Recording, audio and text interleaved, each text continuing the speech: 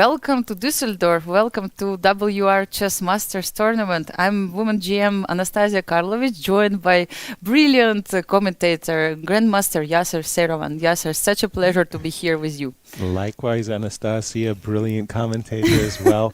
I saw that you got checked, we will have a fair commentary today. Absolutely, yes. No engines, nothing. Nothing. Yes, ninth Hello, round. everyone, and welcome to the ninth and final round of the WR Chess Masters. This is it. Yes. This is the championship round. We are going to crown a champion, and in case of a tie for first, we do have playoffs. Yes, we do. And if we have a tie for the first place and we have only two players, in this case, we'll have the match between them. It's going to be 10 minutes plus 5 seconds, plus 2 seconds for the game. And here's our standings. Yes, by the way, we have to check the standings. And we have Gukesh on the first place. He shares it with Levon Aronian. And they play today. Great. So we have a very important match, the key game of the round. And of course, Jan Nepomniachtchi. One player could tie with them. Yes. Jan is on the outside looking in. He would love to see a draw in that top match. Today, Jan plays against Vincent Keymer with the black pieces, but he's only won one game. With the black pieces as well.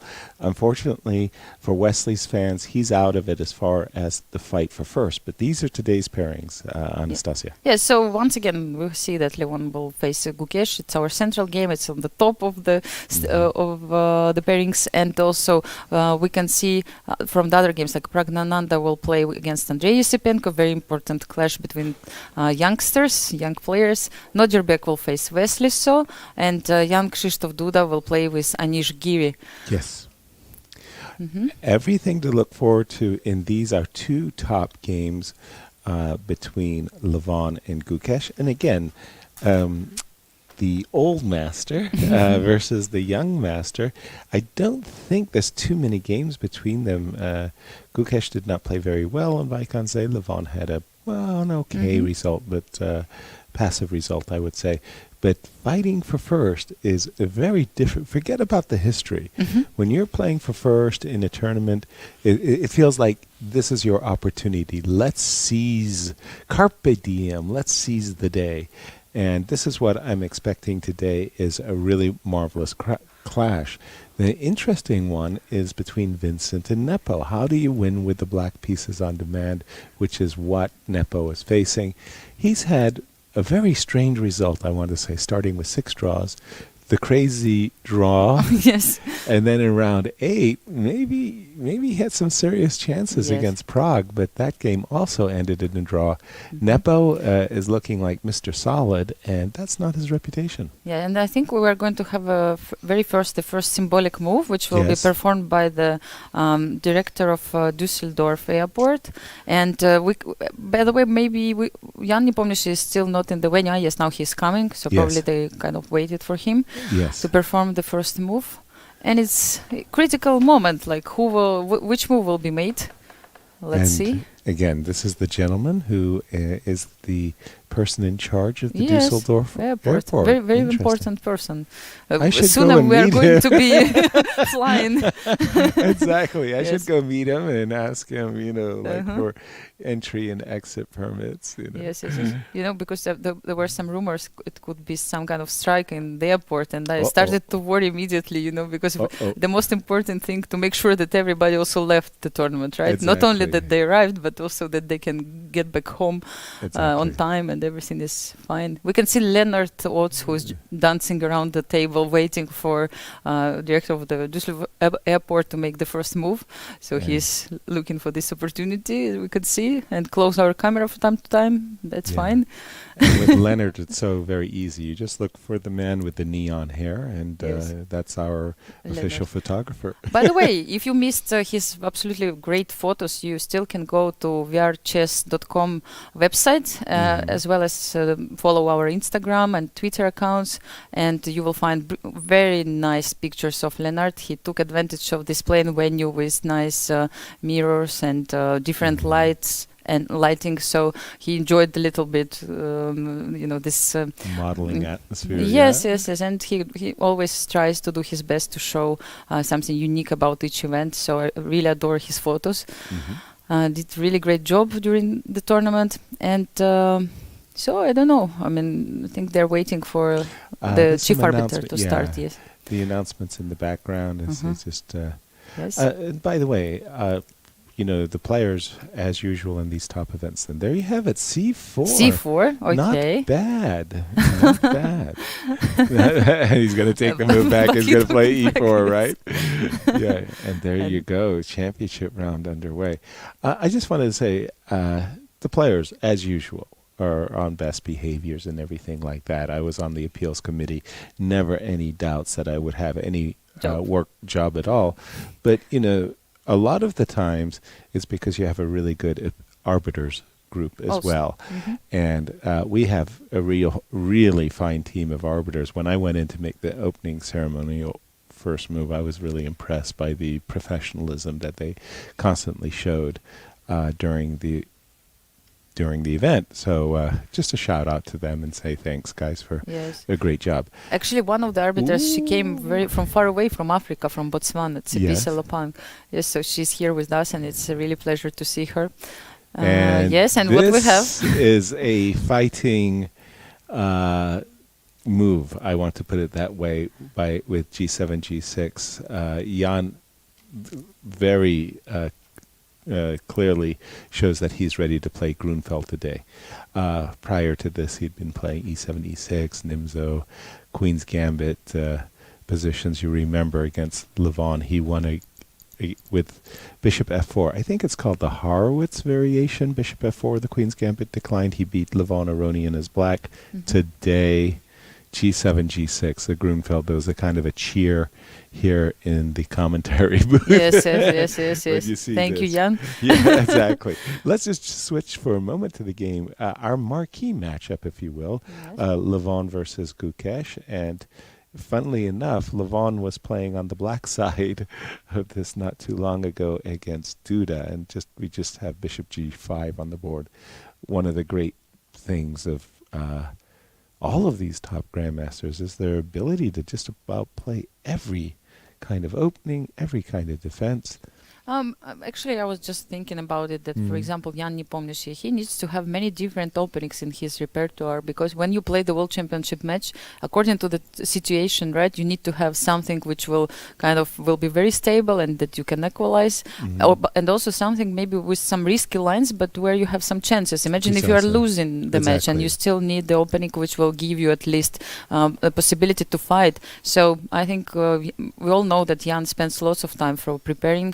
He did spend a lot of time before the match with Magnus, now Mhm. with Dinglerand. So I'm not surprised that he decided to choose the sharp line in order to have some chances today against Vincent Keymer. Same for Levon and Gukesh.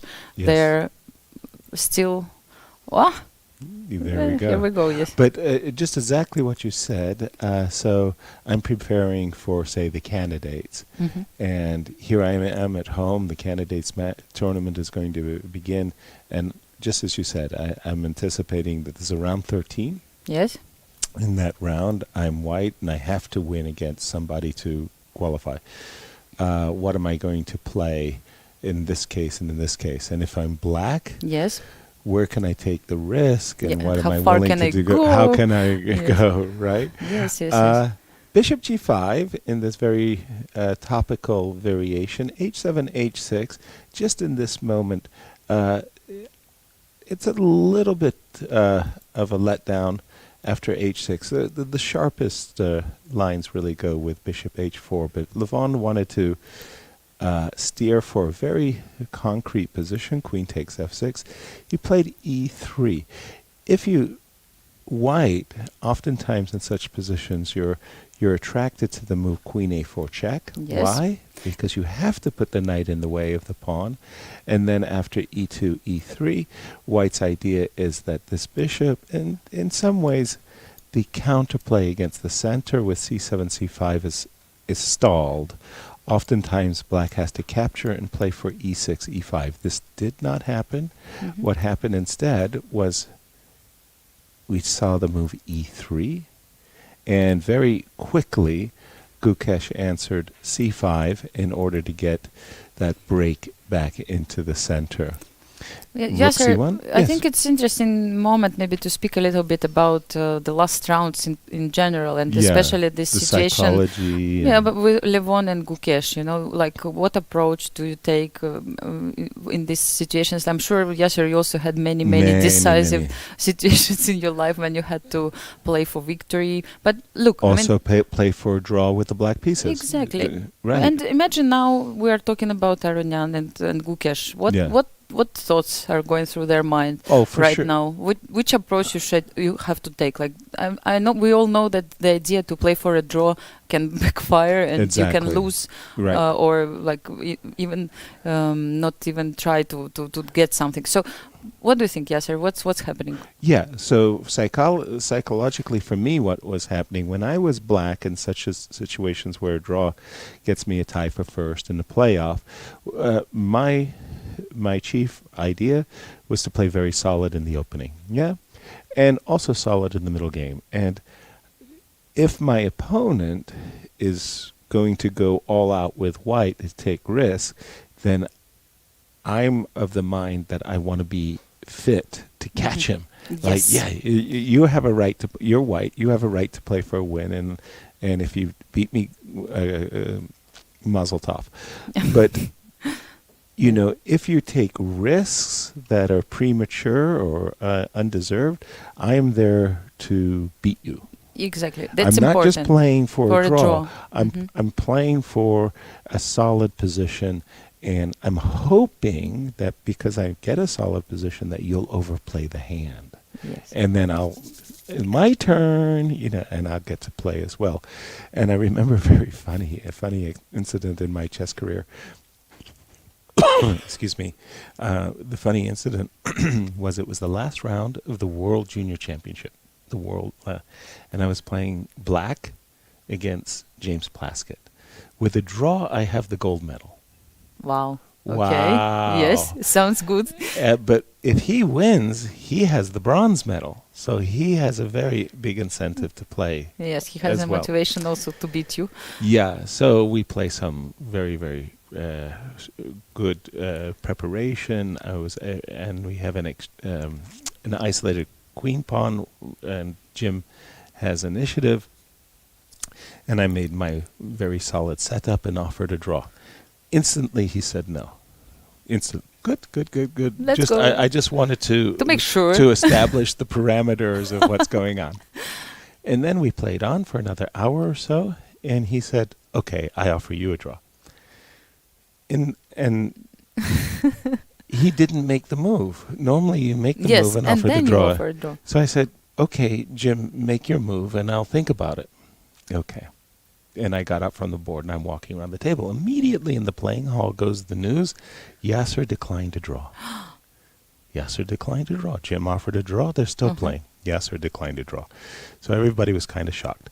My second, John Donaldson, was so nervous, had gone on a run. And he just completed his run. He comes into the playing hall. He's a little exhausted, and people look at him and say, "John, Yasser declined to draw." Well, heart attack. Sometimes your trainer can get a heart attack. So John comes to me. He's behind the rope. He grabs me by the throat, and he says, "You didn't decline to draw, did you?" I said, During the game. Yeah. I said, Good old times. John, I promise you, if he blunders his queen, I'm going to go back. Even if he blunders his queen. I will accept the draw regardless. So Jim was thinking he made some innocuous move. Immediately. And John was like, "Okay, very good. Go do your thing." That's funny. So after we discuss it, Yasser, Yes. what do you think Gukesh, plays solidly in this position? Yes. The line he chooses, is it kind of Well goes known, yeah. with what we just described, that you have to Exactly. play solidly, right? Exactly. Okay.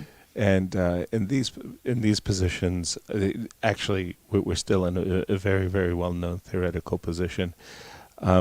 For example, if I take, let's just put that on the board, yeah? And you take. And just for example, Yes. if I take, and you take, and I castle, and you castle, we get a position with 4 versus 4, 2 versus 2, Very 2 bishops simple. for black. But on the other hand, the position's very, very tame, yeah? And these players will know the variations backwards and forwards. And I think Levon actually is one of those players who has a remarkable experience. Like, Of he's course. played this position numerous times in his career. And also, So- he has a great experience to win decisive matches and games. It's for sure, and he knows this kind of psychology of the last round. At the Yes. same time, I feel that last round didn't go so well for him, and maybe sometimes you want to finish with classical chess at this point. Maybe Right. he will not take too much risks. As well. On the Yeah. other hand, if he will see any chance, he might still try. Yes, I mean, Of he's course. still like a very, very good experienced player. Then the other problem that Levon has is his own psychological mood. What I mean to say was, the last two rounds, or the previous two rounds, I should say, really rattled Levon in a very strange fashion. The game he lost with Jan. Nepo, with Yes. this, like back and forth repetitions that Nepo kept declining. It's almost a kind of a torture, if you will. Would you Yes. like it? No, you can't have the chocolate. Would you like the almost chocolate? not. Would you like? No, you can't have the draw after all. So that was really disconcerting. Then yesterday, he actually played a poor game, and Survived. because Andre was actually in some kind of time trouble towards the end, a very, very well-timed draw. Andre had a great advantage, by the way, in the final position. That was why it was so confusing to see a draw on the screen, because I thought White was going to play. So the last two games have not been Yes. kind to Levon, and so you have to take in mind, how's my form? What's happening with my psychological statement? Like, what is my Exactly. mood now? And Right. that's why I thought that maybe he would like to finish with classical part. But on the other hand, even imagine you make this draw, then you have to play the tiebreak, and who knows, Exactly. maybe not only against Gukesh, but But, also l- with Jan. Yeah. So I don't know what's happening now in Levon's head, but. You're going to like this, by the Yes. way. So last night, just after the dinner, and I asked Wadim, so Wadim, what would happen if there was a three-way tie for Yes. first? He says, well, in the playoffs, all three would start with a round robin. There's Yes. not a division by buckles or something like that. And I go, okay, and then in that case, what would happen for the Armageddon? And he said, Anastasia will know. Yes. So, Now let's discuss it. Yes. Now, first of all, as usually I do, I say that let's go to vrchess.com and we right, have and the check special the regulations. place for regulations, right? I mean, it's very, very convenient. Like, you can Everybody check. is welcome to Yes, see them. absolutely. Yes. Like, if you forget what I said or you miss this moment, you can always go and check it. Yes. So basically, what we have, like, if we have two people tied for the first place, we have the Yes. match between them. It's 10 Clear. plus 2, and then in case of draw, it's gonna be blitz portion of the games, like 5 plus 2, and then in case if it's still the amount is even again, we have Armageddon. So this is the only Wonderful. option when we can have Armageddon if we have two players. Right. Yes, and then if we have three players, we're gonna have two round robin events. Okay. And later, if still there is a tie, there is a system, this Zonenberg, Buchholz? yes, and Buchholz, and okay, this I cannot recall immediately, so that's Right. why now I'm sending everyone to check it on the on the website, let's say, because I don't have it in front of me. But we can be sure that we will not have Blitz and Armageddon after. It's going to be decided already I see. according to tiebreaks. Okay. Tiebreak And system, yes. So you're going to be sending everybody to Yes, the of course. WR website and not to Wadim and say, please ask him. No, at least we were writing these regulations before the tournament. Of Of course, course. long time ago, people keep forgetting things, but we cannot change the regulations No, anymore. So no, they're no. fixed there on the web. And Yes. I like that, once you sign the agreement, the contract, and later you think to yourself, Maybe we should have changed the system Yes. and do it for the next tournament, Yes. because now that it's fixed. By the way, for me, a little bit surprised they're early in the game. Not many moves at all. White's last move was his 8th move, rook c1, as far as I'm concerned.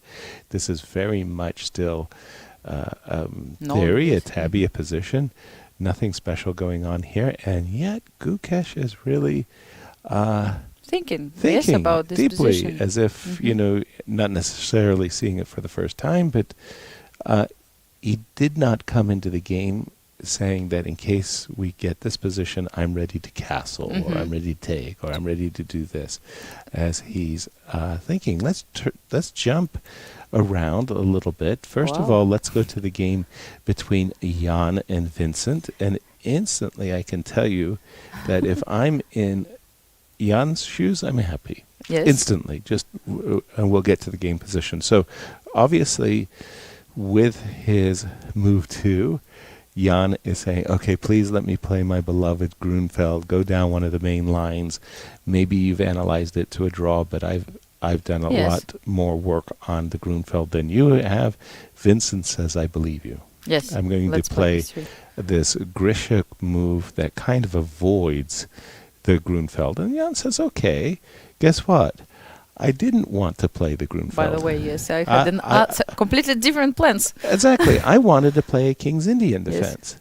And now you as white have kind of lost the fact that in a King's Indian, your pawn might be on e4, right? So he, in some nice little way, has kind of outplayed Vincent a bit and gotten, let's say, a King's Indian defense position with the pawns on e3 and h3. Now, what this last move of Vincent is doing is saying, okay, I'm grabbing space on the queen's side, and I invite you to take space in the center with the move e4, because in this case, with the center closed, the queen side, I will play a4, b5, and I will be many, many tempi ahead in what we call a Fischer, King's Indian defense, Fischer attack.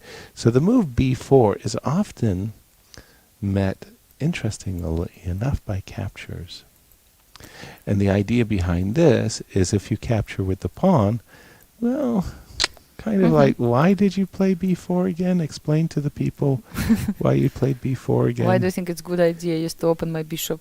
Exactly. And this is what Jan just has done. He took on d4. Yeah. Actually, I saw some kind of smile on his face, which doesn't happen that often, but we could see different angles. Very, very quickly, Vincent recaptured with the pawn. If I'm in Jan's shoes, there's two moves that I would consider here as black. The first is rook e8, as I just mentioned.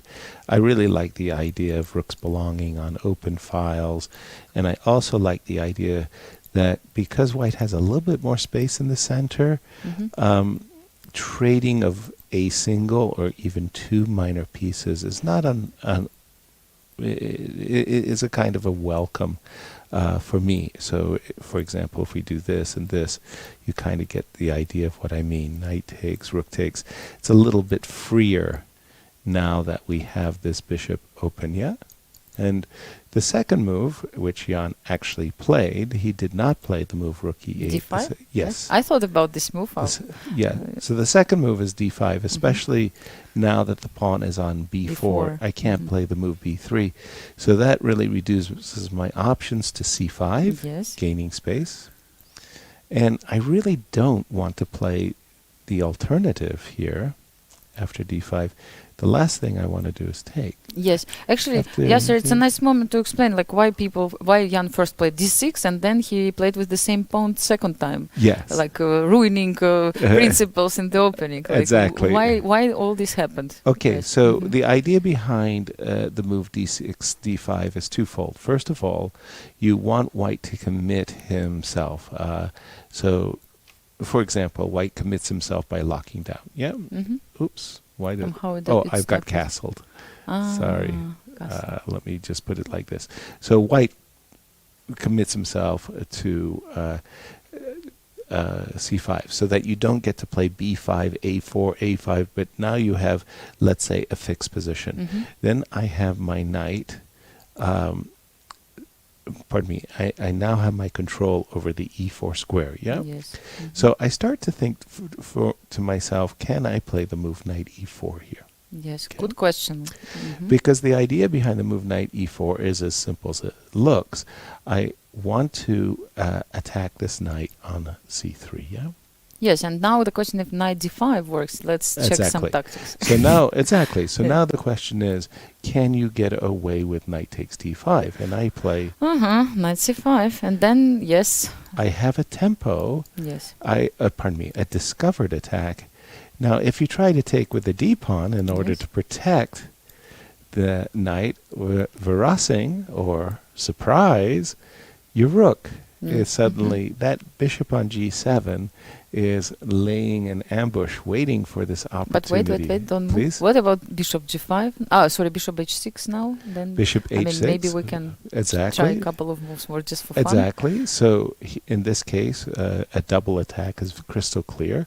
You're attacking my bishop, you're attacking my rook. Double attack everywhere, yes, sir. And so, yes, you taught exactly. me how Very to do good. it. So I have no choice. Yes, you have to go back, yes. Otherwise you lose the bishop, yes. Right. And I don't know, I mean, sometimes people are ready to sacrifice this exchange in order to get the dark squares. And that's where I'm saying sometimes if you're sure that you're ready to sacrifice in order to win, okay, then you beat me very well, you took a risk, it paid off. Sometimes it doesn't pay off. And sometimes not, and I'm not sure there is enough compensation, to be honest. So I think there are some moves on the board. Yeah, let me just refresh my board there. Yes. And oh, by the way, he did castle, which was a little bit kind of a surprise to me. Again, after the move d5 right here, we were just looking at the move c5. I wanted to show one other variation, and that was knight to e4. And let's say you don't go for I don't go for knight d5. Yes, of course. You play bishop. Yes, to bishop b2. Yes. I play a5.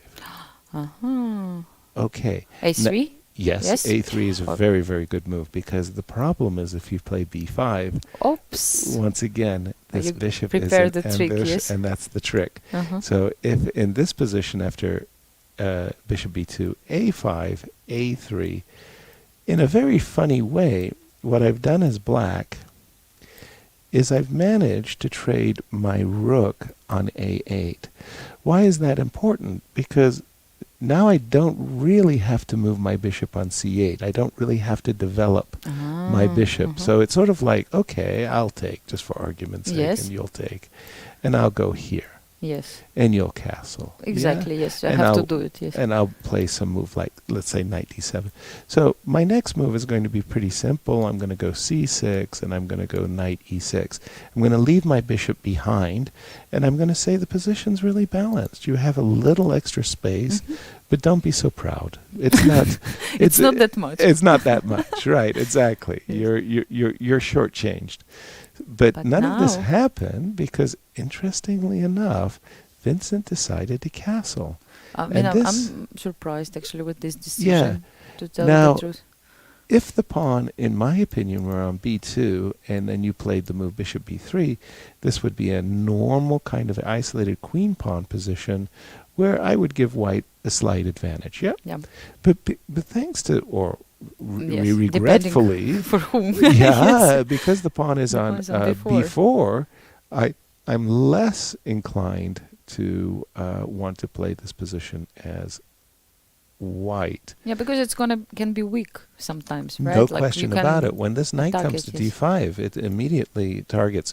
Probably Vincent is thinking, okay, if you go knight d5 and I go knight d5, knight d5, the reason why you may not be so pleased is the move bishop to g5 is a challenge, Let's see, yes, and you don't really want to play f6, right? In this type of situations. You really don't want to play f6. And weaken your diagonal. So you'll end up queen d6, queen d6, let's say, and a3, and then white one day is ready to play knight e5 and rook e1, and thanks to some superior development, he has something to latch onto.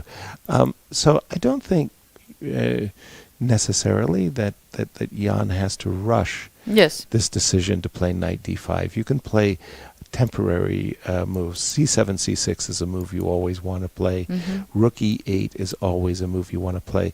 h7, h6 is also interesting, but I probably would like rook e8 the best move myself, because I would be thinking I would like to, for me, that bishop is a real attacking bishop, Real and danger, trading yes. off your good piece, your bishop on b3 But for yeah, maybe knight g5, then just Yes. to give it a try. But yes, then absolutely, mhm. and then only after that you can play knight g5. I yes. start to Mhm. think I could play knight d5. Although I must confess right away that I haven't seen Queen f3. Yes. Queen f3. Oh,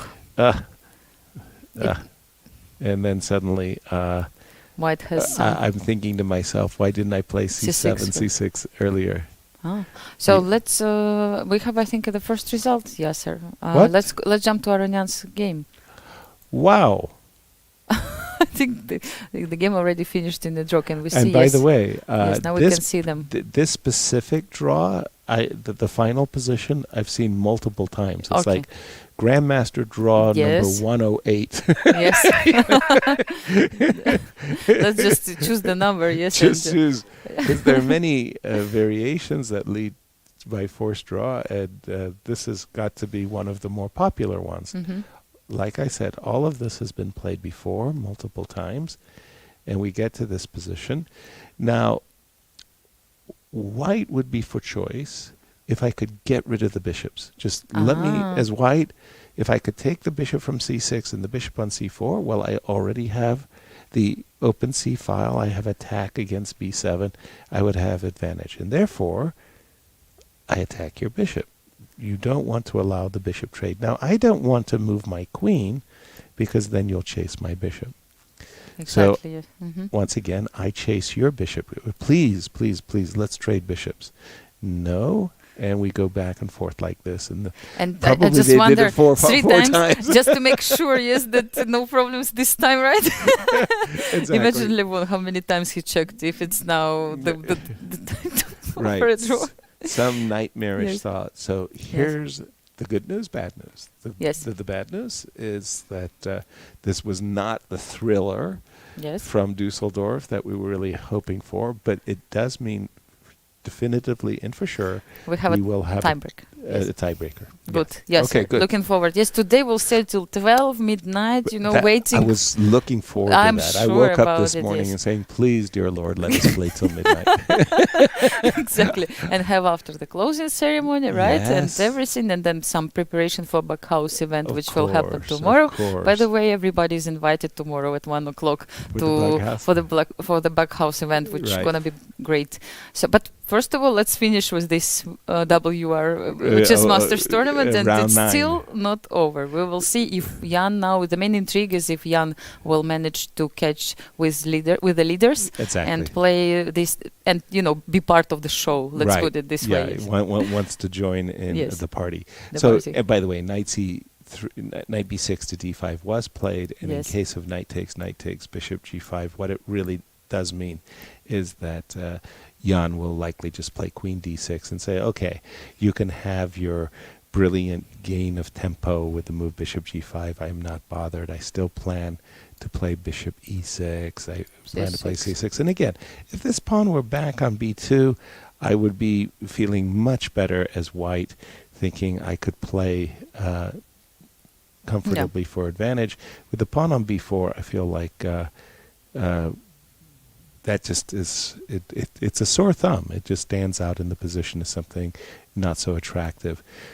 Now that we know the setup, let's pay attention to the three other games Yes. that aren't necessarily in the fight for first, but every game amongst this group is consequences. By the way, I just wanted to remind our viewers about the prize fund, which is 130,000, Yeah. and also that the first place will get 40,000, the second place 25, and then 15, and then you can open the website and see the rest of them. I remember Okay. that the last one is 5,000, Right. and I mean, really decent prices for the players and something to fight for. So every half a point counts right now because it's the decisive round. Everybody knows it. Right. So let's see. Okay, let's jump to the game of Wesley So and Nadrubek. Now, unfortunately, the psychological condition of Wesley right now is not good. Is not good. He played a terrific event up until 7 rounds. He was undefeated. He was amongst the leader group. But yesterday he's lost with white against Vincent.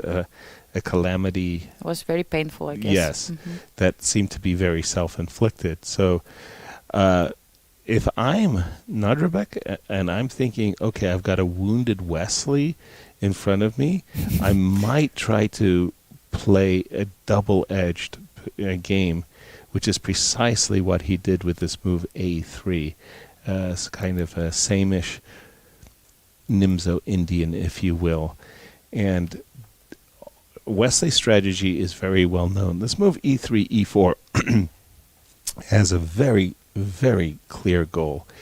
White wants to pin this knight on G5, follow up with a very awkward E4, E5, and you're not a happy camper. No, you have to find the best way. It's now knight E8. Yes. I'm not exactly sure who first came up with this move knight E8. I have it in mind that it might have been world champion Max Erva, but the idea is as simple as it looks. And even though you're retreating, you're getting out of the pin.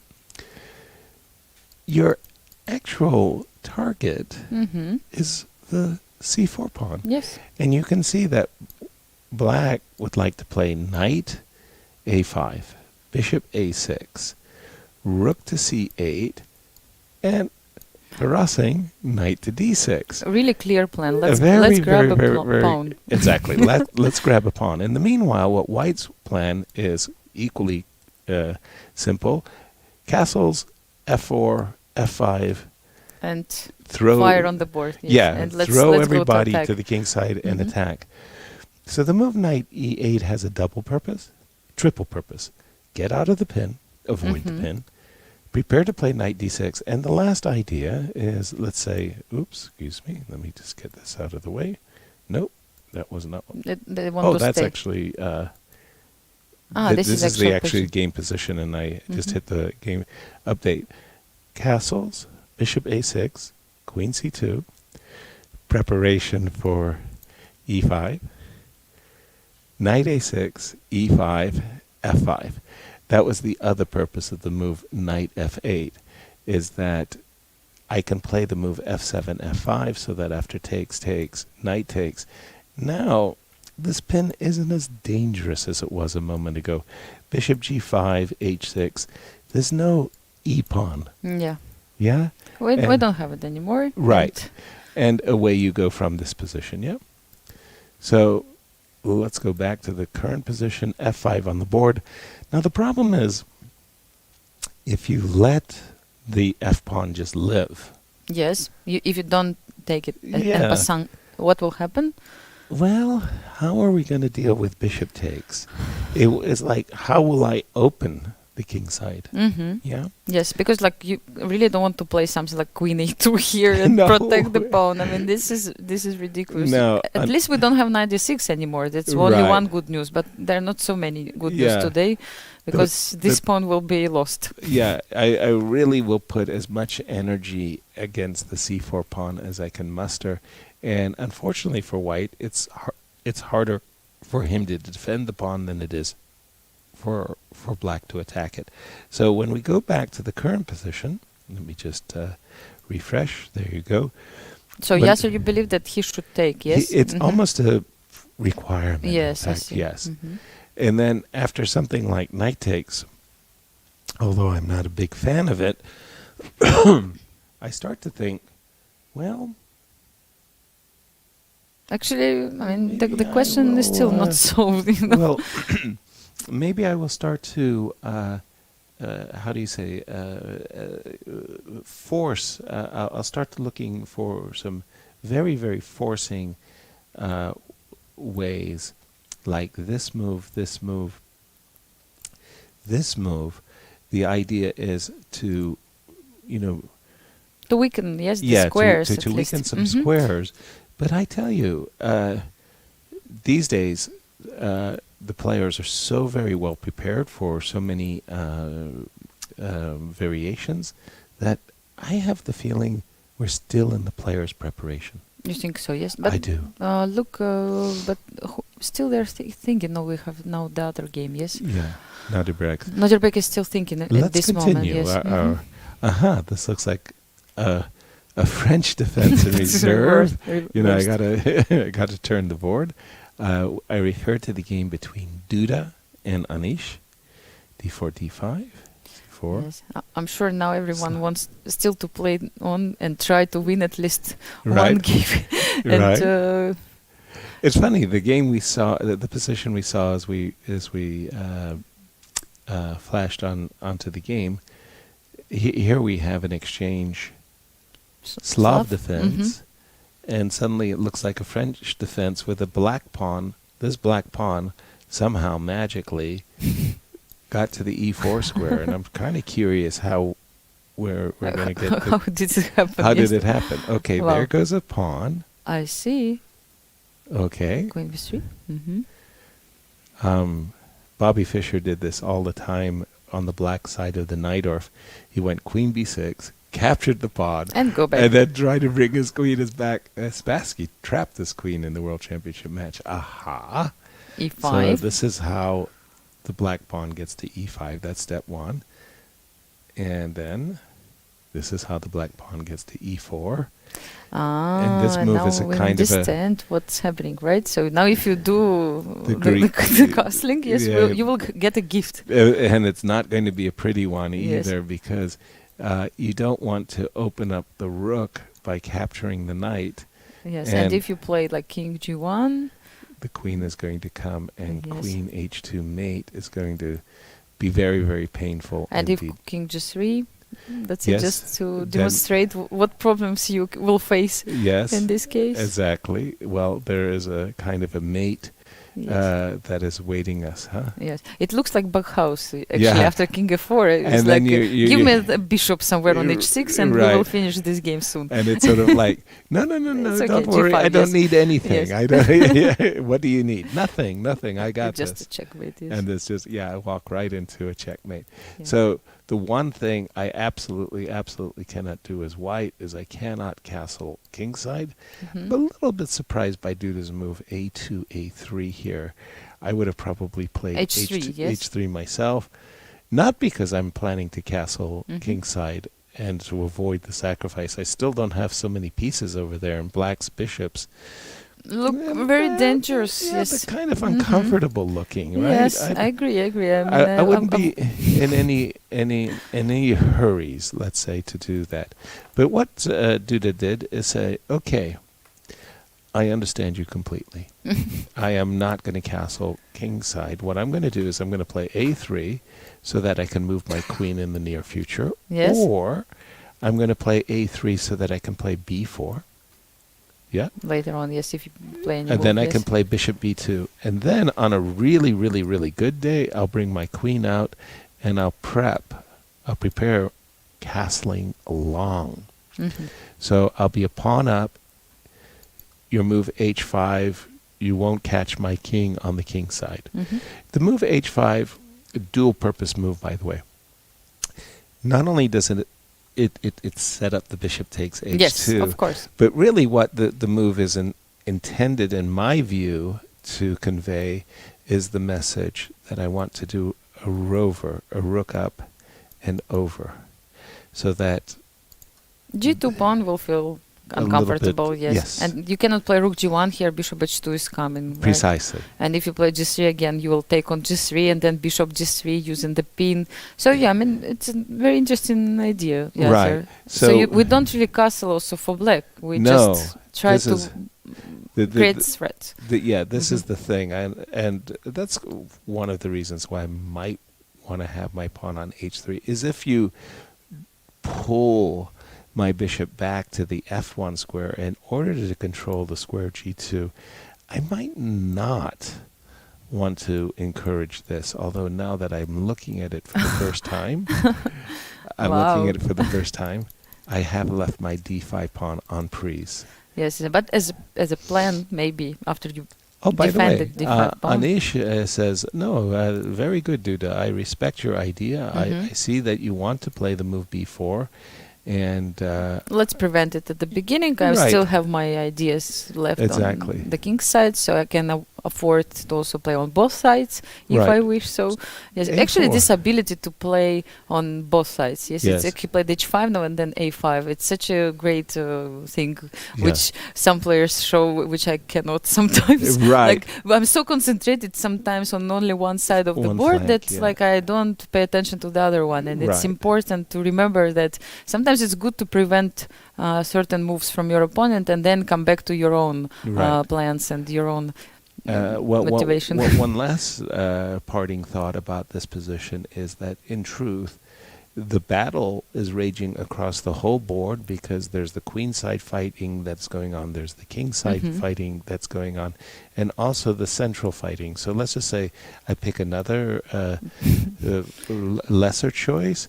G3, B3, knight E7, bishop B2, knight F5, and now you get the idea that we're also fighting I'm controlling of the center, but I'm also looking at knight H4. Again, and G2 once pawn. more the G2 pawn, yeah? Wow. So maybe you are not in a hurry even to play H4 for black because let's say you want to keep the square for the knight, right? Precisely. In some situations. Yasser, I have a question. Like, why white cannot play in this position? I mean, before H4 move instead of B3, for example. Okay, or so we'll go back to the position. Yes, like, so we go H4. You know, this typical H4. I mean, what do you think about this move in this particular situation? It was one of my favorite books. It was Zurich 1953, the book by David Bronstein, Theory and Practice, I think was the English title. And he had this great explanation. He said, when you play the move H4, it's like a needle and a thread. This pawn on H4 is the tip of the needle, and then it pulls with it the pawn structure. You're likely will play G3. And, you know, when you advance the pawn to H5, you'll likely pull the G pawn behind it. Yes? Okay. So now you've just played the move H4. I've played the move knight H7, yes. Yeah, let me just sorry. You've played the move H4. I play the move knight E7, and you play, for example, G3. Now, thanks to the fact that the pawn structure is fixed on H4 and G3, I make a target. We're going to just make a move. I'm going to assure you this is a very bad move. And then suddenly, splat. Splat. And the next thing you know, black already has two pawns. He's threatening queen f6 check. He's threatening knight takes e3. This pawn is hanging. And you say, uh-oh, I'm not really ready to meet these sacrifices. Yeah, also there was a possibility to take on G3 first and then knight e3 as well. The other way around. Both lines are great demonstration. If you want to win. Yeah. Okay, just to show what Anastasia means is, like, if we get to this position, she says, okay, you can take on E3 and then take on G3, or if you prefer, you can sacrifice the bishop, and maybe even this is very strong, right? I don't know. Yes, everything looks so great. It looks like these sacrifices, and what you said. Oh, wait also the queen, yes. The queen is trapped. Yes, also. Knight takes e3. So what just demonstrates that there are so many nice choices, right, in this position, Yasser. You can win whatever you want after you do it. So I just wanted to say that many times players make this move H4 automatically.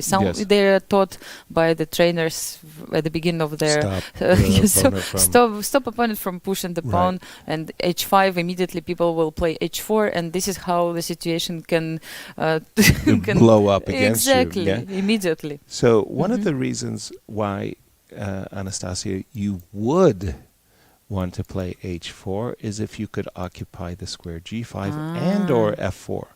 So if your pawn was on H4 and you could play knight H3 and bishop F4, it makes sense. Yes, here you cannot protect later G3, 3 squares. Or it's not going to be that easy. Yes, one black. The other reason I would be very, very reluctant to play the move H4 is because I'm giving the control away of the G4 square. For example, knight to G4. Again, if I have a knight on g5 or f4. What's good for you is good for me. In this case, you're getting g4 and I'm That's not fine, getting yes. g5. Yes. So that was why a moment ago I said, against a5 or something like that, I would be very inclined to play the move h2, h3.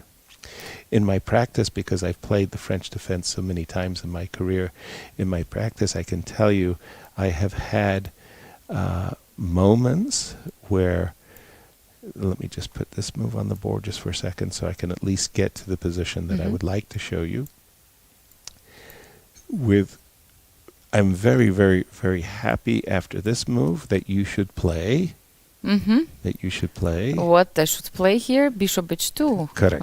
Yes, Bravo, yes. bravo. You should play bishop Still, h2. yes. I will play king Yes, g1, take. and I will be happy that now it looks like I castled, but I have a pawn and a bishop for my exchange. But much more importantly, I just took away one of your really good attackers. Like, you can't play queen to d6 and queen h2 checkmate anymore. It just happens that the bishop has a good place for defense on f1, and this bishop can either go this way or sometimes back to e1. I just say that I have a lot of practice as a French defense Of player. course. So I've seen those types of sacrifices. What about Duda? Has he sure. ever played I'm French? sure I'm just sure that these guys They just know everything, know yes. everything. And yeah. So h3. H3 I mean, is on the after board. all the explanations, Then they we gave take now. 15 minutes and then play h3. Dude, you could have done that in a minute, It's funny that you call Duda. Dude. It's just very funny. Maybe Yeah. it's a translation to Polish. Okay, Yeah, just to dude, playing with words. Okay, excellent. Let's continue and look at some more games. Prague versus Andre. Oh my, it looks like everybody is now playing the Russian defense. Yes. Jan has become a kind of a trendsetter, and people are picking up the Russian defense like it was a first love. And, well, again, this is a very, very sharp, double-edged Petrov that is very, very topical, and we'll just wait for the players to show their homework because it's all very well-known stuff. Just a second. I'm supposed to go here. How come it's not going there? Maybe it's stuck. So I'm trying to switch between games. It's not allowing me to switch between games. Huh. So now we came back to the game of Jan Nepomniachtchi. Yes. Yes. Wow. There are some changes. Yes, sir. No Let's pawn on take d4. What happened? Let's take a look-see. Yes. And we did see after knight d4, this is kind of where we left it. b5. No bishop g5, but b5. And Jan said, thank you very much. I like this. And we have a pawn structure. White has 3 islands. Yes. Black 2 islands. I like the islands. Black silence. Black side.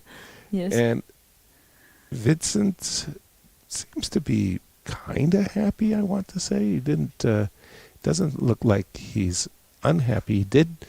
Vincent did get his bishop g5, the queen d6 move we expected, and queen d2. And Vincent's basically saying, okay, I have an isolated queen pawn, but I have a really, really good bishop. I know what I want to do. I want to play bishop h6. I want to contest the e-file. Yes, you're clever. But it's protected so well, the Yes, a2 pawn. So exactly. what is your rook doing actually on a6? Yes. That's right. That is exactly what he's saying. He's saying that as long as my bishop is on b3, I'm not afraid. So, and if I can double on the e-file, trade bishops, put my knight on e5, I can get really a kind of a dynamic play. Yeah, what black should do here? I mean, like the principles of playing against isolated pawn. Right. What we should remember, yes, sir. Let's remember. Whenever you're playing against the isolated pawn, trades of minor pieces are usually in your favor. So, for example, in this position, I would love to trade off this bishop for bishop for exact reasons that we've been talking about. And I would start to think that maybe I should play the move bishop e6 with the idea of, let me just make a move for black or white for just a moment. Some moves, something like this. And I start to think, okay, I want to get rid of this guy. Exactly, because he's protecting on a2. Like this would be more or less a kind of a dream that I've blocked the e file, made the a2 pawn a little bit weaker, and so on. Now, white was being very cooperative in this line. White could, at certain moment after trading or maybe before trading, getting an h4, h5.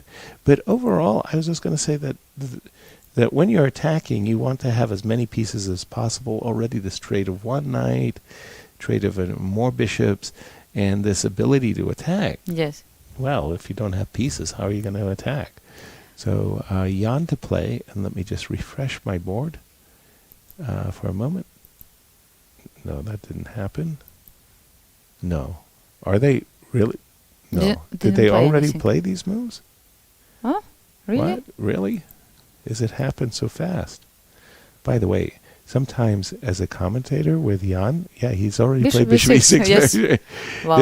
You predicted all moves. He plays it so quickly that you didn't even get a chance to see. Did he play it, or was that analysis my move, or his move? Yes. Yeah. No, but he played it very quickly, apparently. Maybe it's very clear position for him. Yeah. Say what you need to do. I mean, that actually he's one of the fastest players on tour, and when he's feeling his form, he somehow even speeds up. It's like sort of like it's a good sign normally that he's calculating very, very well and stuff. But Bishop E6, and I would say seriously, it's not a joke that it's a position with 3 results. Vincent does not want to play the role of Patsy, go ahead and beat me up and tie for first. He would like to play the role of spoiler, because from Vincent's perspective, if he were to win today, he would have +1 and clear third or tied for third, depending on other results. So Vincent has his reason, own motivation and own goals in this tournament. Bingo. Yes, he does. You remember there was a period he was on the last place even in this event, but he managed to climb. And I wanted to say at the VIP yesterday, but I didn't dare do it. I wanted to say, announcement everybody. This is from, I want to read a message from Vincent. Vincent has started with -2. He is now 50% and going for the plus score. He would like it to be a double round robin. He's feeling better and better and better. With each round, he's gaining his shape, and it's a pity the tournament is over. Yes. Right. Yes, sometimes. So he is proposing double round robin for this event. But also smart from Gukesh and Levon. I mean, they kind of made this draw, and now they say, okay, Jan, you want to win with black? Please try. So the irony is that Jan has played 8 games like everybody else. He's drawn 7 and won 1. His only victory came with the black pieces. Ah, yes, you're right. So the irony is that if he tied for first, he ties for first with the black pieces. Yes. He can't play with white, with black. He's very dangerous. Very dangerous. It's important, before the match to show that my black is also feels fine. Yes. Just pay attention. I like my it. Black pieces. So Bishop E6, and again, this will help us determine whether it's a 3-way tie for first or a only 2. A duel, if you will. Okay, we're going back to the game of Wesley for a moment, because this for me is a bit of a surprise. The move knight F4. Basically, white is saying, I can break up the king side with positional play, and I think that that's going to be very hard to do. Wesley said, I'll take the pawn. Wait a second, yes. Now, if you put the pawn back to F7, yes, you can imagine that this dark squared bishop, after a move like, say, like knight h5 and, I don't know, bishop h6, you could do something. With the pawn on f5, it's going to be, in my view, very, very hard to break up black or even cause him a problem. Let's see what happened. Queen a2. Okay, so it's very clear what he has in mind. If the knight was forced to retreat, he's saying, I have the move d5. I have the move d5. It's not the end of the story by any means, of course. Let's just say, if I continue in bad faith, let's just say, you can win your pawn back. Yes. And it's going to be a very interesting fight over who has the better minor piece, the bishop or the knight. In this case, I kind of like the fact that white has the most dangerous pawn in the position. So I wouldn't jump as black into that setup. So here, let's just say another move, yeah? b5. Yeah, let's just imagine b5. I don't know any other move beside a4. Yes, a4 looks good. Yes, because you cannot play a6, right? Correct. Yes, so just you'll take on b5. So I took a pawn with the idea that I want to take this pawn. You're welcome to take my pawn on b5. I would take the pawn on e5, so you will retake. Yep. Play knight c7, and now I do want to play a6. Yes, a6, you protected the rook as well. And now I'll play knight back. So now in this position, good news for white. Yes. He's not a pawn down. No, but he lost one important square. Yes, exactly.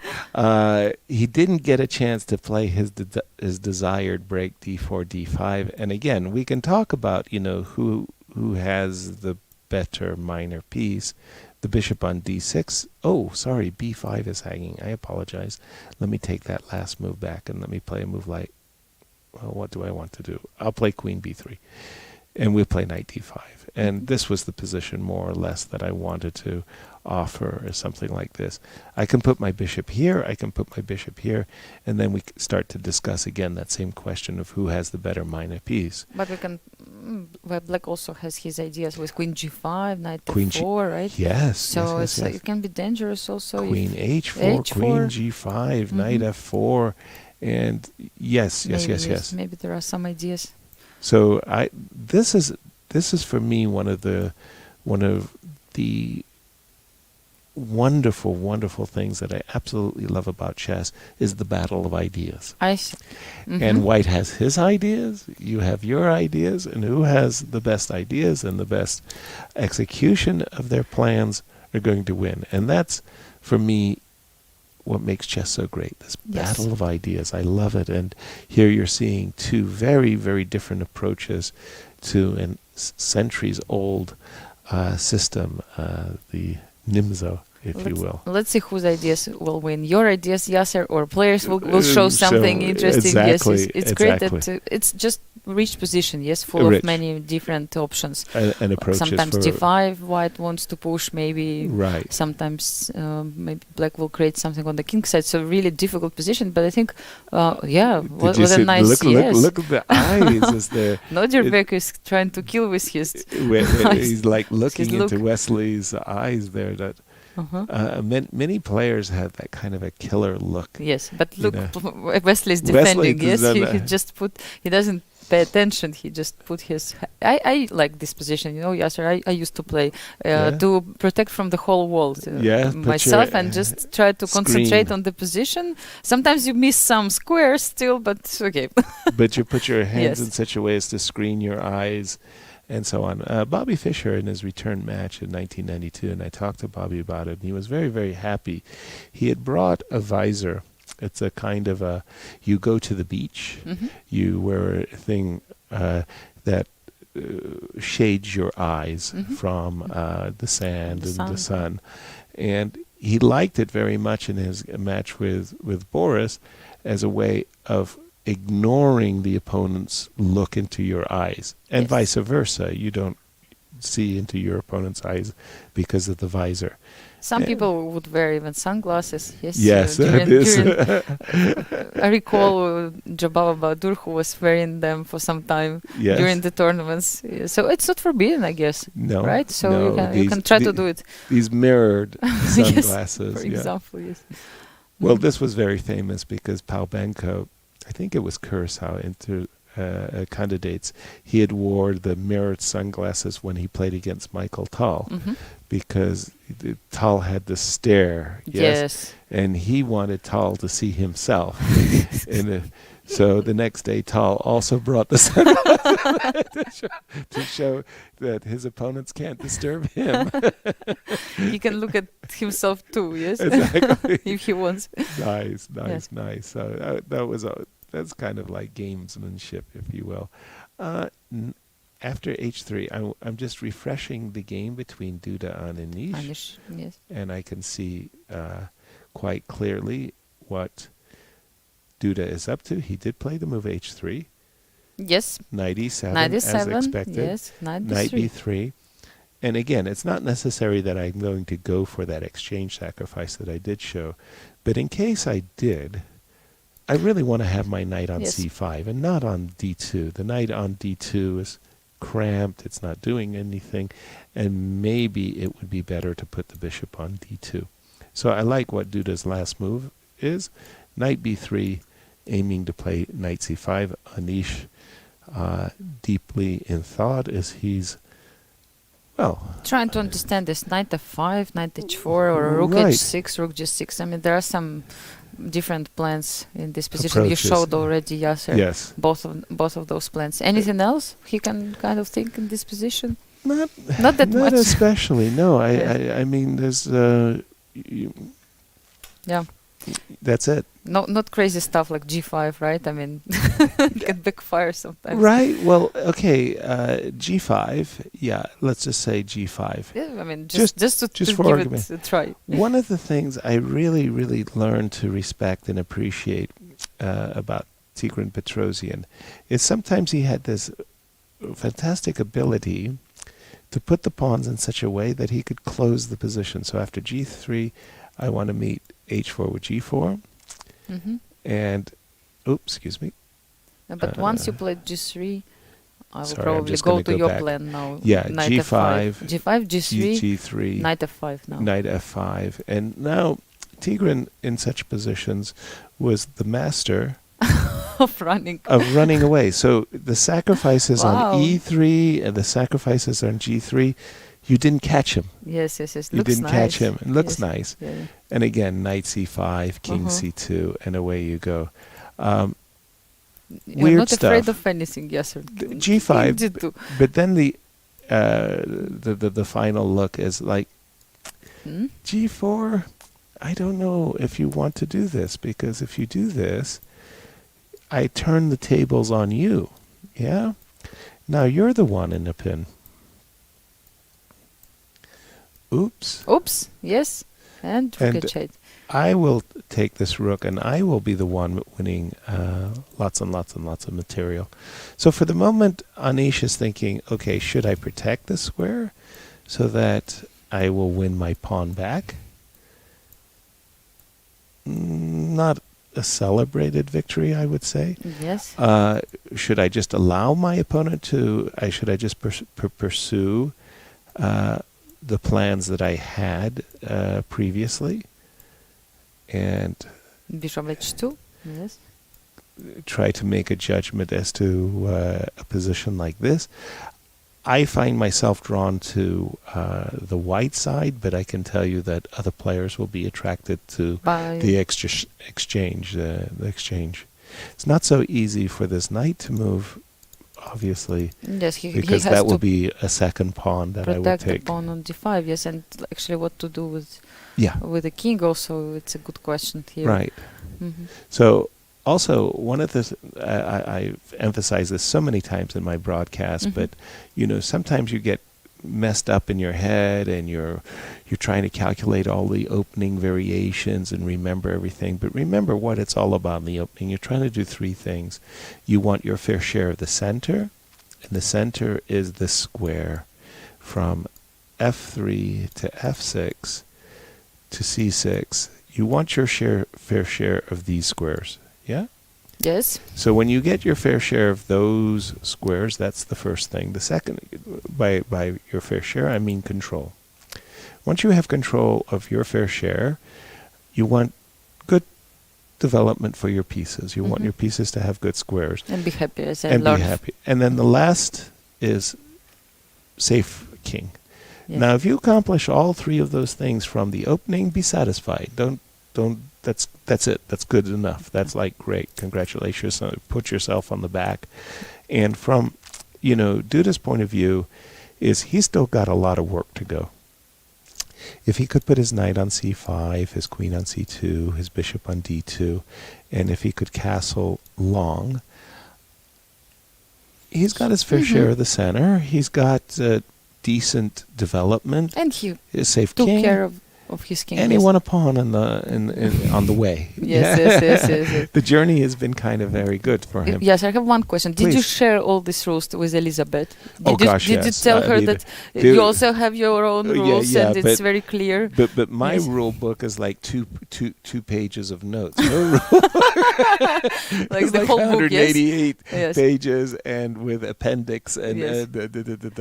I was So- passing by yesterday the mini camp Liz is doing with kids, Yes. and I heard her talking to them like, so we have space advantage here. What we do when we have space advantage? And I remembered everything you told me. And the kids are, we don't change pieces if we have space advantage. So I said, very good. You get the gold star. Yes, it was so funny. Like I repeated the rules yesterday. Yes, sir. Yeah. Came fully prepared. Right.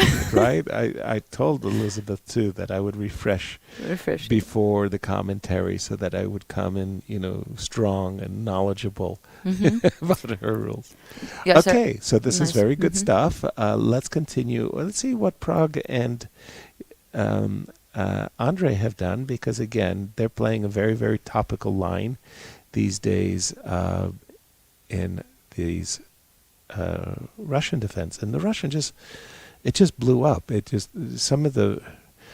think it was a book really from, I want to say the late 1990s. It was a book by Artur Yusupov on the Russian defense. And it was like amazingly thick. I think 500 pages is like the complete Petrov or something like that. And wow, I just hadn't realized how many games and to what depth so many of these variations had been analyzed. Yeah, there are few books, yes, on this also. I remember Greek international master published a book on this as well. It's very difficult to pronounce That's his his name, yeah. But yes, I remember. Yes, he also published a book. I mean, it's pretty popular, right? Right, especially these days. Yes? Yes, and in Greece as well. People like to learn the openings. I don't know why, but books with openings are still really popular.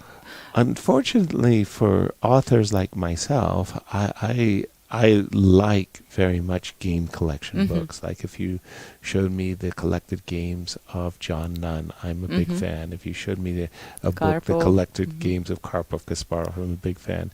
If you showed me a book that said, the history of Icon Zay and who were the winners and the best games, I'm a big fan.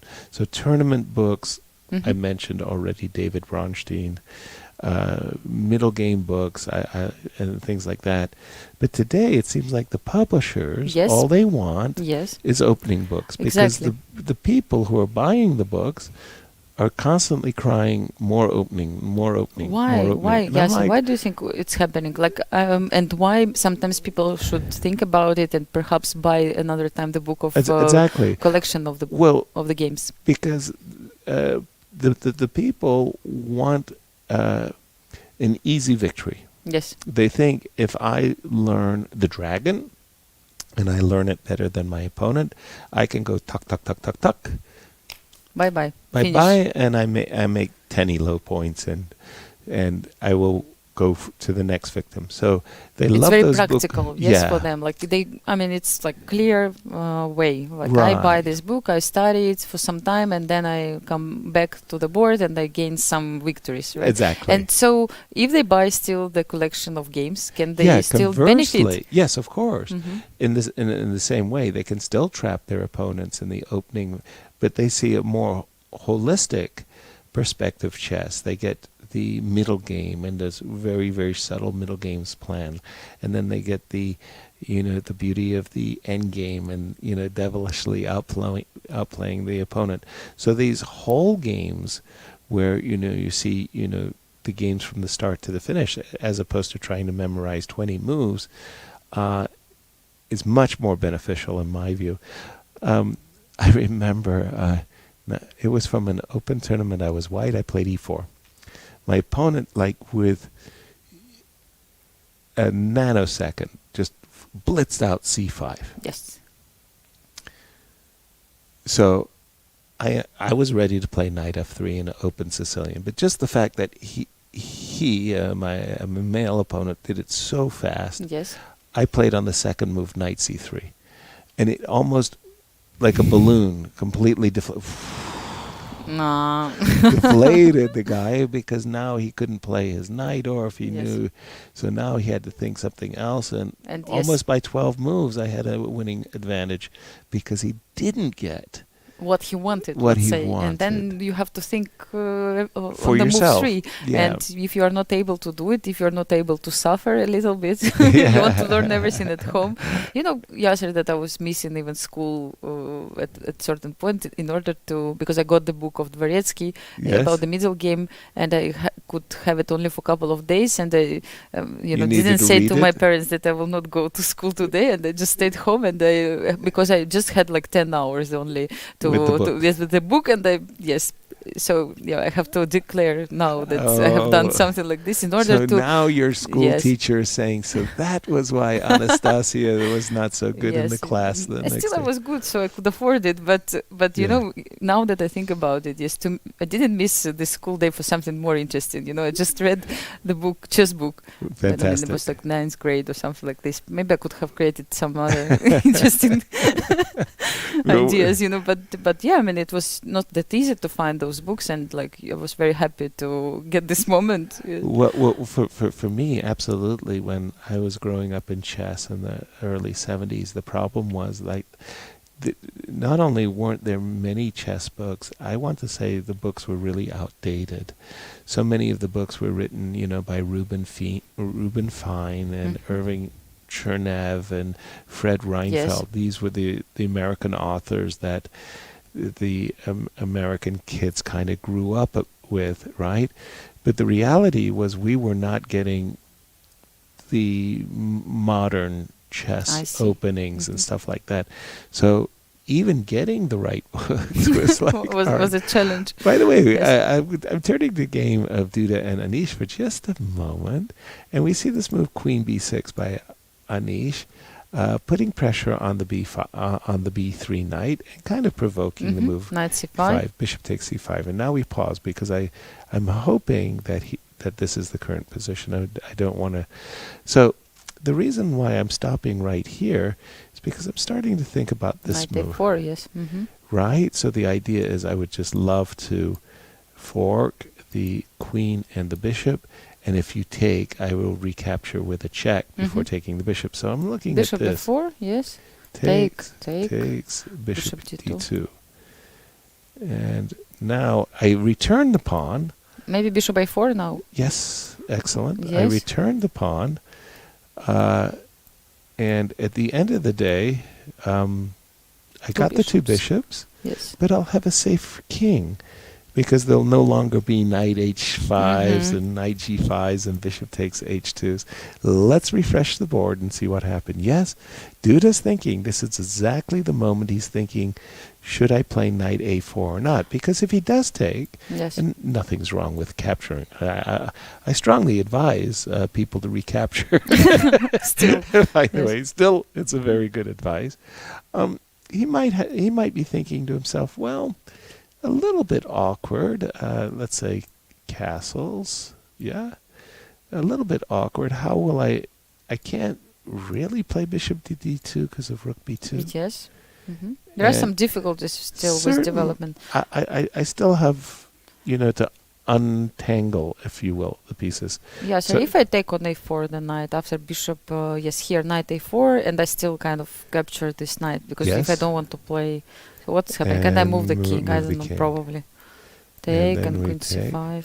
Now keep in mind that really what I simply want to do, I want to return the pawn b4, so that to open some diagonals for the bishop. That's exactly what I'm thinking. Maybe black is not on time, to do what he wants. The problem is this dark square bishop, whenever it does get on this diagonal, just for example, I play here so I can, demonstrate what I'm thinking about. Whenever I get these types of bishops, I just, wow, everything just, just feels, life just feels so much easier, with, oops, excuse me, of course I just hit the wrong button, my bad. The fact that Duda made the full stop here and didn't recapture immediately, yes, it shows that he is considering the move knight a4, right? And he looks, different directions. Sometimes he doesn't look at the board, but believe me, at this moment he still has lots of variations going through his head, right? Right. So, interesting moment. By the way, it was very nice. I was very happy to sit alongside Boris Galfand, and we were discussing the games, and he was giving his insights, and I said, well, Boris, when did you develop this habit? He said he was 8 years old, and his teachers, his coaches, trainers, were not anxious to cure him because they were afraid that this would diminish his creativity. Like, as long as he was winning the games, they could tolerate his bad behavior at the board. And he said in his whole career, only 2 people have complained, and usually because they spoiled their position. But he was the first to agree it was a bad habit. Really? Yes. Yes. He said it's wrong. I agree. It's wrong. But I have it. What to do? It's like with smoking, I tried to right? cure it. Right. I tried to cure it. This is great because that's exactly right. I mean, most of the time nobody's going to complain because there were smokers at the board and fiddling the pieces. Yes, it's nothing compared to. But yes, I don't know. Sometimes maybe if you do something like that, it makes your mind. It's some kind of rhythm, right? Of course. So if you get used to this, literally, it's better not to get rid of some old habits, right? Exactly. This is what worries probably. One was, for example, Grandmaster Lev Albert. He's a very, very strong player from the Soviet Union who defected, and he had this nice little habit. It was almost like playing the piano. He could, like 1, 2, 3, 1, 2, 3 with his pieces, with his fingers, 1, 2, 3, and it was like he was calculating, but it was just a way for him to get in this flow of concentration, and he wasn't trying in any way to disturb you. Yes. But some people do it.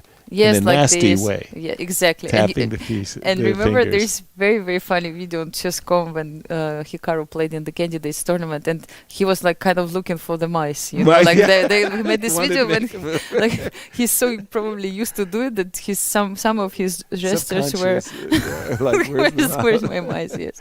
Yeah, and actually it was pretty funny because Gary Kasparov did the exact same thing. Gary Kasparov had been out of tournament competition for some time. He made an announcement that he would join the Blitz. Yes. And he was really having a lot of fun. And at least in half the games, he was reaching for the mouse and not the piece.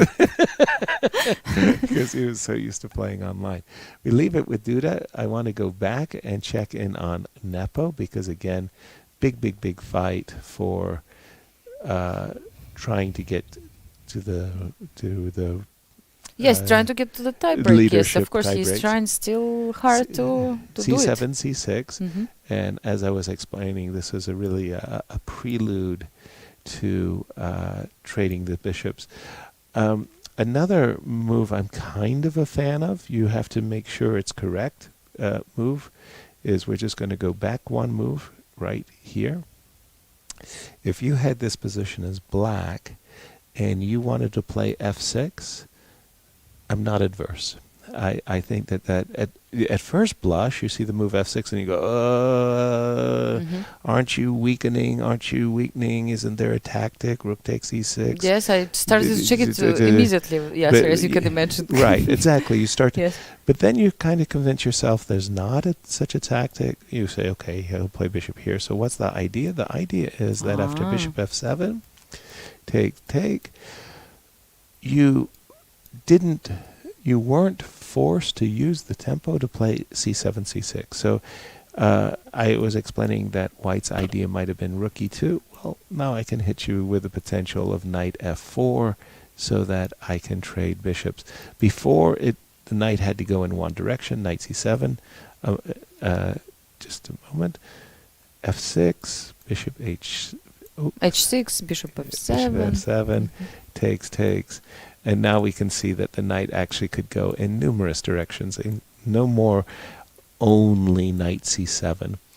I could go knight b4. And again, this is one of those kinds of positions where, the pawn on f6 is Cover actually c5 as well. It takes away the business squares for the knight, and the knight on f3 is feeling a little bit sad that the pawn's not back on f7, right?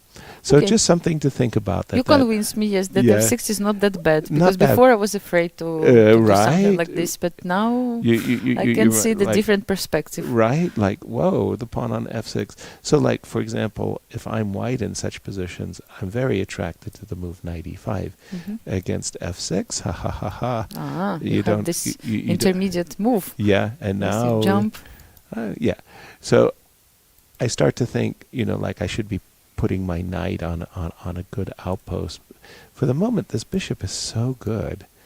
I really think that I should get rid of it. This bishop defends the black king on g7. It's like the loyal guard, standing in front of the king. So I really think I should get rid of it, and I'm expecting Vincent to do precisely that. Anastasia, as we get prepared for our first break, I want to say that you had a lot to do with the success of this tournament. You did a lot of the organizing. You wore a lot of the hats. What were some of the highlights and lowlights of the tournament that things came together at the end? Very, very nice. So you're very happy.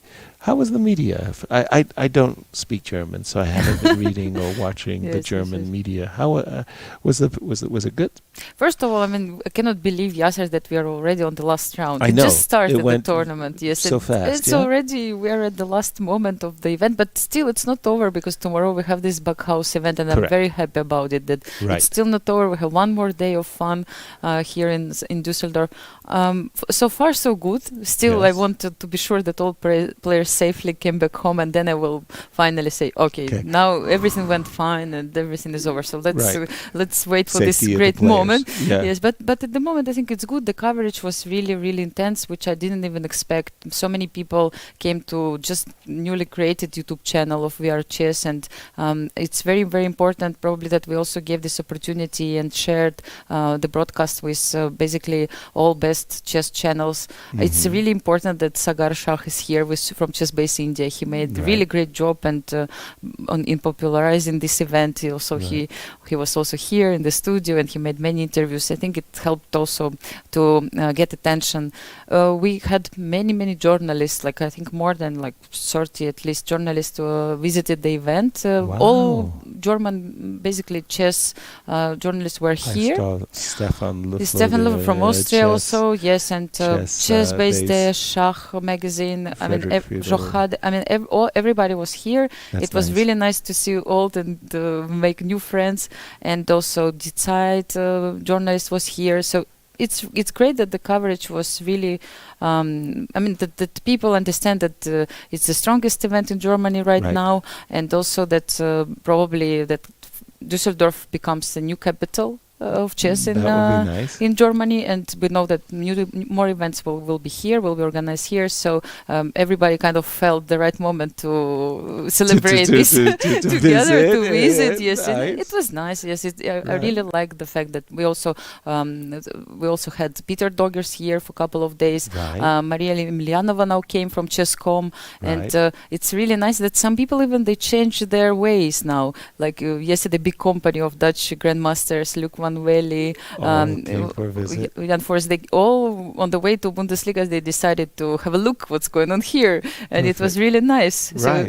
people started to hear about this event. They decided to come and join. They heard some rumors that we had really nice VIP room where people gather in the evenings and they play some chess, and there is they watch the football, some football matches. So far it was really great, and I really appreciate that media was here and they covered the event so well, and really looking forward to future events. Yes, I hope that we will have more and more. And events. also I wanted to say, for me, I felt that the cooperation of the players, their willingness to join the broadcast, to be interviewed, sometimes I understand them, so I don't really want to fault them, but sometimes they run away to their hotel rooms Exactly. and they blockade themselves and they study their computers.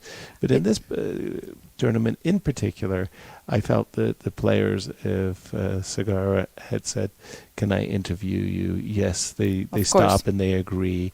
And I see a lot of chess fans. I see a lot of the players actually doing signing the selfies and autographs, signing. exactly. It's So, also important that the organizer, cooperation. Vadim Rosenstein, is also such a big fan of chess. He really loves chess, and he came a few times here himself, and he Right. shares the passion. And Yeah. he really he was looking forward to organize a good, decent event with great conditions, and he Right. really tried his best. I mean, the fact that he is player himself also kind of makes this tournament special. I was playing Blitz with him He's last Grandmaster night. of Backhouse, It huh? was pretty fun. It was pretty fun. And finally, just before we get ready for our first break, a quick question about today's commentary team. Yes. Lizzie has actually kind of lost her voice, so we But she's recovering. She's recovering. Don't think that she'll not back. Her Okay. fans can still wait for her, but we'll have many guests. And today, Jan Gustafsson will come. Right. So fans of Jan, I'm sure they will be happy to see him. Oh, Stay yeah, with us. Yes. Right. Don't run. And I hope Sagar will join us also at certain point. Well, yes, and more interviews too. Yes, because Yasser, it's gonna be a long day. You can see Right, now that you we could- have tiebreak, and who knows if Jan will manage to win this game. Then Right. we're gonna have a really long day here. Exactly. So looking forward for all the action. Indeed we are, and we are going to take our first break of the day. I hope you're enjoying our championship coverage of round 9, the championship round. We are going to be featuring a tiebreak later in the day, and we're going to see you on the other side of the broadcast.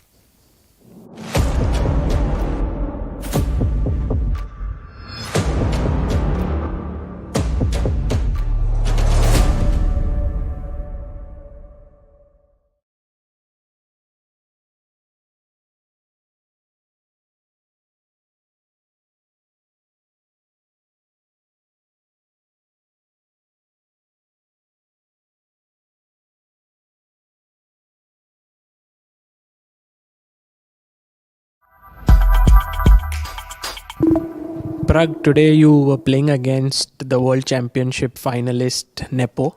In Tata Steel, you had defeated one of the finalists, Ding Lijian, and it was again the Italian. Did you start feeling a little positive as the opening went by? No, after I got like c5 or bishop d7, let's say, from there itself, I think I'm starting to take over. And yeah, there I kind of memories of a game against Ding was coming, and it would have been nice to win. But okay, I'm also fortunate not to lose today. Right. At some point, you played knight c6, which has been played before, but the main move is knight g6. Were you well prepared till that point? Yeah, I knew knight c6. I didn't look at it today, but I looked at it for previous rounds. And I think this d5, knight e5, knight e5, d5 position is fine for black. But yeah, it's still a little pleasant for white. But then he went for this a5, bishop f1, and then also he went queen e2, b4. All of these moves were quite strange. And I think I got this bishop d7, c5. And there I think black is much better. At some point I played this move bishop d4, which was very bad. I almost played rook a c8, and I think I should have played it. Rook a c8, for some reason I thought bishop a3, bishop b5 takes, and some bishop b2 was coming. But I can just go knight d7 or something. His pawns are quite weak. And my bishop on a7 is my trump card. I went bishop d4 and we exchanged it, which was very bad. And after that I think he was fine, and then I started to make some inaccuracies here and there, and slowly I was just getting outplayed. Also I was a little low on time, and he also started to use that. And I was just fortunate to make move 40 without making a huge blunder or something. And did he have any chances? You were analyzing f4, ef4, e5, right? Yeah, there were a couple of chances, I think. One of them was instead of bishop c3, he could try f4. And yeah, we both were seeing e4 e4 e5 takes bishop e5 queen f5 rook d6 queen e5, but here I was not really liking it because of queen b1 check, king g8 rook d8 king f7 queen b7, and my king is just weak, and I don't think it's easy to play at all. And so I was planning to play queen c7 at the end, fe5 and some knight c4 or knight f7, but I wasn't sure. But yeah, I just went for bishop c3. I think f4 was also a try, and I think bishop c3 also is possible. Then I played this move knight c8, which is not great, but okay, I was just very low on time, and I played knight c8. Maybe you could have played slowly as well. Still, I had to sit and defend. But after queen f8 rook d6, I think at first I thought bishop b4 was just hopeless for me, but then I spotted that rook d5, e5, e4, d6, there's queen c1, and I'm saving there.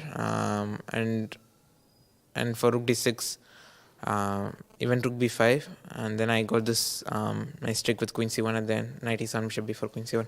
But already the position there is, I think, equal. Right. Okay, that was very interesting, Prag. And you've played 2 super tournaments back to back in Jan, Vaikanze, and this.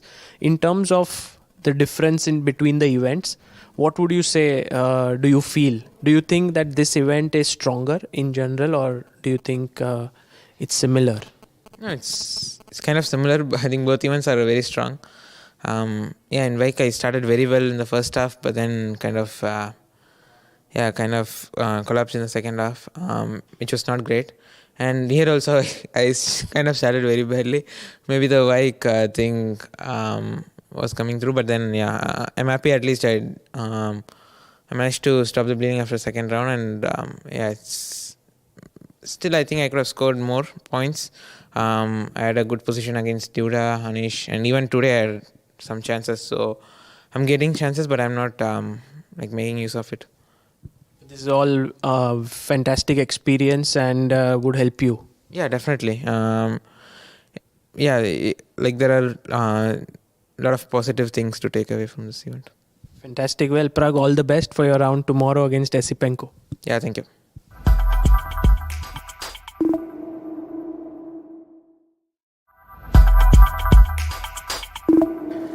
Gukesh, you had a draw against Duda today, and it was a very interesting game. At some point, you played your knight back to g1 in the Petrov, and I saw that there have been correspondence games that have been played here. So, and Duda was surprised because he thought for a long time. So, take us through the opening a bit. I wasn't expecting this knight c6 variation, first of all. So I didn't really prepare any specific line, but I remembered that there was a Caruana game in this line where after b3, I think his opponent went g5 and knight d4. Instead of king b8 g5, knight d4 take, knight d4 cd4 d5 f4, and he won a nice game. I think it was in this position, but I'm not very sure. And I also saw that in the annotations, his point was king b8 knight g1, so I didn't know much anything else there. I just knew this idea exists and thought it'll be interesting. And it felt like I got a pleasant position. He played d5 on bishop e5, which looked a bit suspicious. I think the most critical was taking the pawn on d5, but After f4. Yeah, f4, bishop d6, bishop d5, but I saw a line which led to an endgame which I didn't really think would be sufficient to win. Rook e8 and bishop c5. Queen e7, bishop c5, exactly. So that one I don't think was enough advantage for white. So I decided to keep the game interesting with knight f4. And take h4, h4, and then it was kind of hard for me to make progress because of the h3 pawn. So maybe I should have started with h4 instead of knight f4, but I was not sure of knight e7, g6. He'll get time to consolidate. So yeah, in the game I don't really think any of us got any serious chances. When you went c4, do you think that instead of that you could have kept the tension with bishop e3 and continued that position? Yeah, it was possible, but not sure how good my position is. I think it should be fine for black. Maybe slightly more pleasant with white. But actually, I mean, when I went c4, I thought d4 with the with them opening my bishop. I thought I should have something, but it was very hard to see. And yeah, I thought queen d3. I'll kind of get this structure, which is like maybe I'll have some tricks, but I think there wasn't anything really serious for me. When the game was going on, you were looking a bit at Levon's game and coming back. Was it because you wanted to decide whether you should play ambitiously or play for a draw? No, I wanted to play a normal game, regardless of their games. But in general, I just, I mean, of course, we both are leading, so I just kept an eye on that game. But it didn't really influence any decisions that I made. Would you say that you are playing some of the best chess of your career, or how do you look at the 8 rounds you have played? I've surely been playing good chess, but not sure if I can call it my best chess, because okay, with Olympiad I've already set my standards quite high. So it's I'm playing good chess, but I can't say I'm playing my absolute best. Yeah. And tomorrow you're facing Levon in the, what could be said, the face-off. Also, if the game ends in a draw, there will be a sort of a tie break and so on. So how do you take this game for tomorrow? It'll be an interesting game. Levon is a great player, and yeah, we'll play a chess game and see what happens. Would you talk to your friend Arjun, because you know Arjun Aronian have a big rivalry? Now that you say, maybe. No, I don't know. I think I'll just treat it as a normal game. Yeah, it'll be an interesting game for sure. Thank you so much, Gukesh, and good luck for tomorrow.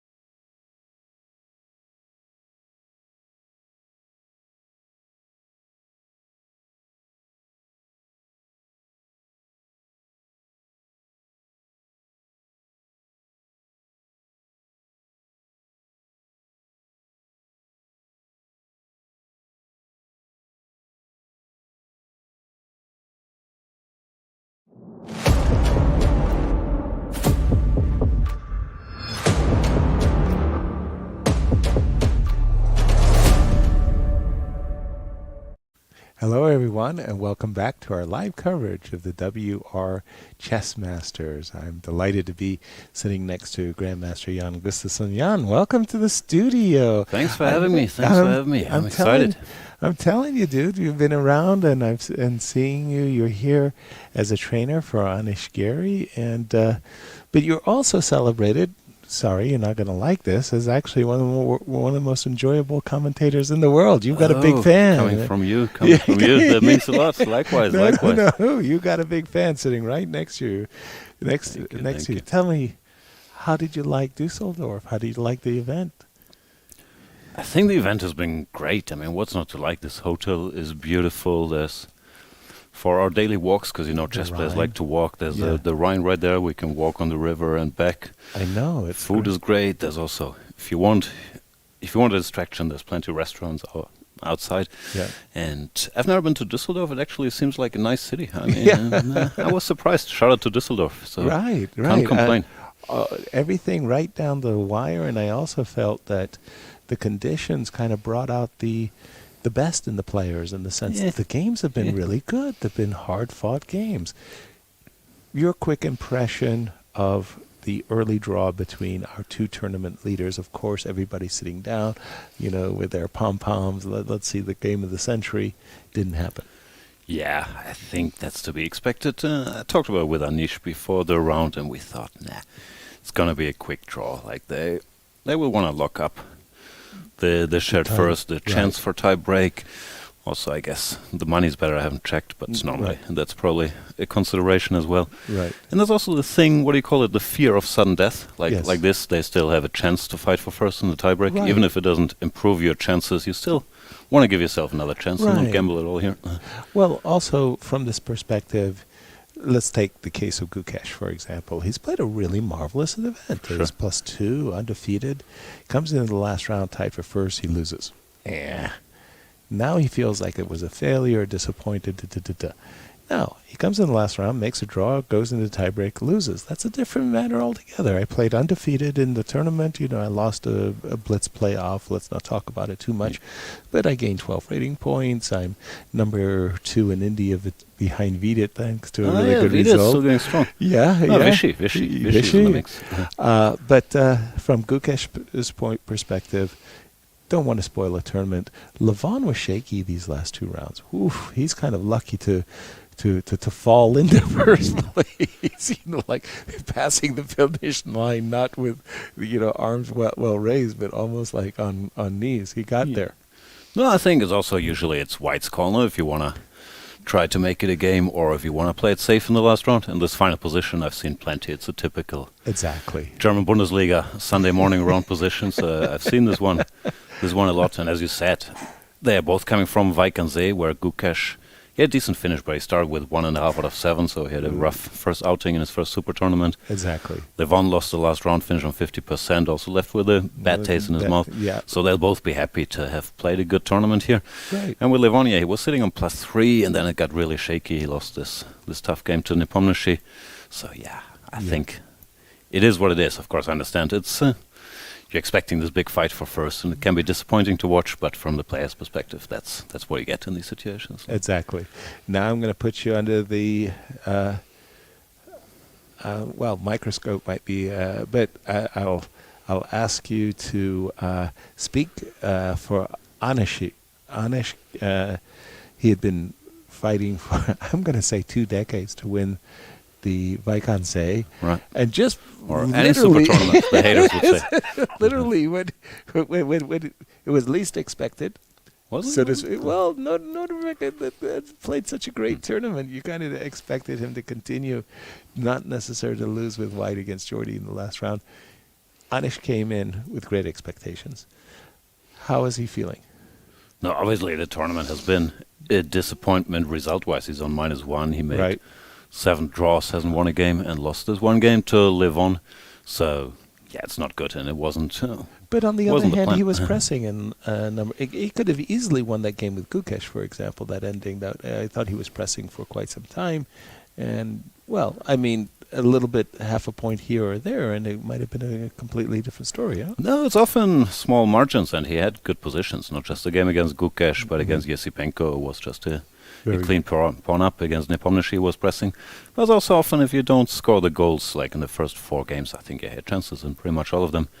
And they all ended in draws. Then at some point they score on you. So it hasn't gone well. It's, of course, disappointing after this high of winning Weidkantsee. But yeah, what can you do?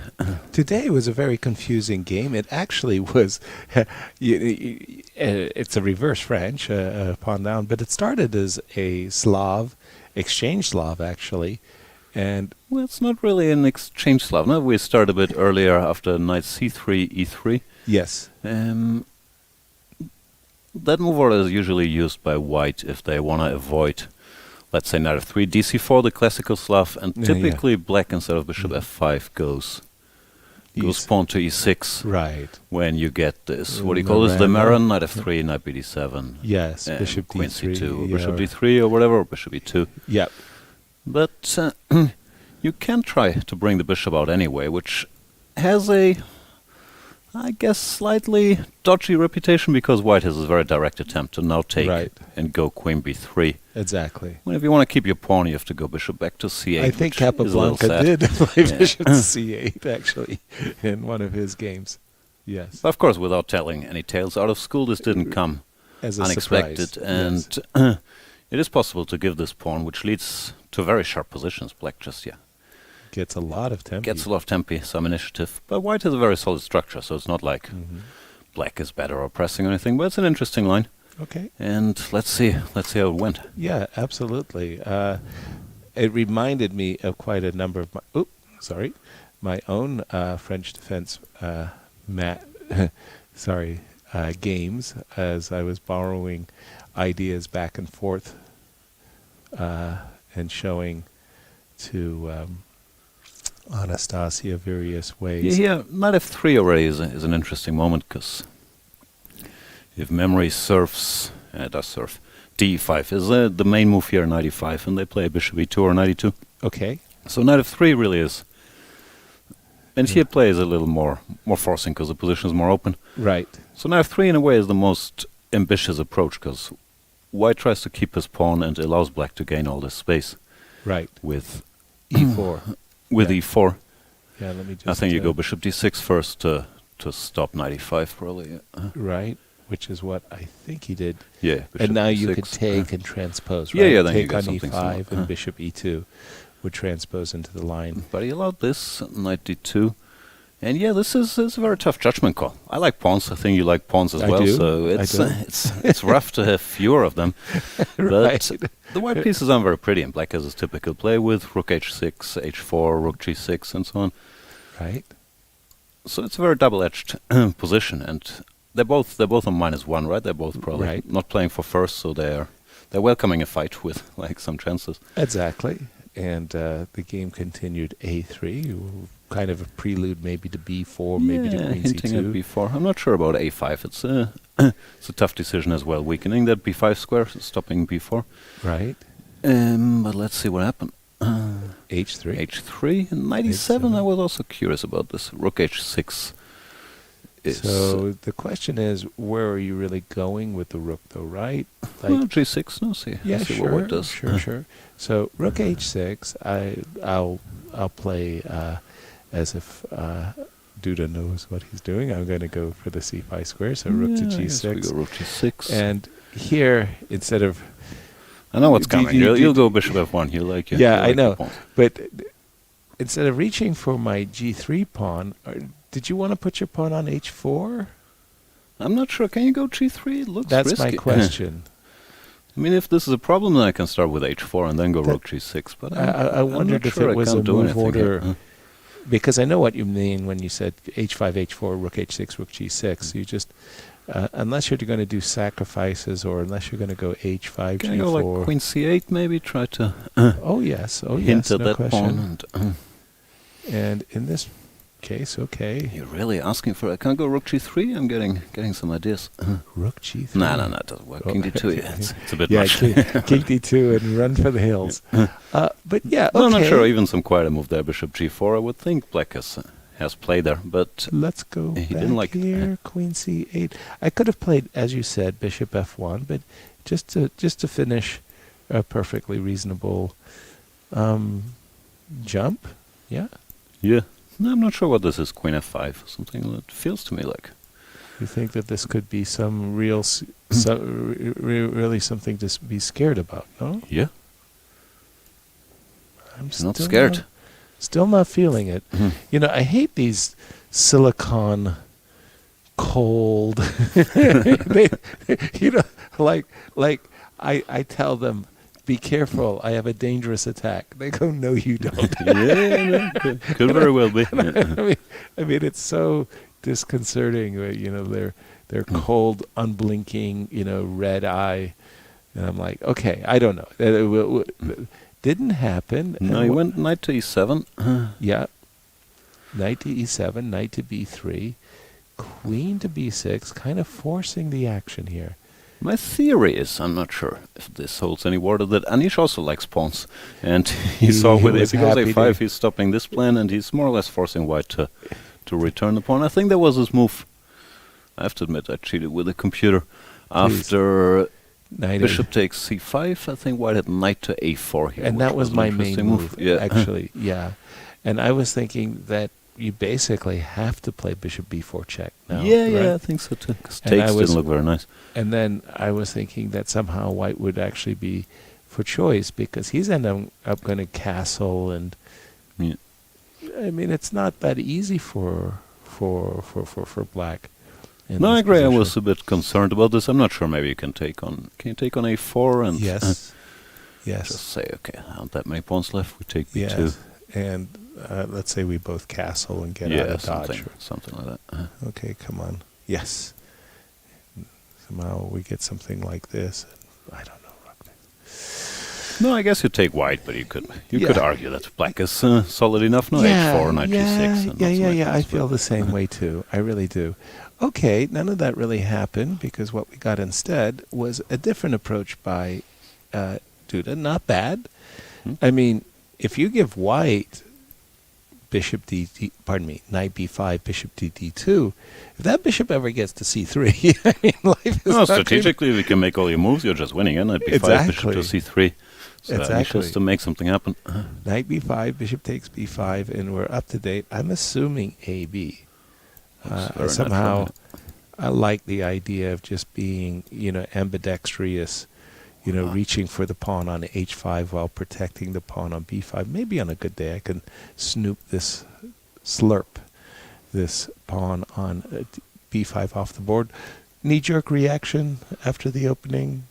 White's for choice, black for choice, or it's he needs to do specific. something. No, I mean, if you wait, it looks very specific. If you wait for bishop d2, short castles, you're in trouble. So we need some something direct, and I'm trying to figure out what it is. Knight f5, d4, rook d8, d4. Knight f5, d4, queen b4 check. You go. Queen b4 check. I don't know if that's a move. I hadn't considered that one. Not sure it does anything. Even queen d2. Exactly. Maybe queen d2 is a good turn. Black needs to do something quickly. Looks a bit concerning. Okay. Rook f8, queen c2 maybe. But no, knight f5 and d4. Your moves look normal. Kind of audacious. We have these beautiful pictures of the playing hall. A little bit of concern, though. Showing some concern. How's this position? d4 now? Yep. And if we do try to grab a pawn. Yeah, I think he played knight f5.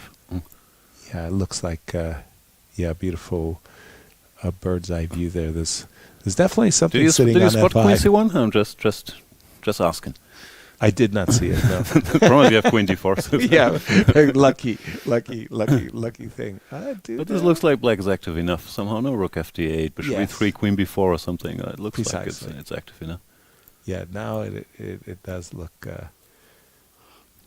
Looks actually just quite reasonable. Might fizzle out somehow. Yeah, I don't know. Rook a2. I know we have knight f3 check. Knight f3 check is just to remind. If I have to play bishop d4 and queen a1, I'm not a happy camper. Not that I'm. No, so bishop d4. I'll take your rook. Yeah, oh, excuse me. No. In that case, I'll have to go backwards. Duda doesn't look thrilled. Which he doesn't look thrilled. Knight f5. Being not fully impartial, I like. Now, let's talk about your career. So you've actually been doing some work with Anish as a trainer, and you've certainly done work with many other top grandmasters as well. How do you like it? It's it's a mixed bag. What I like is, I'm not sure how active you are as a player, but I'm an old man, so I don't play much chess anymore. I'm not active at all. And I do enjoy doing the commentary and whatever we do in this crazy chess world. But because you're so good at it, too. Thank you. But you feel closer to top chess if you're actually involved in the opening prep, and you have to think about what people can do and so on. So I like that. Not being a player myself, it sort of keeps me more in touch. Yes. With the game. Like, as for the experience, of course, you suffer if the boss doesn't do well, and you're having a great time if he does well. So that's the thing. And there's a lot of alone time in hotel rooms, but we're used to that as chess players. So overall, I like it. I'm not sure I want to do it like every day of my life, but having as one of the things I do, I find it very nice. Do you get in those situations where your principal, if you will, says, "Oh my gosh, I'm really having this problem in Slav. Please, can you read 000? That's what we do. Yeah. And do you ever have those late night things where you're getting really deeper and deeper, and you look at your clock and it's 4:00 in the morning? You go, "Oh, I'm just going to send him the file at this point." It is go to bed. Honestly, rarely. It used to be like that in the old days when computers were weaker. Then you have this problem with black, and you're just sitting there at night trying to fix it. Yes. But now that computers are so strong, and that I'm too old for all-nighters, it's become easier to fix problems. So it's become a lot more about what playing field do we want, and where can we maybe surprise them, where can we be surprised, what thing is there to be fixed. But the work itself, because you can trust computers, and we have these remote engines that are very fast, it's become a lot faster. So often, to solve a particular problem, you don't need a couple hours, but often, frankly, So give our viewers an insight to what it's like coming to a super tournament like this, working,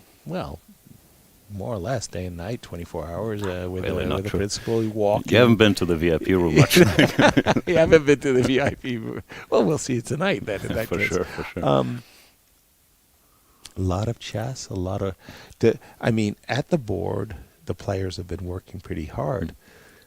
Off the board, is Anish working hard, or does he have the perspective that I had, which was work before the tournament, not during the tournament? I think it's both, but he's a hard worker, and he also enjoys opening theory, and it's one of his big strengths. Yeah, but I can tell you, I don't think it's a big secret. We have a fairly fixed daily routine. We go for breakfast at 9:40, 9:50. Right. We're done at 10:20, whatever. Then we walk on the Rhine. No, first we go back to the room. We repeat some lines if I did something at night or in the morning. But not that long, like an hour and a half. Okay. Then we go for a little walk. Then we go for lunch. Then it's around 12:30. Then Anish goes to chill a bit, and I'm free basically. Then when he finishes his game, which can be whenever, but let's say it's 6 on average. Right. We do some more walking. We go for dinner. Discuss the game? Yeah, discuss the game, discuss the next opponent. Sometimes I did something during the round and I have some ideas. Normally not, but it's a theoretical possibility. It's been known to happen. Yeah, it could theoretically happen. Yes. So you're done with this whenever at 9 or something, and then we go back to work. We work till, depends, but let's say 11 p.m., midnight, and then sometimes there are some tasks open, and depending how sleepy I am and how badly I want to play Backhouse in the VIP room, I either get to these tasks and Anish can relax a bit or goes to sleep, or I just set my alarm for whatever time you need, like 7, 8 in the morning, and I do some stuff. So a full day, though. I mean, your mind is in chess. You're watching the game. You're thinking about the openings to be, the openings to come, if you will, and you also keep an eye on what the other players have been playing. What suddenly becomes very topical in the tournament, and the next thing you know, like for example, in this tournament, I'm seeing quite a number of Russian defenses, and it's just sort of like the Petrov, springs in and out of fashion as its wont. But you have to monitor all of the to some extent you compare it with what we have, what we know, and also you think about, of course, does this look a little shady, or is this a spot where you can go later? Right. But overall, yeah, no, it's fairly civilized. I sleep at night, and you're free-ish during the game, so yeah, really can't complain. But as you mentioned, there's also a lot of work, mainly by Anish himself, happening between tournaments, so it's not like, okay, tomorrow we play the Slav, we need to prepare 50 lines. It's more like, what's there, what could he do, and where do we need to go deeper and so on. Exactly. And then, what is going on here? One of the problems, well, not just for me, but I think for everybody, is when I see positions like this, I think to myself, when has the theory stopped? It's sort of like, and then I'm never, ever surprised when I'm told, 3 moves from now, novelty. Right. Because I don't know this position, and I don't know if you are I've never seen it either, but I get confused with the move orders here. The Bishop d6, of course, is one of the main lines of the Petrov, also what Nepo has been playing. Nepomniachtchi has been playing, and Caruana has also been playing in as well. So I've had 2 World Championship matches I was working for Magnus, where this position was a topic, so I should know something, but as a second, you delete that quote-unquote knowledge. Jan knows everything, tells and shares little. What I do recall, and that's why I'm a bit confused, one of the main lines here is Queen c2, and they go Knight a6, a3, Bishop g4, Knight e5. Yes. And now you can take this, what they used to do, de.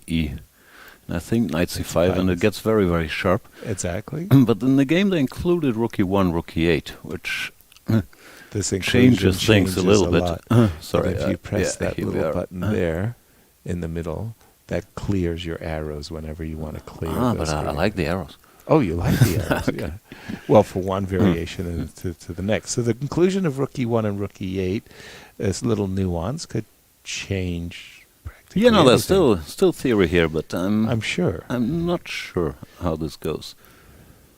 Here was Bishop f5 a move as well. No, I'm just guessing. Honestly, I don't know this position. Knight c5. Okay. Let's see what happened. Takes. Looks fine for black if he's not dropping any pieces, no? That's the good news. So Rook e4, you go Rook d5, or what's the point?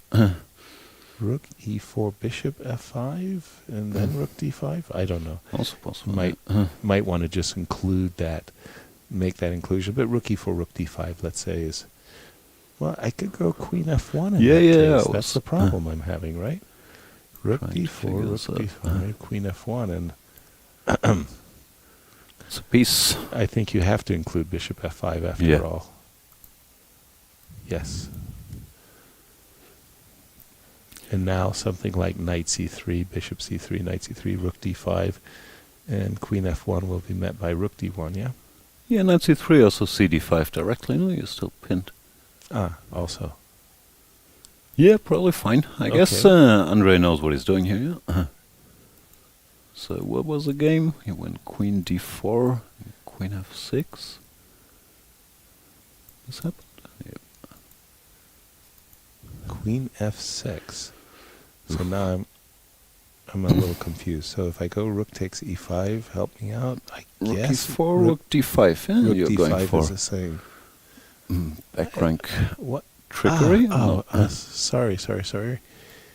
It's like one of those things where all I have to do is be able to cover this square. Yeah.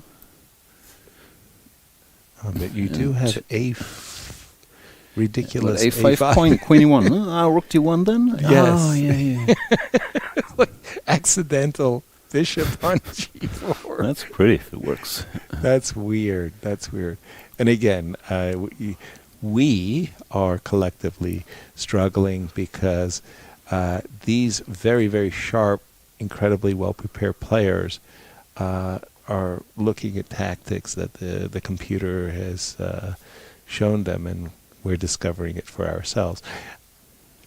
18 moves, time control, hour. Prag's thinking is clearly out of book. Maybe Andre is as well by now, but it looks like the opening was a success for black now, if there's no direct trickery. Well, exactly. And the move knight 92 d2 is that's kind a of an bailout, no? yeah, kind of an indication that there's no, as you say, immediate treachery going on. Still here. sharp though. What do we do? Like Still CD5, sharp. there's F3. It's such a mess. No, funnily enough, I F3, didn't queen want to play H4. CD5. What did I want to do though? C5 ridiculous, or is that Rook A E8. Is that rook a e8? stupid? Knight takes, rook takes. queen takes? No, just rook takes. Sorry. Sorry, I'm hanging all the rook takes. pieces. I thought queen d4, but rook e8 is a bit of a Disappointment. Yeah, the cooler. Knight d2 on the board. Yes. Okay. So c5, you're saying? So as we let this position seep into our consciousness, more talk, more questions for you about your commentary. First of all, I mean, once again, your commentary is enjoyed by, I want to say, millions of people all over Tens the world. of viewers. Yeah, Tens of viewers. I mean, including many family members. yeah. But, No choice. You do enjoy commentary, and you like. What are your favorite events? Very hard to say. As for the commentary, you Side know of it is. things. Often it depends on the flow, on the games of the And day. the So p- sometimes and I can the think players, this yeah. this day was so much fun, and then Oh, same it's tournament next crazy. day. Okay, well that was boring. Or, Yeah. I didn't say anything sensible. So it's very hard to say. For me, I'm old school. I think World Championship matches are still Oh, please, for me, still the same. peak of chess. Like I mean, Exactly. I live for those moments, and I do apologize to all of those people who just love the World Championship in Blitz and Rapid, which is a fun event to which is a commentate fun on. event to watch and commentate on and stuff like that. But, you know, there's something very cerebral, very special about I mean, I found the tournament in Madrid to be absolutely fascinating. so thrilling. You know, like all the games. I mean, just, and the results, and Dingler coming from the basement, you know, to return. And the storylines, like Fabi looking invincible the first half and then Right. collapsing, Ding being there without a second all by himself. Like I mean, Right. it's And Ali Reza kind of Reza going playing bullet overnight. I love it. No, it's good stuff. The for sure. stories galore. You know my favorite, of course, is like, yeah, I assume you have it as well. This unwritten code of conduct amongst commentators. So I was furious with Danya Naroditsky and with What did he Judith do? What did he Polgar. do? All right. Yeah, because in my view, they violated the code of conduct as written, you know, first article of chess commentary. And that is, of course, thou shalt not beat the shit out of the players during the tournament. In other words, interesting. in other words, if you as a commentator were seen just destroying Levon and Blitz, it sows confusion in the mind of the viewers. The viewer says, well, So you mean really? literally over the chessboard, not like you can't Yeah. talk trash during the commentary, but you No, shouldn't beat them in beat chess them in games chess during the games event. during the event. Got it. Because then the viewers are confused. They say, well, gee, Gusti, if you can beat these guys, That's why what aren't makes you us playing? great commentators. We're really, really good at sticking to that first rule. Except Danya played with Ali Reza, 130 game Yeah, and he Blitz won, match right? and won. And then Judith Polgar, the official commentator, what does she do during her off day? She takes a walk in the park and beats Magnus. Just happened to be that. Like, you Was she walk in the thinking park, about the boom, audience? a casual game with the world champion. Was she thinking about her audience? I and think she saving was. those? I think she was. So I talked to them both, and Nice. they promised to behave themselves in future events. And I felt, why? Why do I say this? Because of myself, of course. There was a senior U.S. championship coming up, and all the audiences are saying, well, why aren't you playing, Yasser? Why aren't you playing? You can see You're what way too Danya young, and no? Judith what Danya and Judith are doing. I felt vulnerable. I felt I was almost forced to go to the chessboard and play. So anyway, these things I think are kind of sacred. Don't beat the players during the tournament. After the tournament, it's actually, hunting season is permitted. For sure. I thought you were being serious because it's something I struggle with. Like here, I can see you doing the commentary unplugged, but sometimes you have some computer assistants or the chat tells you what's going on. You got a bar, or people tell you the moves, and then you can pretend to be very smart as a commentator. And sometimes you feel like such an imposter because all these players are so fantastically strong and so much stronger than me. You're sitting there, okay, mistake, he could have moved the piece there, which of course is a problem for anyone watching chess nowadays, that we feel so smart looking at the computer lines, and if you hear the players what they're actually talking about or thinking about, you start to register like how complicated this game is if you don't have the computer running. And I fall victim to that sometimes, that you're sitting there and saying, okay, these guys are blundering, or they can't remember what's in the database, which I just checked, and so on. So you have to remind yourself how tough this game actually is once in a while. But exactly. I think, it's tricky because, of course, you're trying to explain what's happening in the game and where the mistakes are. But I think it's important to keep remembering how good these guys are and how difficult it is. And it's a tricky battle. I want to ask you about, near misses is not the bad misses. One of the worst moments ever happened to me as a trainer second was with Viktor Korchnoi in the World Championship in 1981 in Murano. Oh, yeah, I heard that was a fun match. Yeah, Anatoly fell right into one of our absolutely prized novelty ideas, and he's toast. He's just toast. And Victor just has to spring our surprise, go talk, and it's a point in the bank. Right. Victor goes into a 60-minute thing, so plays another move. So Michael Steen and I looked at each other in the hall, shook our heads, scratched our hair, went back to our room, and double-checked that our knowledge, like at the board, did Victor refute what we had prepared? And then Victor made a draw, spoiling our prep. And we said, well, Victor, why didn't you play this? He said, I forgot. Have you had that experience as a trainer? Also, it goes both ways. Sometimes you think, but it's in the file. The idiot can't remember every single thing we put in the file. Right. Or it goes the other way. You have some move over the board and you're panicking. You switch on your computer. Is this actually in the file, or did I forget to put this in? This looks like the most normal move in the world. So there's this constant panic. Like with Anish, I have to say, he has an excellent memory. The game doesn't always end the way I want it to end, of course. So you think, but come on, you had a good position. Why didn't you win it? But overall, in that area, he's so good that normally it's me asking myself, why did I look at this move? Okay, very, very, very nice. I like it. Let's just see Anish once more. And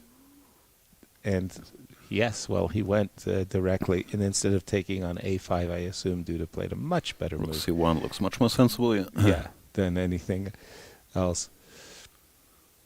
It looks equal to me. It does. I'm not sure where the queen goes, but where does the queen belong? Because it just depends on where this dark squared bishop is going to show up on, right? Like what diagonal.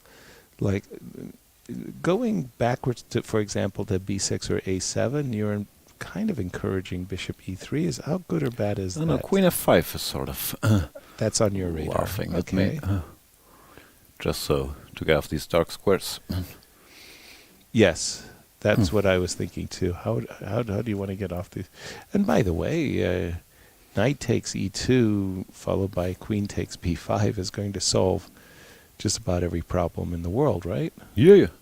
No, it looks like black is fairly safe and white should be a little careful not to end up a pawn down. No, I'm not sure if white has time to take on A5 here. Or I just wanted to test you. If you take on B5, I take on F6. I'm pretty... Yeah. Draw? Is it that easy? Queen B5? How do you do it? Let's take a look.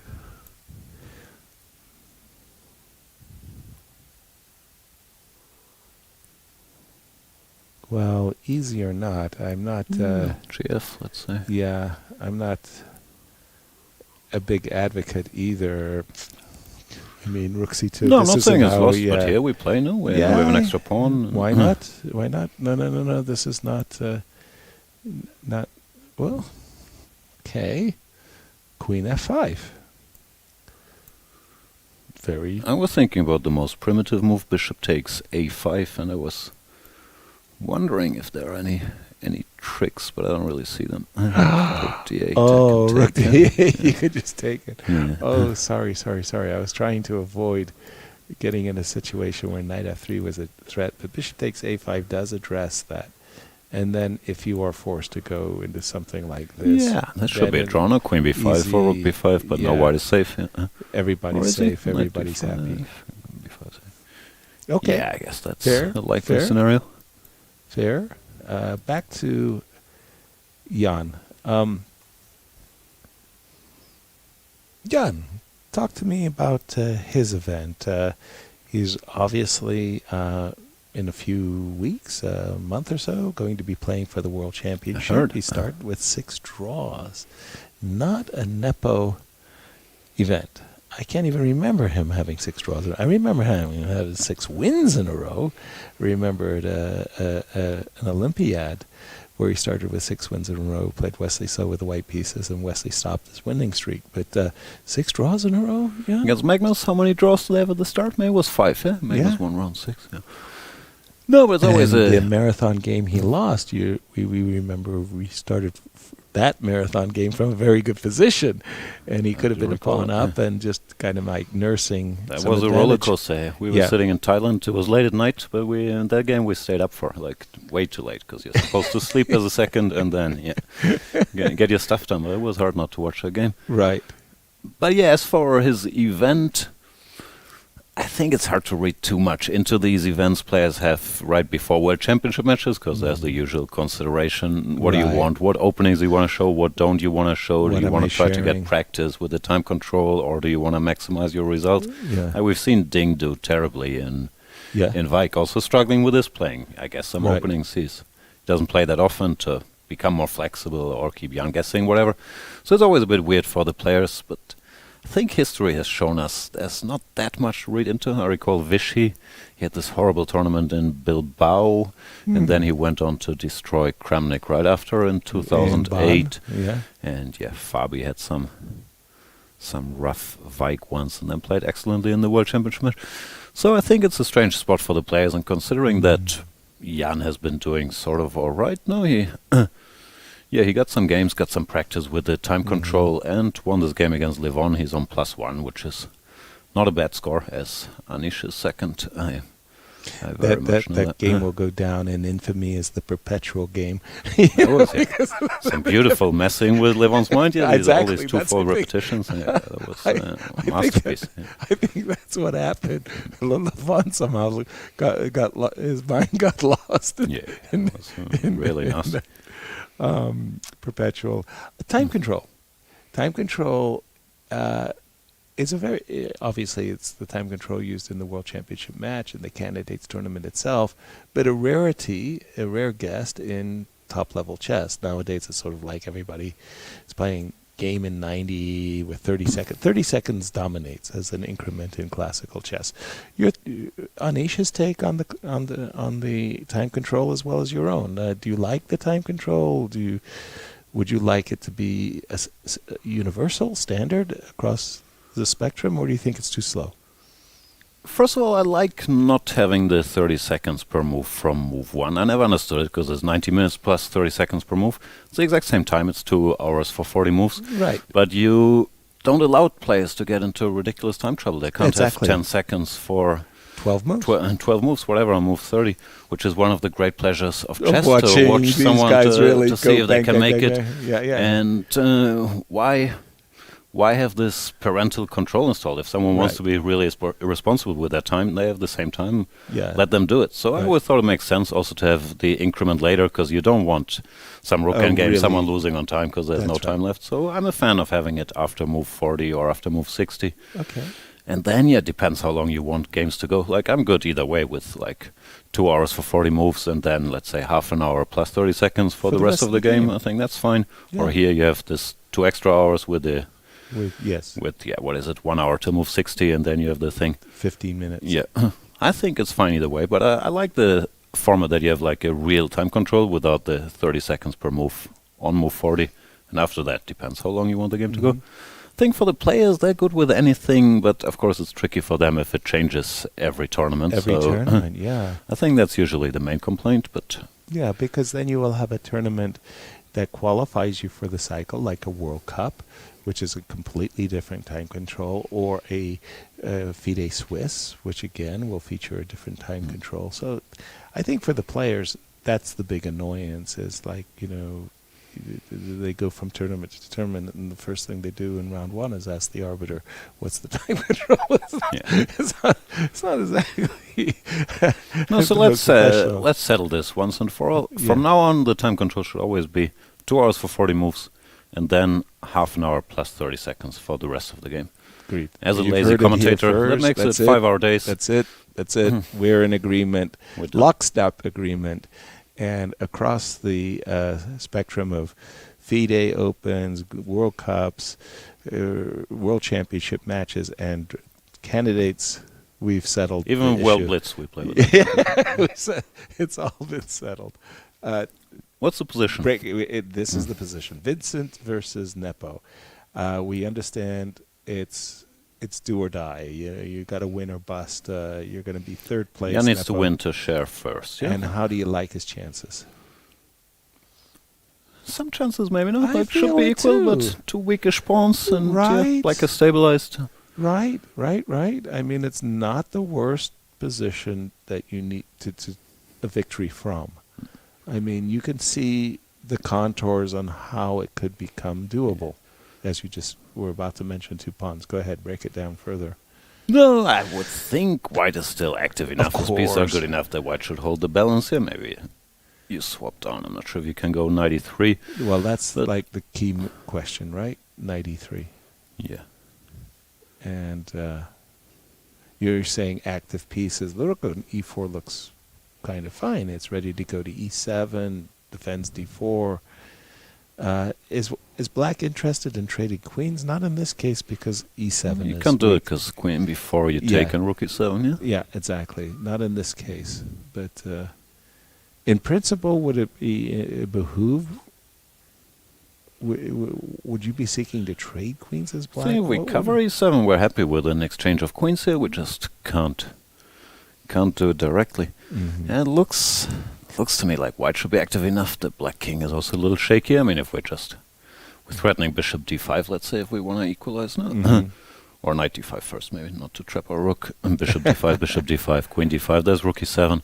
Yeah. So now I guess he's still solid enough. So if we play a move like just to defend the square e7. But even this position can be better if I just go knight d5. Bishop d5. Let's say bishop takes, extra Queen primitive. takes and queen e2 or queen. I'm not sure if I can. So some business squares to cover here, probably with the king, no? Yeah. Just feels like the king is a little too open to play for a win. No, king f7, rook e8, or just a4 or some move like that. I find it hard to believe. Some vulnerability, I must say. These major piece endings.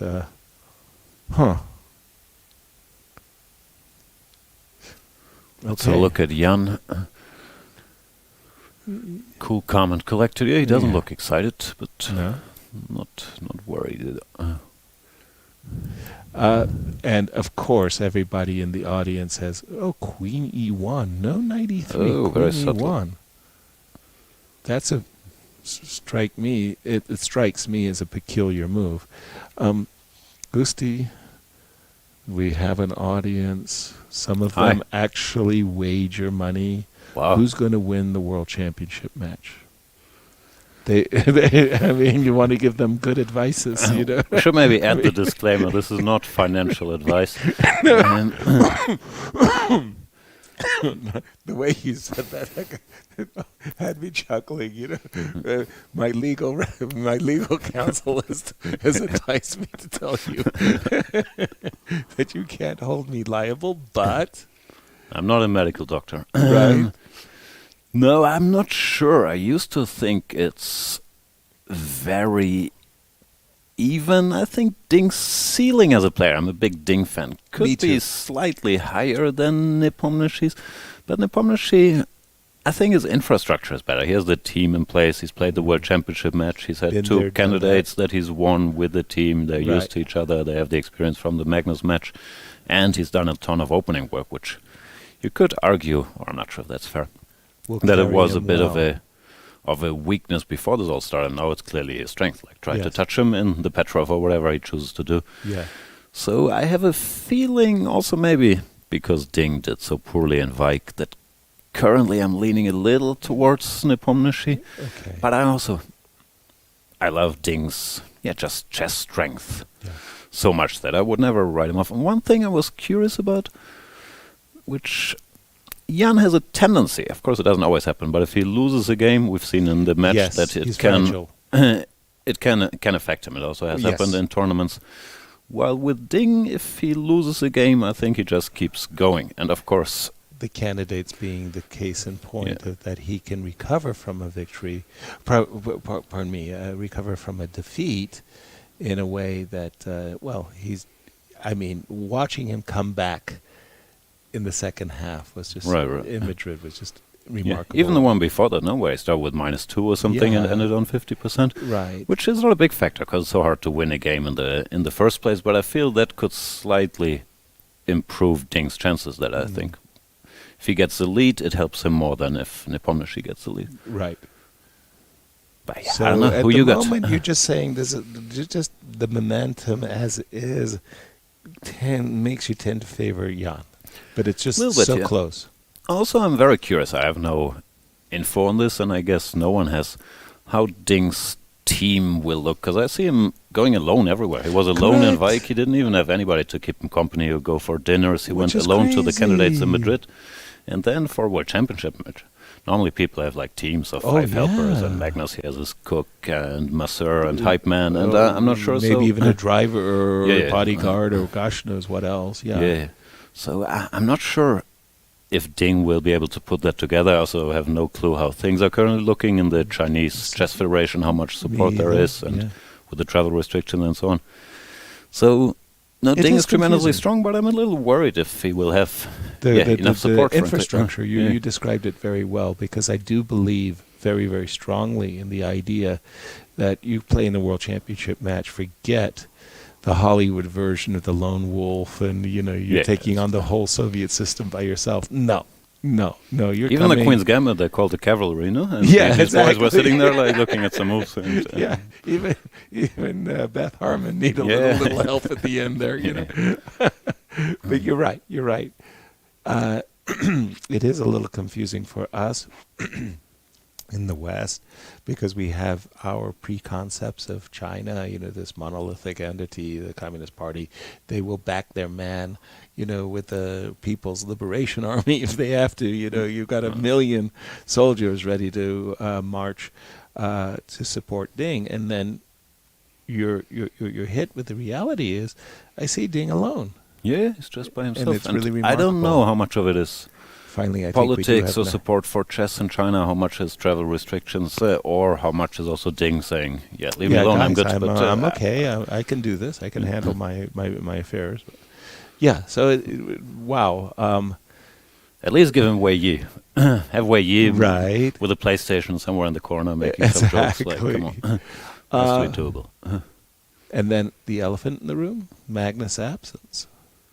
What does that mean for the World Championship match in your view? I don't know. Like, I'm such a fan of World Championship matches right now. I'm just looking forward to watching it as a fan. Exactly. Big picture, I don't know how it's going to affect chess and how it's Right. going to affect Magnus, and maybe will motivate him, who knows, to play the next candidates and Right. try to come back, because he doesn't like not being world champion anymore. I Exactly. guess it's unlikely, but I have no idea. Of course, it's a little strange not having the best player when he's still the best player, competing or being the world champion. Right. But no, he made his choice, and yeah. And he's living Here we with are. it. Emil Satovsky of the FIDE Secretariat. I've heard of him, yeah. I've Yeah, heard. was here visiting. It was great to see Emil. And I said, well, Emil, our audience, sees this, generational talent, Hu Yifan, on the ladies' side of the game, abandoning the World Championship What's she up to? She's a professor in some Chinese yes, university? a professor and in China, one of the wonderful universities there. But disappointed that she's not playing. Then you have this once-in-a-generational talent, Magnus Carlsen from Norway. He's not playing. Something's going on with the World Championship rules. You can see that these players are saying to you officials, "I'm not happy." Is that unfair? Fair? I mean, I don't know. I don't know. Like, of course, Magnus has mentioned many ideas many about times that he didn't like the cycle. The rep and somebody also. Well, he put in his dues. No, he played 5 World Championship matches, and he's been around for a while. Yeah. I'm not sure if it's about the rules or... Well, he's also mentioned he doesn't like this constant stress of his life being half dominated by having to think about the next opponent. Yeah. And I'm not sure if it's a rule thing, but as I said, I'm a fan of the classical time control and the matches and the 1 versus 1. So personally, I don't want to see a rapid match with 48 games. Like, I'm fine the way it is. Although, of course, I understand Magnus saying, "Okay, guys, I've done this 5 times. Like, leave me alone. I don't want to have to think about how to play against the Petrov for the next half year." By the way, I have to turn our attention. This is how you play against the Petrov. That's one of the most equal-looking positions I've seen in a long time. Symmetrical. It's literally symmetrical. Exactly. Between Pragg and Andre, the draw has been agreed. So I can only imagine that they both shared their homework with one another. They were mutually satisfied and respectful. No, but normally this means that Black shared his homework with White, and White couldn't find a way to challenge it. No, I'm not sure that's what Pragg wanted, but good job by Andre. Very, very, very good job indeed. One of the things I have to congratulate the organizers, Wadim. I love the 5 extraordinarily talented juniors versus 5 of the world's best grandmasters, and throwing them together and say young lions and old lions eat each other. Who's going to win? No, it's great stuff. It's a beautiful moment for the chess world, no? Like that we have these kids who aren't quite in the top 10 yet, but very much knocking on the door. And as we can see here, and also in Vike in particular, Abdusatorov, are very able to even win these tournaments and playing on equal footing with the world's best, who, of course, the old guys are still saying, okay kids, we got a little something in the tank. I'm 28 years old. I'm not retiring. So, no, I find it fascinating. And it's also, of course, the competition between the kids, like are you team Gukesh or are you team Abdusatorov and so on. Like it's so fun to watch that we have all these prodigies at the same time, like making it to the super tournament stage. And this is a great field, of course. Yeah, having and Magnus they're delivering with great games. I mean, really fun to commentate. Sorry, you were about to say in Magnus. No, I'm saying the only way to make it even more exciting is, of course, to also have Magnus in the mix, but I guess he wants a break from classical chess after Vike you mentioned. Yes. But no, this is fantastic. And in general, the fighting spirit, but also we keep worrying about chess being dead since, I don't know, I guess 1927 when they said, okay, the Queen's Gambit, we've exhausted all the options. But somehow every game there's new stuff like this Anish position pawn on, I've never seen it before. And it's not that, no, it's so big, so that, I think we're in for a good time with even classical chess. The future's bright. The future's very bright. And also, as a German grandmaster, you must be thrilled that Dusseldorf is hosting a top event. I mean, you had Dortmund for so many years. How many? 20 years? It was even longer. Dortmund. I don't know honestly, but it's been going on for a while. Right, and now. This top event, welcome. Yeah, no, it's beautiful to see. Yeah, having such a tournament in these conditions. I've also all the players seem very happy, which is not always the case. But I haven't heard a single complaint about the location, the event itself. So no, it's thrilling to see that stuff's happening in Germany. I feel that there was a big gap where the commentators, mini bar. Food was concerned. Like if you go over to the other side, they've got this nice spread for the players, so that they can have fruits and sandwiches and anything. Is like this your complaint? Your Yes, mini bar of is not course. fully Yeah, stocked? I don't know. I don't Wow. even have the sandwiches. No, not the pizza. Not the. That's just shocking. Yes. I know. The service around here really is going to improve. The open bar and the food in the VIP room, it's like an 80 meters walk from here, so it's But that's rough the being problem. you. It's an 80-meter walk. I understand. It was I about understand. an 8-meter walk. No, this has been a top-class event. I and know. I feel the I'm same. not sure it was great for, working alone in the hotel room because everything is so nice and the food is here and everything. Yes. But I think everybody It was really had a good enjoyable. time. And Yeah. congrats. Let's hope there's more of it. Totally. I must confess that during the pandemic, one of the things I did to keep myself busy, and I enjoyed it tremendously. I'm really happy I took all the time out that I did to make the chessable courses. Are you doing chessable courses? I did one. I should do more. More? What was the Yeah. one on? I have an E4, E5 black repertoire. E4, E5. The Marshal. E5 is a good move, kids.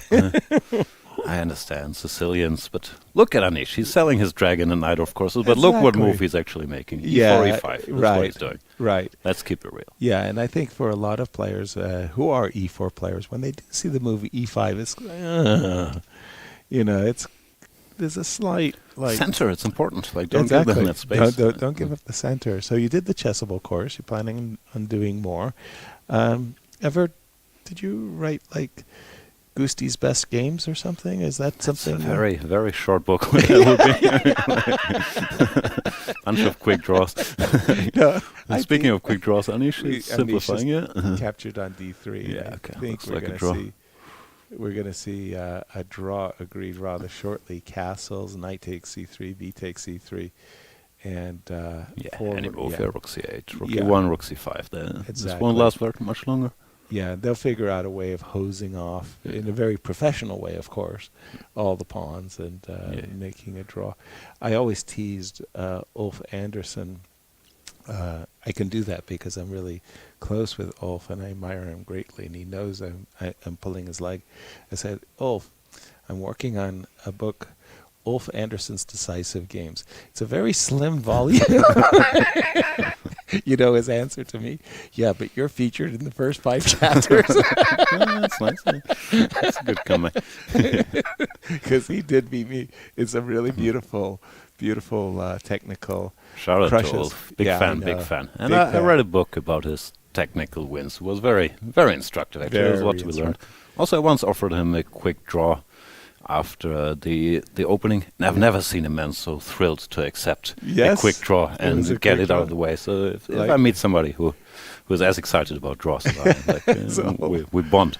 Well, one of the things that Ulf, by the way, does and pursues very, very diligently, he loves his correspondence chess. Because This very is safe. It's very hard to lose in correspondence. And not only that, he can analyze literally to a depth that's simply astonishing. And I Depth made 70 takes like an hour and a half. Like, I do that when I'm too lazy to work. Let the computer run. Depth 70, 0, boom. Yeah, and I accidentally asked Ulf if he was having an interesting correspondence game. Was it ever? So it was a position that he analyzed literally 35, as you said, 70 ply, and it was like, oh my God. And he was just thrilled about correspondence. I never got into correspondence chess. Never had an I don't interest know, I'm myself. probably too ignorant about it, but with engines being so strong, like, how do you win or lose a game? Like, Right. Although, sorry, correspondence players. yeah, I'm although I'm the sure I'm world- wrong. although the world champions in correspondence tend to be They must win repeat some games winners, once in a while, yeah. and they tend And to they're repeat. done, speaking of repeat winners. Yes, draw. So this is our third consecutive draw in this, our championship 9th round game, and the two. What are the rules? You worked leaders. as a second. Like, am I off duty now, or do I still have to go for the walk with Anish? I guess the walk is still part of the deal, no? Even when the tournament is over. Oh boy, we have to really think about that. Yeah, I mean, yeah, It's I have to not, check the contract as well. right, contractual terms and all the rest of it. But I really think that after this result, that you're on your own. No, that's Dude, there's you no blew it. next tournament I'm aware. But like if this one is over, that's what I'm asking. Yeah, I think you get to do. We want you in studio, so therefore, yes, of course, your duties have been more than adequately addressed and fulfilled, and yes, we want you here. We do have a move, Queen C3 by Vincent. Still feeling that Vincent is active enough to compensate for 2 slight pawn weaknesses. I think so, yeah. Okay. Black also has some weaknesses around his king. No, there's some squares that are a bit weak, so... Well, and I don't see a way to get rid of the queens. Okay, let me play devil's... Are you taking with the pawn? Queen takes. Queen takes, okay. I mean, if I want to draw, which I always want, I just take. Rookie 7, of course. Yeah. I was dreaming... Of course, you know what I'm dreaming about is to play knight takes d5, queen takes d5, and somehow have a better rook ending. But rook e7 just chills me solid. Queen c3. I think white is completely fine. I'm not even sure if Vincent is very concerned about making a draw here. I think he's just, going with the flow and thinks it's fine. It's so hard to picture a scenario with these white pieces where black gets a blockade and can start grinding. Now that I'm really thinking about it, the one thing you have is this pawn weakness on d4. Shouldn't I be, like, attacking it?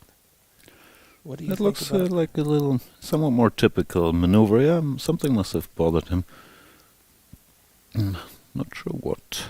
Precisely, I'm not sure either.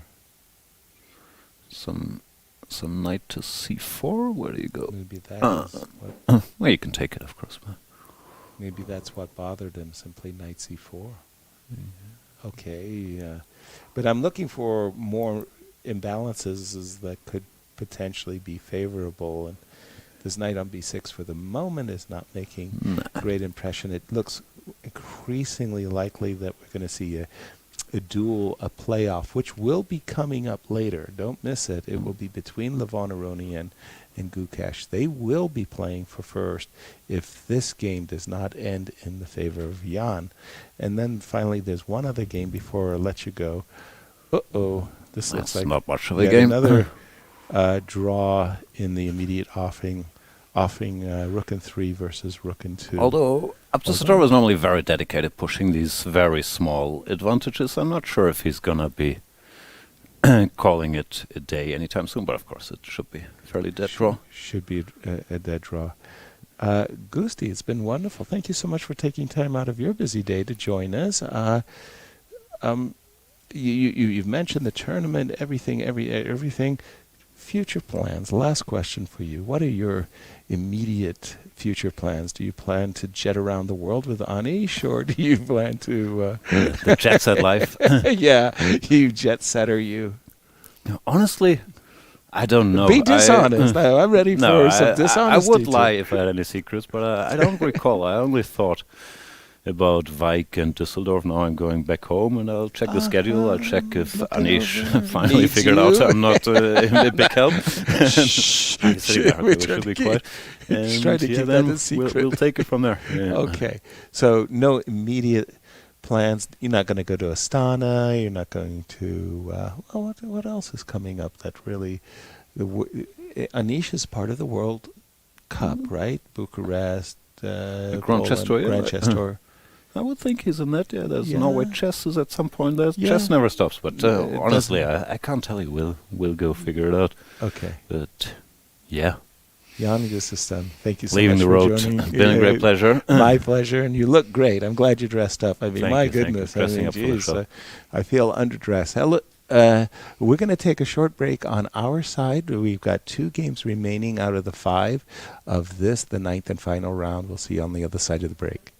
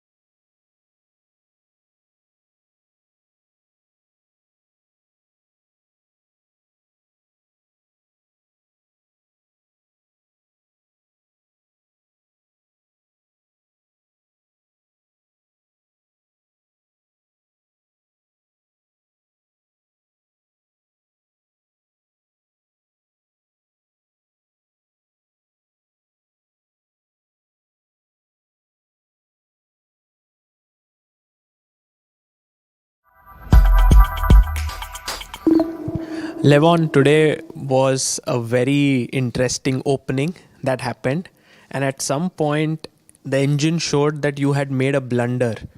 Did you feel it during the game? Can you take us through your mindset of what happened in the opening? Well, I knew this line more or less. I knew how black is supposed to play, and but then I had some weird memory kind of thing that somehow I remember that rook e1 97, rook c3 94. But quite often I have déjà vu, so this was definitely not a good game for me. So when you played knight d4, it was just out of recollection. You did not actually calculate much over the board. Yeah, if you remember something, you normally play it, and then you kind of details become evident. But after he played rook d3, it became evident that my memory failed me this time. How did you snap out of it? Because did you feel like it's completely lost, or you felt you had some chances? I felt I have practically no chances. It looked rather lost. So then I thought to myself, it's just a game. Let's see how it goes. Right, and then towards the end, when you played the move rook e3 and offered a draw, were you surprised that he accepted it? No, because I get the activity, and he's on 3 minutes for 5 moves. So I thought it was a practical decision to offer a draw because, I get a lot of activity, and he needs not just to find the right move, but also to think about my offer, to understand, to assess the position. So this is not that easy. Are you happy with the result at the end of the day? Absolutely. I am over the moon with joy. Fantastic. And just coming to yesterday's game, it was a very critical one. There was this threefold repetition thing which happened, and it wasn't threefold repetition. Did that somehow affect your play in the next moves against Nepo? No. It had nothing to do with my play. I think I had the wrong attitude for the game. I wasn't sure what I want to do, if I want to play for a win or if I should settle for a draw. And this is not the right attitude. If you're playing for a win, you should play for a win. If you're going to draw, just choose the safest lines and go for a draw. So this was mainly the reason why I wasn't playing my best. And, well, I guess, the closer it gets to the end, the more nervous people become. So I'm not an exception when it comes to nerves. And lastly, Levon, we want to ask you, you are here with a friend of yours. Could you tell us a bit about him? Oh, yeah. Thomas is a close friend of mine. We've traveled to many tournaments together, and I won many tournaments with him present there. He's from Germany. I think he's about 75. I'm not exactly sure. And he's a former High Court judge of Hessen. So he's a very, very knowledgeable man in art and in everything that interests me. And so after the games, you enjoy having conversations on different subjects apart from chess? Absolutely. We normally discuss cultural things like cinema or actors or music, this type of things. His knowledge is far more superior than mine, so he's a good person to be around. Fantastic. Well, Levon, thank you so much and good luck for tomorrow. Thank you very much.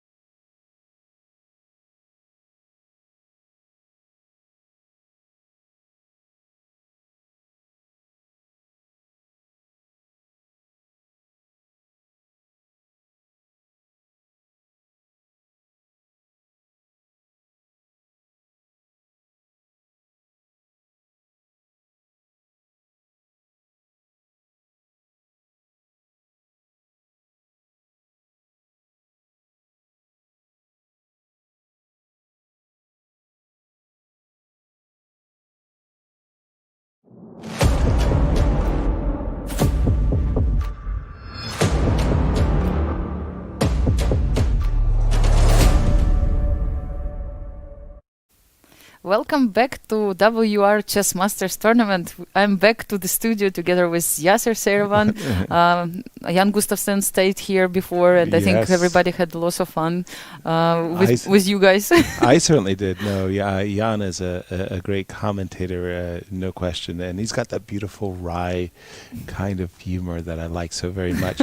Lizzie, bless her heart, she made an attempt. She came into the studio and she has this beautiful metallic voice, completely unrecognizable. I said, Lizzie, you're out of here. You're good for the day. You're done. You're done. It happens, Yasser. You know, I also had the same problem. Like on December, I lost my voice for 3 days, and I literally can understand how poor Lizzie feels right now. Right. So great that we can help each other, replace each other, and can do basically everything. Yes. And cover for one another. I remember I was just in Toronto. I lost my voice, and I sounded like an extra in The Godfather. Anastasia, I got to tell you. I like the way you do it now, Yasser. Maybe you should come back to this again. Again. We do have 2 games going on. One, Wesley, so it just feels like a very, very dry rook and pawn and game of rook and 3 versus rook and 2. Of course, Nadribek with the extra pawn. Yes. Why not? He will still kind of pretend that he's trying. Yes. Why not? So he's still fighting, but I think a draw is an inevitability there. Inevitable. And then in the very, very crucial game, Jan, well, I mean, he enjoys the fact that these pawns are split. Since I left the studio, it seems like he has achieved everything he wanted, right? By now, like he changed minor pieces, as you told him. Right. Yasser, and let's say he still kept this isolated pawn. He blocked it. It cannot move. It cannot be exchanged. And white has this E file, but black is on the D file. The question is if he will manage to convert it. For me, it's very, very clear what black has to do to achieve victory. It's very simple. Great. Yes, so explain it to me, please. I don't know. Bring your knight to F5. Yes. Okay. So the knight needs an anchored square, and it needs to be effective, but it also needs to attack this pawn on D4. Yes. Yeah, you can't just How can you win blockade it? Yes, you need to threaten it as well sometimes. So forget about blockading. Now it's restraint and destroy. Yeah. Mm-hmm. So in this particular case, it's great that we know where the knight has to go. B5 is a square that A4 can undermine us. Yes. Yeah? So it's not so stable. Like F5 is much better. So if we go back one move right here, King F, I say it's very simple. I have to bring my knight to F4. I have to play the move King F7. Mm-hmm. I have to play the move Knight E6. Then Knight G7. I have to Knight G7, and then I have to go to F5. Exactly. Now, once I get to F5, thanks to the pawn on H5, it means you're not going to play G4 and kick me away. Yes. So the knight actually has a permanent home. The other beautiful part about the knight on F5 is very simple. It helps protect the king. It's close there. Yes. It hits the pawn on D4. But also looks at the pawn on H4. Yes. So from every perspective, that's the key square. Yes, and actually that's a great example that when you know what is the best place for the knight, you should ask yourself this question: where my knight will feel most happy. Yeah, the most happy. So when you find this place, normally then it's so easy to do a few moves after that. But then the question is, can Jan achieve happiness? And in this case, Queen E3. So the idea, I believe, let's see if more moves. So I think Vincent's idea will be that if Knight E6, Queen, well, then in this case I still simply can play Queen D5. Yes. And that will be what Black wants. But so maybe Queen H6. Knight E6. Yes, that was the other nice idea, was that with my knight over on the king side, it's like knights are great defenders of the king. Yes. Like sometimes you put a knight on F8, and as Bent Larsen would say, I can't get checkmated with a knight on F8. So even though the queen looks menacing on the square H6, for the moment the knight blocks the checks, and hopefully I can kick the queen out in the meanwhile. I'm not exactly sure how I'm supposed to do that, but I know. Black will. If we just like let's try to check some options. Like Please. now after knight g7, what if I go play something like queen h7? Perfect. Just let's give it a try. Let's pin the knight. Yeah, let's pin the knight. Indeed. Okay. Now that your queen is way over there, I would love to play a move like queen a3 or queen b4. It's funny that your knight is protecting yes at the moment, but still you have this move, yes, like queen d5, which can be unpleasant because once again you have double attack, right? Yeah. I see. So okay, queen h7 is not good. I mean, because you cannot get rid of this queen so easily. On the other hand, what this queen is doing there? Right. Such moves like g4. I mean, I would check in. I mean, I just try to maybe propose something not so good, but to see what I was trying to do. Is it can it backfire? Oh, definitely. It's one of those moves that again, play responsibly, right? Yes. You open up your king to get to my king. You open up your own king, and then you always have to look at like who is benefiting the most from these open files. So like f3, for example, yes. But then I take, and if rook g4. And then I want to chase your queen. Exactly, queen h5, and you protected g6, and look at my fantastic pawn structure, right? What I mean, did you four islands. Yes. What did you do? I just wanted to show that, for example, if you try to be aggressive, you can lose the game quicker. Very quickly. Yes. Yeah, and that's exactly right. Oftentimes, when you're opening up the position, you always have to ask yourself, okay, I'm consciously making the move g4, and I know that it takes some risks, but who will benefit, right? And when you see the move queen h5 as a defensive reaction, you go, can't do it. So queen h6 maybe is not the best idea, but just checked with you yesterday that after this move, which was played, what? No. I'm just looking at Vincent, and he doesn't seem like he's happy. He's interested. I mean, in principle, you always look at moves, like that saddle up to the opponent's king and, just ask the question, like, what are you doing? But I think I played queen g7, yeah? You played queen h6, I played queen g7, and maybe that was my mistake, that I should wait for you to give me the check before playing knight to g7. I'll block the check with knight g7, but in the meanwhile, I will also remind that I do have the double attack in the pocket. So maybe just in this exact moment, Vincent... Actually, what move to do? I started to ask myself this question, like, okay, queen b3, then queen d5. I thought about this, and then queen d5 just stopped me, and I go, well, no, I don't want to trade queens. And he has played a2, a3, because you just asked a very salient question. You said, well, what is the move? What move to play? And Vincent said, well, I'll play a3. Maybe the idea is, first of all, to get rid of this opportunity with double attack, queen d5, something what we discussed with you before. And but what else? Knight b4 sometimes. Or what? He prepares this square for the knight, maybe?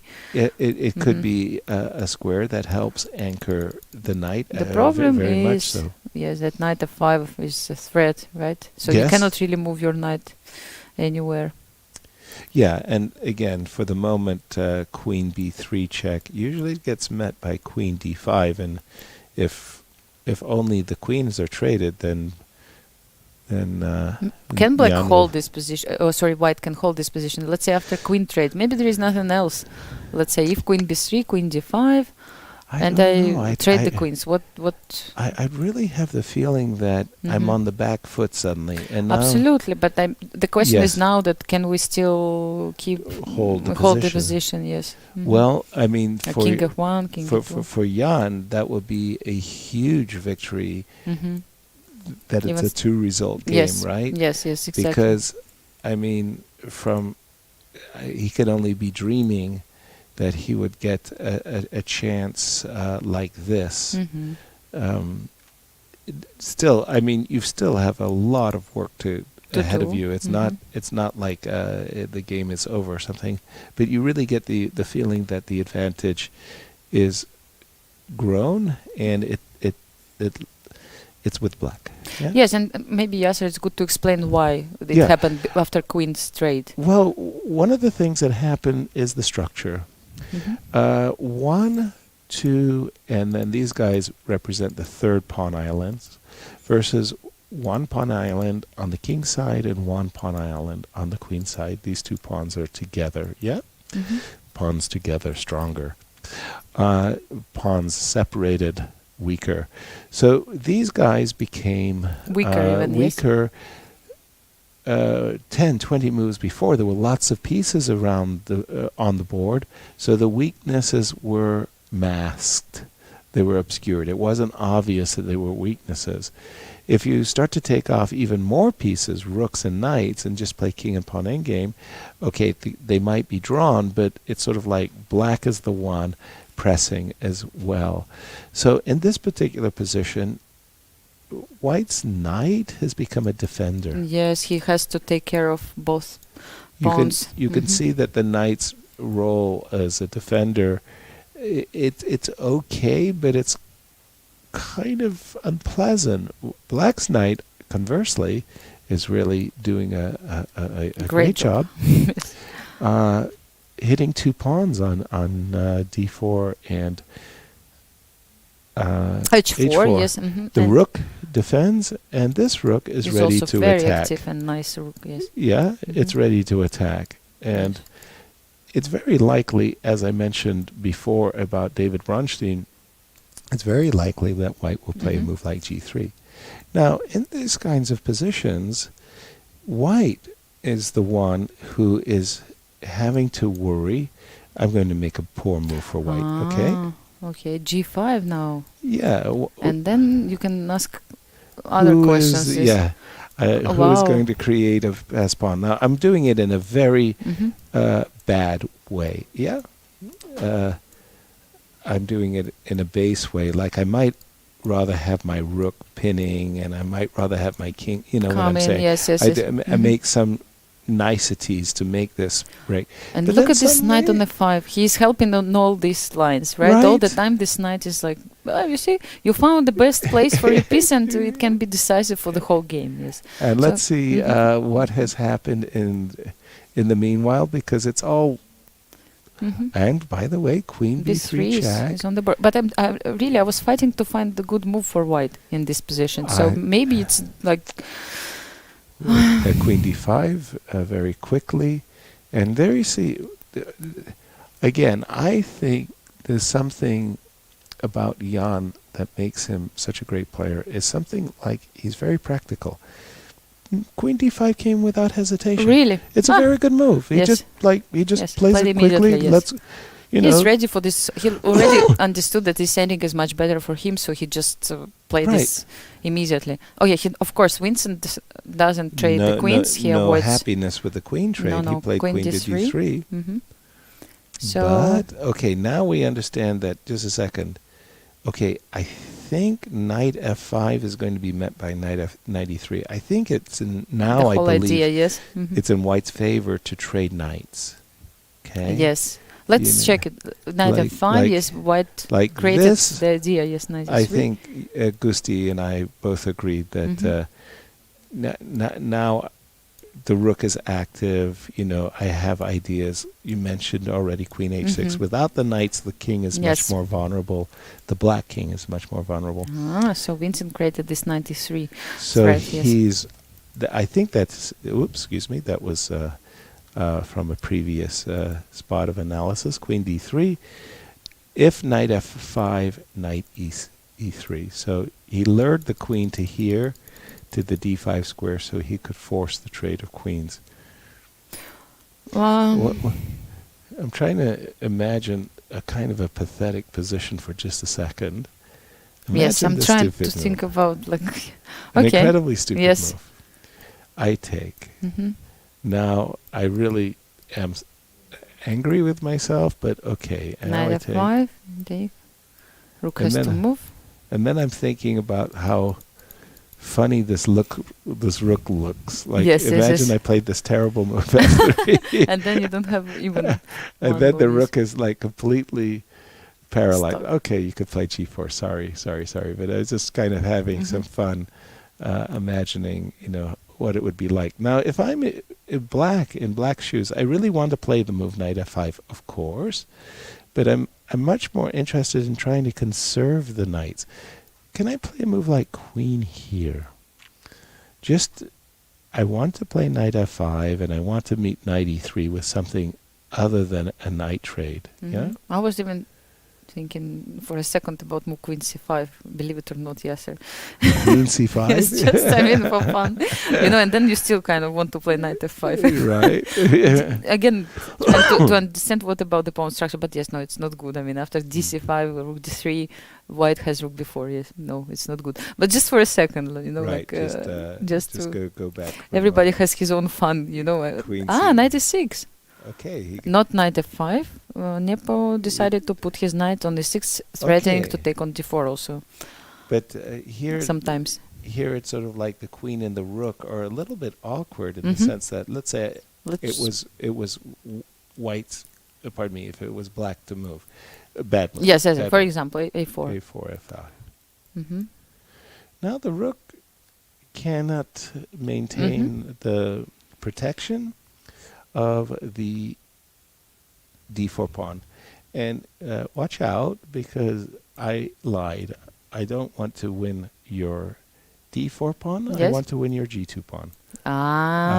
Nice. Again, double attack. Yes, fork. Exactly. Wow. It's a very nice fork, and suddenly it's very, very close to winning. Great. If not winning on the spot. So there is a threat of Wow. f5. Yeah, sir. And then Even possibly c5. Yes. Nice. So you start to think about these things at least, right? So what to do? I mean, f3. You have to knight c5 then. Oh. What about knight c5? Sorry. Also nasty. Good point. Knight c5. No, I just thought about f3 and I completely forgot about this one. Yes. I forgot too. Oops. Wow. The pawn is pinned. That's a rook. Wow. So Vincent had better sidestep that. Okay, let's imagine queen e3. For example. Okay. Now in case of f5, I can play rook e5. A moment ago I couldn't play rook e5 because queen takes e5, yes? And then let's continue the line just to see where it might lead us. Queen to c4, tickling the knight. Exactly. I think it's Vadim who decided, the main sponsor of the event, decided to check the last 2 games. He's in at the playing hall right now. But we cannot see the whole... Right, but suddenly the knight on c2, this knight on c2 that's been defending is suddenly in trouble, because if you play knight e1, I don't get the opportunity to play knight f3 and knight g5, sacrificing a pawn for an attack. There's simply no attack. Wow. So many ideas with a double check, yes, in this position. Like all the time you have to watch out and not to miss fork. Right. A fork here, there. Yes, it's not that easy. Another move, queen e2, f5, rook e5. And there if rook goes d5, a knight pawn. e2. Knight e2, Swijanzuk with a check. And in this case, this is a very, very comfortable pawn up for black. Should be winning in my view. Check. Yeah? Wow. So it's getting for Vincent. It's like he's been hanging, slipping backwards. So it was an absolutely fantastic game. I believe it was between Andre and Gukesh, where Andre had this really building up, this really nice attack. It was fantastic. He's building it up, and Gukesh keeps swapping things off. So by the time it was over, there was no attack. He never got a chance to play, anything. And Gukesh won just wow. So there is a move. We have a move. Knight I just wonder. b4? Knight b4. Yes. So he protected his queen on d3 at least. Knight c5. Is it possible? I mean, I started to understand. It's possible, but it's not good. Yes. So just a second. Hold on. This one. So I'm threatening to take the rook. Yes. So you have to take the knight. have to take the knight or I have to take the queen. I have to take something. Also queen. Oh my gosh. Yes. Everything is... So first, if I take the knight, then I'm in a rook and pawn endgame that probably I should draw. I think it's fine. I have to go rook d7, yes? Oh, sorry. Probably I can draw this for the simple reason that I'm keeping active rook, and maybe I can trade. So, okay, so that's already good news for Vincent fans, that he can just take. The other I thought if takes, this could be the rook and knight ending that, pardon me, this could be a rook and pawn endgame that maybe you don't want. Because you always have this weakness on before, and then the king will just come to the center. It looks really bad. Exactly, Anastasia. Exactly. You said it perfectly well. Really nice. No. Centralization. I mean, that's it. And weaknesses. And knight c5. So fortunately for Vincent, he does have this capture, and let's check this ending. One more time. And like rook d7. And now I want to bring the king on d5. Exactly. My king is more active. No doubt about this. No doubts at all. The king is on g1. Is it enough? Okay, but that's... I think... Well, first of all, no question, I want to be black.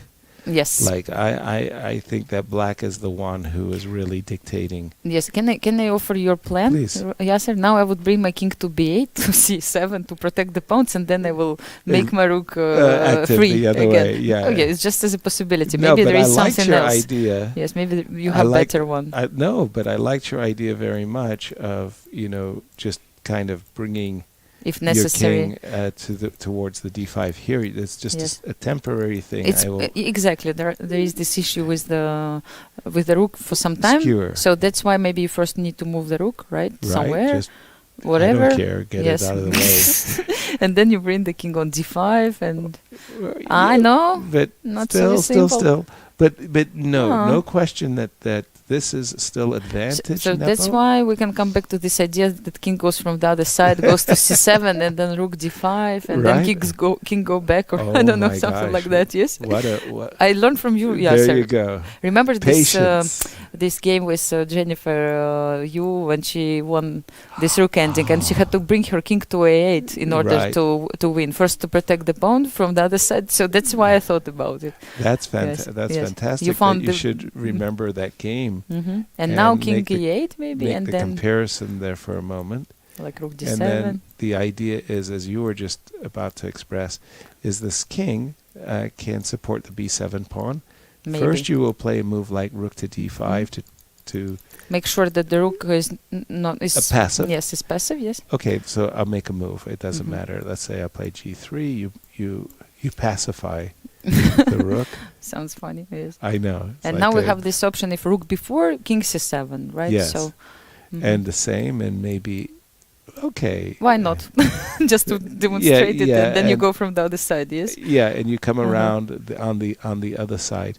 Yeah. No question that Vincent will be suffering, and it's one of those 2 result games. So knight c5, but besides the move knight c5, can I just how do you say maintain the tension? Can I play a move, for example, like queen f5? Yeah. I protect the knight. Oh.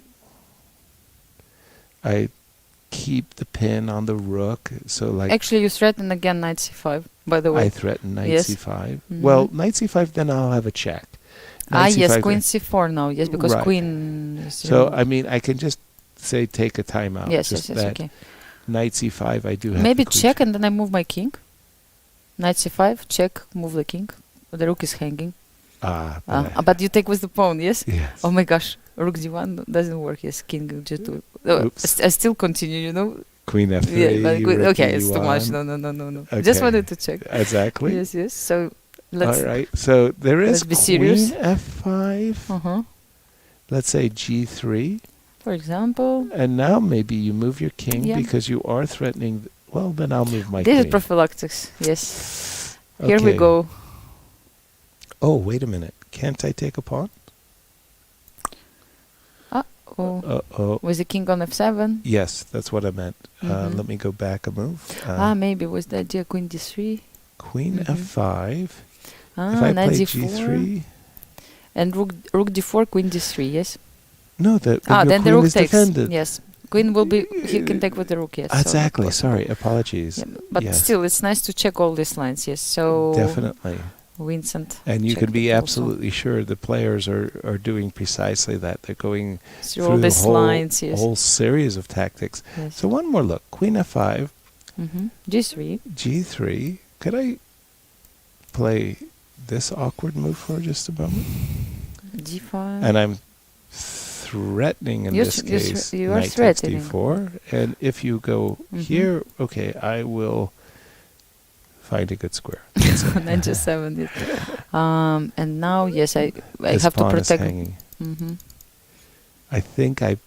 You managed to trick me, yes. Yes, I did. Let's say the way it is. Yes, you just tricked me, Yasser. But fair and square. I tricked you fair and square. Let's go back. So yeah, many different And now options. we C5 is unpleasant. Yes. Now we understand what Jan is thinking about.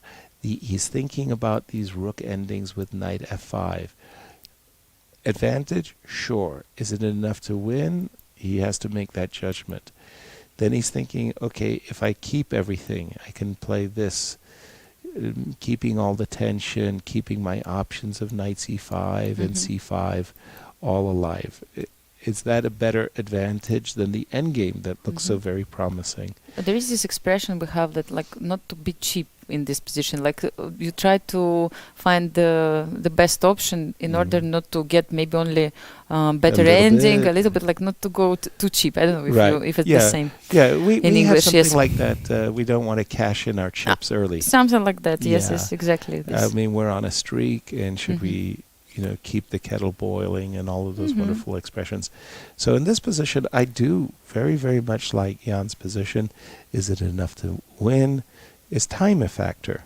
Well, let's see. 39. Yes. Look at this. 56 seconds for how many moves? For one move. For move 40 is a critical move. You can blunder anything with move 40. So it's important, yes. So maybe also because of that, Jan is thinking he's trying to choose maybe more difficult way, the most difficult way. Actually, normally if your opponent has time pressure, it's not a bad idea to keep this pressure, and queen f5 perhaps would be a great opportunity right now. So he needs to find a very exact move, because there are threats. c5, we just find out with Yasser, there are so many threats in this position, and white should be very careful. And if he plays knight c5, he can simplify it very much and force something. Right. At the same time, it's very known that 40 move, we have it from white and black, and both sides can do the mistake. So it's a very important moment for all for us, for the viewers, and perhaps even for the tournament. Yeah. And again, from the perspective of Jan, I can really imagine that he's furiously calculating these lines and trying to figure out that his chances of winning, how high are they, because he's trying to bridge his king towards the king side, and either with king e8 or king e6. I'm not 100% sure myself. That's I think we have one more result. Yes, so not your back, yes, with Wesley. So there was nothing that white could do with that extra pawn, and solid result enough for Wesley, but he will really feel like that this tragedy of round 8 was really costing him a great event. Interesting, a queen d6. Now that's a surprise for me. I thought queen f5 was a better choice. Queen d6, queen c4. How will it go after queen c4? So just to stop, knight takes d4. Very important moment. Yes, queen b3. Yes. So how many seconds he had? 20 seconds he had. He made the last move with only 20 seconds on his clock.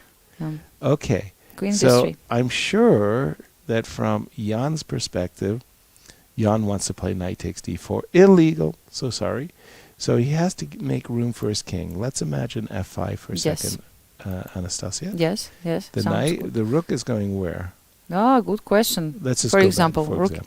Okay, now I'm out of the pin, and I have 94. my sole desire to win a pawn. So maybe now knight c2 with some Exactly, ideas of e6. Yeah. Yes. E6, So if you sure. take now on d4, you can No, I'm even exposing my king. yes. I don't like exposing my king, especially when I start to see ideas of queen g8, queen g8 with ideas. idea rook is 6 Yeah, and so on. like what am I Queen doing? h8 Yeah, and stuff like that. Wow. what am I doing? Queen g8 and rook e6. I would want no business in this. Let me see what Jan could be thinking about. Queen b3. It will be nice actually to So see. it would be much nicer if the king were on g7 and there was no rook takes e6 possibility. That's why So queen f5 perhaps was better, because then you would keep an eye on the rook on e4. that's what I'm talking about. Right. Queen f5 Wow. looked Natural. very much so. Queen. You found something. Something special? I don't know. c5. Now c5. Takes. Check. Take. Forces the trade of queens. Is there Anything here? Yeah, my first impression is, of course, black is for choice, but unfortunately there's just not enough material. Why do I look at positions like this? Because I say active piece, active piece, active piece. But here the rook c4 Inactive probably. piece. But it's not enough. Rook c4, b6, let's D6 just and say. knight, I'm still better Mhm. thanks to the inactive piece, but I'm looking for a reason why Jan would allow Vincent to pin him. Maybe he missed something. It's gonna be really interesting to see his expressions now, because if he realizes something, then you can understand it. Why he didn't Yes. play queen f5. Or maybe everything is under control and we just don't see something Well, I'm looking at he's kind of like, how concerned. do you say it? Yeah, he's A little got that bit, yes. tank-like look like. Yes. Oh, But boy. normally what can happen now with Jan, he will just sit in one position, and at one point he will do something like, like that. So Frustrated. it's very nice to keep an eye on his face right Right. now. Let's keep it, yes, the camera on his face and understand, because we know Jan quite well, yes, and his expressions. Yeah, Normally he doesn't hide it. yeah. Yes, you see, he There started you to see shake a his little head. bit of a shake of the head. He doesn't like. The international arbiter Teresa. Tsipisa Lopang just Tsipisa. was there, yes. Yeah, she had her back to us. I believe she is the president Of the African Union of yes. African Federations, nations, yes. federations. Exactly, yes. So very, very nice to have her Here, with us. the first here. ever, the first lady who got this position, yes, sir. Like she is now the head of female this, arbiter yes, and also the head yes. of the position of the African. Yes, Federation. Federation. And actually, it's going to be very nice interview soon. I think released by Shah Sagar.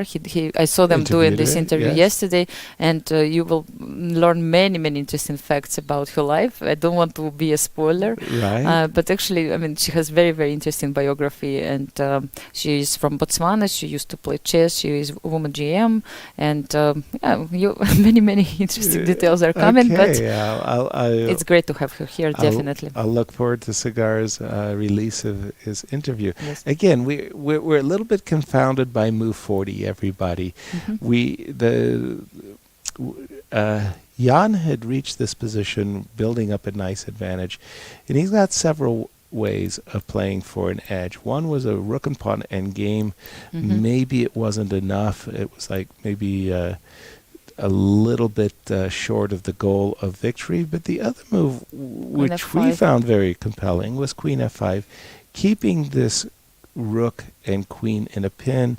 Ideas of c5, ideas of knight c5, ideas of just king g7 and knight c5, and finally even ideas of knight takes d4. At the moment, yes, the knight protects the queen, but we were really surprised by the decision to play queen d6, yes, and to play allow queen d6 and to allow the pin. Queen b3. And now Vincent's drawing chances feel, and Jan's looking around. Yes. I know what you mean about his body language. That he's trying actually not to show anything, but we could see a couple of gestures, and you see now, right. Here we go.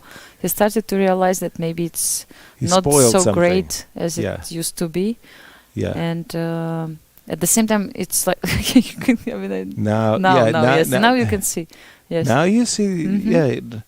And he's not happy. By the anymore. way, he rushed his 40th move. And I told you it's a very, very dangerous moment, which can be decisive. You remember, right? Yasser? Absolutely. We decided with you that move 40. How many times has my opponent spoiled the 40th move? Exactly. And look at Vincent. He was checking reactions of Jan, and when he stood up and started to walk, Vincent was following him. Yeah, maybe he even made some noise. At this moment, he was checking his reactions. Like. Interesting. Yeah, it's a battle between two personalities, players. It's not only about pieces. Sure. Everybody is like, of course, they know each other. They know some reactions. They played before. They were watching each other for some times. And believe me, also the trainers sometimes can explain. Leko, with such a great experience, he can always explain to Vincent what can happen and how can you understand that your opponent is not happy, especially those who show those emotions. Like if it was Fabi, you would not get anything, right? No, he's don't even try poker. to understand what he feels about the position. But with Jan, it's like he's open. Oh, look at Vincent now. Okay, but Vincent is he feels more relaxed. Yeah, he's thinking that he has an opportunity with the move d4, d5. Yeah.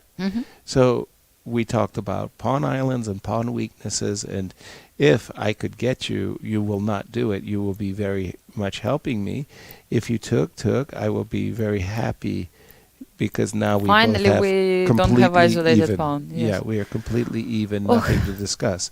So after the move d5, I don't think you have a choice. I think you have to play knight c5, which attacks my queen, attacks my rook, and forces me to capture. So let's see what happens after. So if you capture with your king, I'm going to suggest I'll just move my queen with a check. Yes. And then you just take the pawn, draw. And then no worries at all. Maybe I have an A pawn too, right? And so I suspect you would have to capture with your queen. d5, knight c5, take queen. And now what's going on here? Right. So now I have to move my queen. I'm threatening ideas of check and check, right? Discover check. And in the meanwhile, your knight is also hanging. I can only see some queen e1, queen e5 opportunities, but I'm not sure it's good enough because then the knight will be hanging also. Like what you will do next after you perform this. These beautiful operations. Yes. I thought that you would take. You take, yes. I was going to take with the queen. The problem is if I take with the knight. What did you say about these operations? Check. Go here. And now what? What? Queen f2? Wow. You're not afraid of anything. Yes, sir. I should be afraid.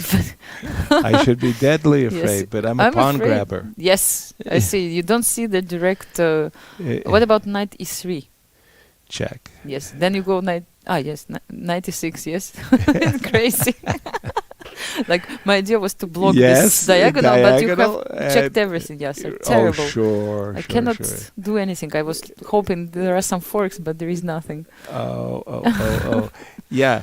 Wow. Wow. Tactics. It's getting wild. Galore. And let's just check the current position. So this is no question that after the move rook e7, d4, d5 is on Vincent's mind.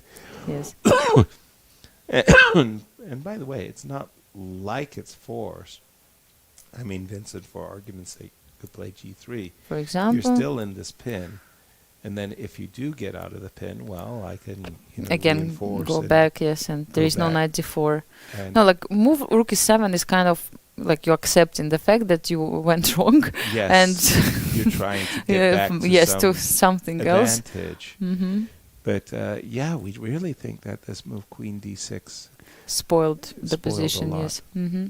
I was having these very nice conversations with Gusti, and of course he is here as a trainer for Anish Giri, and he's talking about how the players, they have this schedule. They get their breakfast, they go for a walk, they come back, they check their analysis, they have their lunch, then they nap, and this kind of boring chess player's life. But day after day, and that here we are on the Rhine is very peaceful, and at the same time it brought out some great fights from the players themselves. I think it was this combination of playing in very, very quality conditions, and they're comfortable.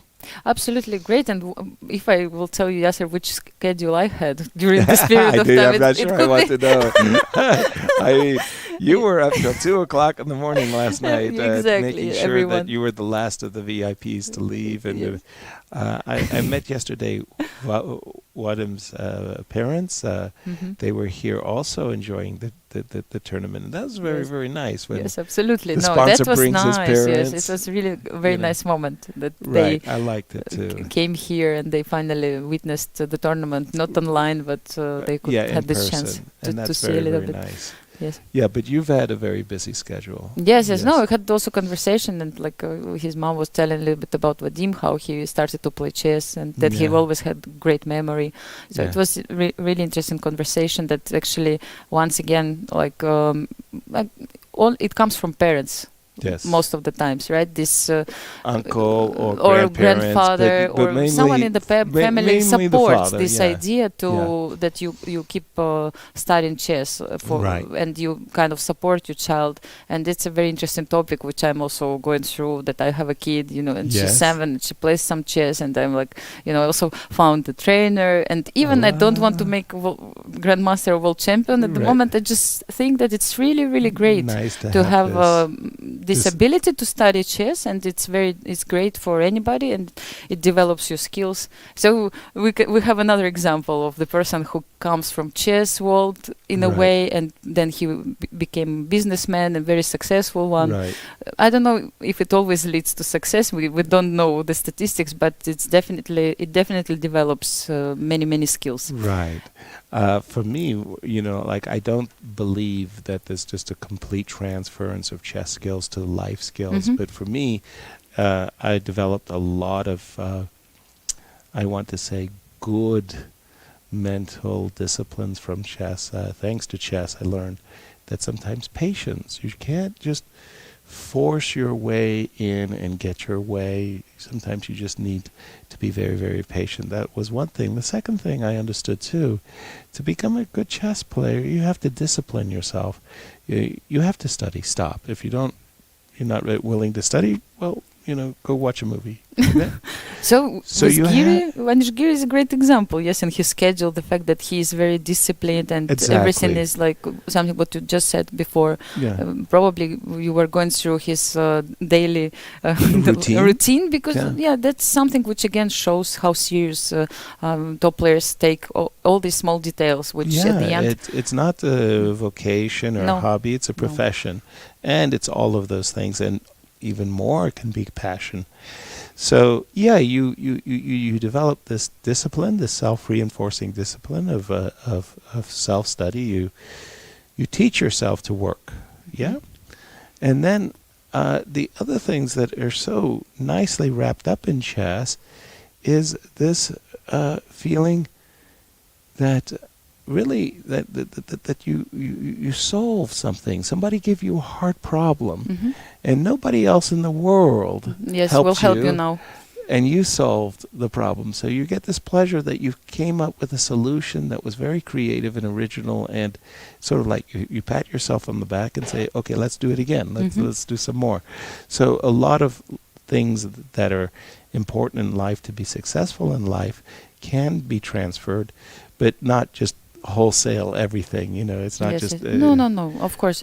On the other hand, I was always thinking that we during the game you will always have these moments when you really don't know what to do. The position is really complicated, something what you spoke about, Yasser, and same as in life, sometimes you don't know how to solve the problem, but at least what we learned that you just really calm down, use your brain, take your time, don't panic. So all this, I think it's really great for anybody to have the opportunity to test, to check the skills while you just play the game, which still is not, I mean, it will not change your life. We don't speak now about top players, because I've seen the games which you lose $500,000 with one game, so it will definitely change your life. But let's say we are just talking about maybe when we just start learning chess, and it's important to develop the skills and maybe find this confidence, what you were also talking about, like to feel that you are able to make decisions, that sometimes you fail, but then you play another game and you develop your skills. So that's great.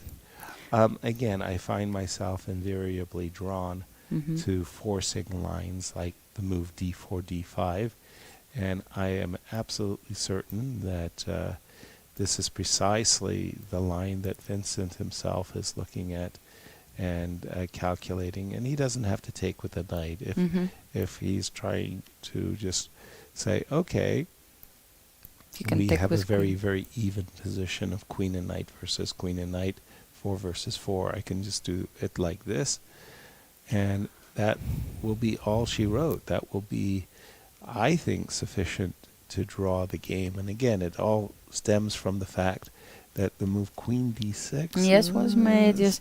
No. Now I'm telling you, Yasser, if Jan will realize that this was this moment when he missed really great opportunity, he will be in very, very bad mood today, of course, and he will curse himself, as usually players who really care what they do. Exactly. And this was the moment where we felt that either queen f4, queen f5, maintaining all of those tensions and preparing moves like knight to c5 and or pawn to c5, that would have been good. That's one clearly good line of play. And then the more forcing, I could put it like that, knight c5. Can we still check this position? Maybe if we don't take on c5, if we take on d5, just to check it. Yes. Knight d3. Yes. And now what, knight b6 or what? Knight b6. Okay. What about this line? We're going to, again, for me, it's one of those situations, Anastasia. It's like the relative activity of the two kings persuades me to believe that black is really doing better, pushing it.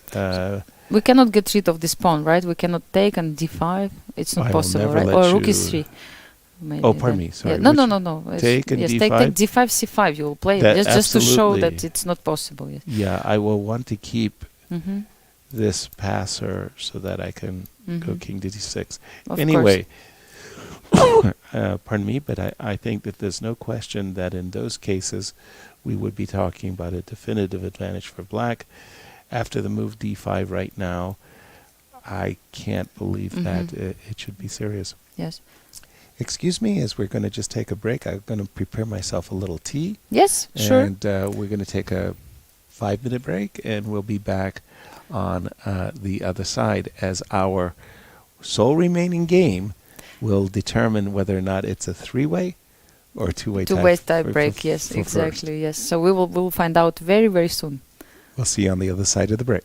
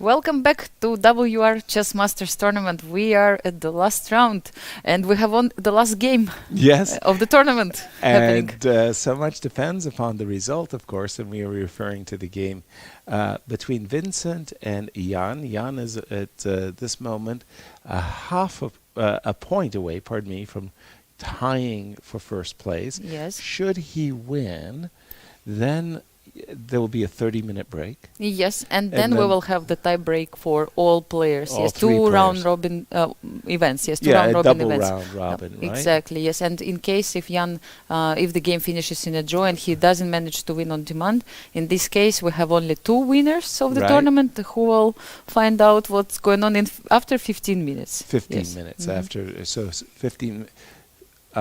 Should this game be a draw, there will be the tie breaks 15 minute 1-5 later. Yes, 1-5. So please stay with us. You will have this break. Finally, you can go and maybe eat something, and get ready to watch the tie break, which is promising to be very exciting because it's going to be the tie break between generations. Yasser, now that I was thinking about it, probably Levon is let's say the most experienced player of the tournament, and Gukesh, is he the youngest one?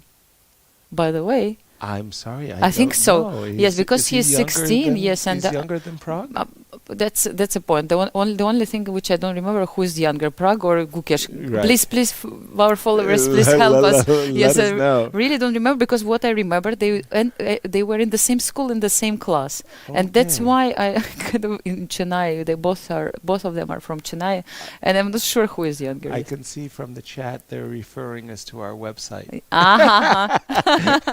Exactly. Check yes. your website. Check the website. Yes, exactly. I will come back. Right.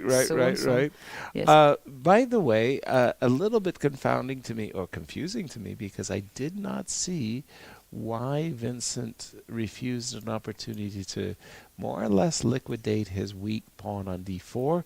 He did not do that. Instead, he said, "Okay, what are you going to do? Knight c2.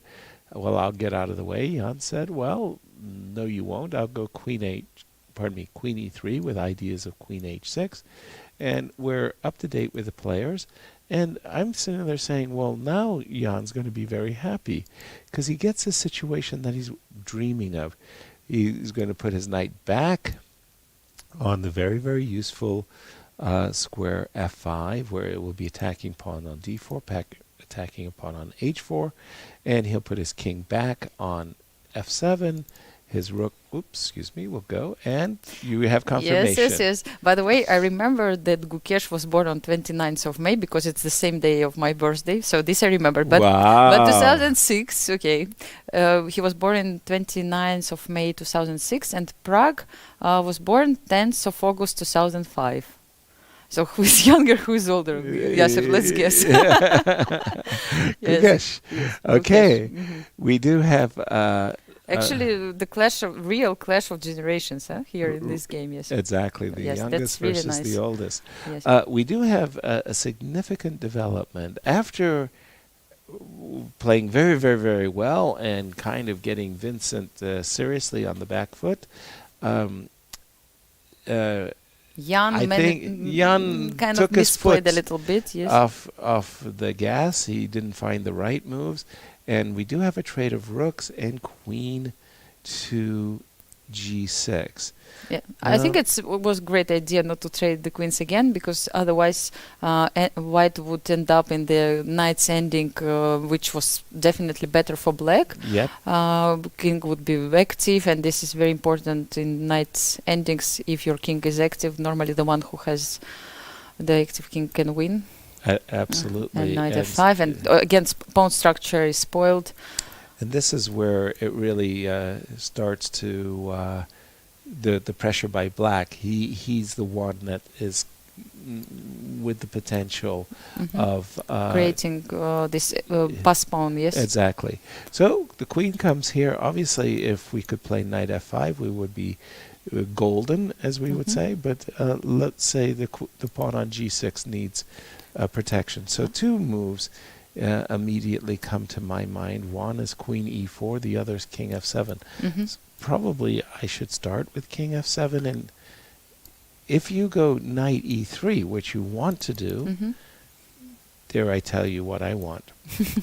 I want to win a pawn. Yay! You'll just take the pawn. Who could guess? So what about queen c7? Then you go back, yes? Yes. That's nice that you can do it. And, my favorite living condition has been achieved. I'm a pawn to the good. And again, so let's try it again. King f7. My dream is to play knight f5. And equally a dream is to capture this pawn on a3. I was thinking also like for a second of queen e4, but then we have queen b8, yes. So instead of king f7, maybe there was also some move like queen e4. Yes. Yeah, but I'm afraid that we are losing the pawn in this case. But let's check it. Maybe not. Maybe not. Queen e4, I think, protecting g6 and threatening the knight on c2. I hate having my pieces on pre or leaving my pieces on pre. I would find myself drawn to the move knight e3. So inviting you, if you like, to take this pawn, to trade one pawn for another, or can I as play you queen b1 now? Check, protecting my b7 and g6. You know. Okay, I like the way you're thinking. Yes, and now I move my king maybe to, if I have time. Maybe no, I don't have time because then you'll play d5. Most probably, yes. So my plan was to hide my king maybe on h7 or play something like that. Yeah, but there's a tickle or two here. Now the pawns are beginning to feel a little bit exposed. So this queen and knight ending doesn't feel like Jan will have much, but this one, not queen e4, but this one feels more promising because again, this knight desperately needs to get to this active outpost, and it just happens temporarily that the knight has to protect the pawn. Here's the question. I think white should go queen check.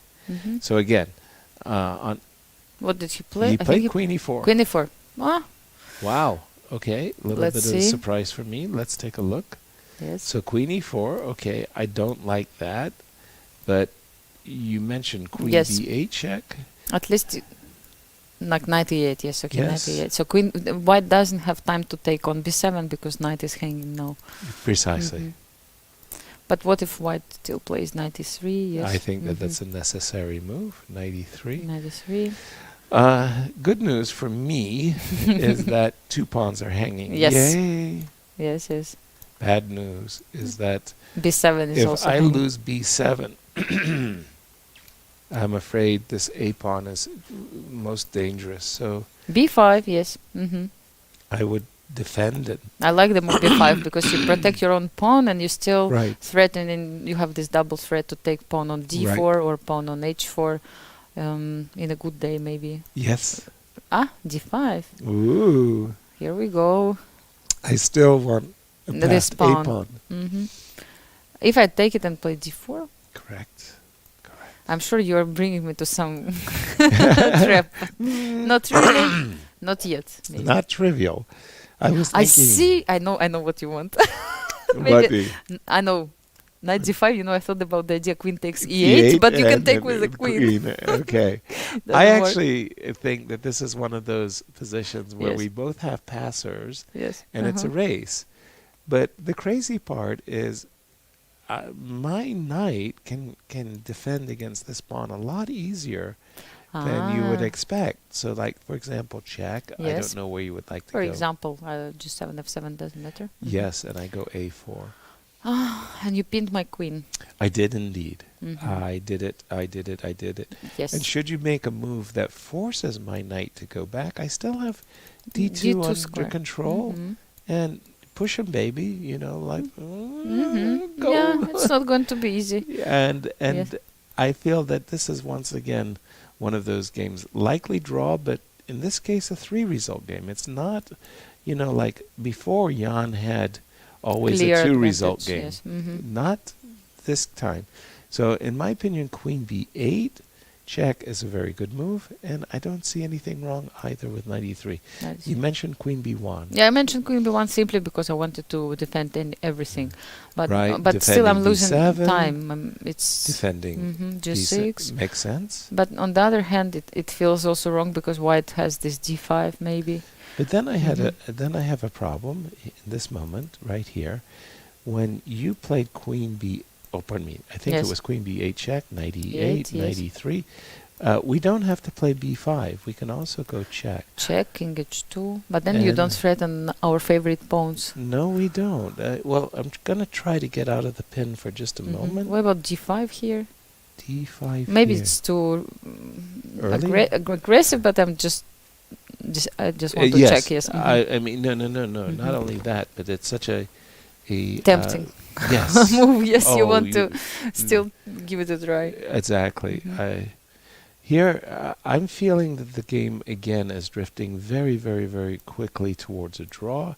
I would play this move. If you played d6, you fell into my check. Nice. Queen e5, and if you take, I'm thinking that this is really should be drawish. Yeah.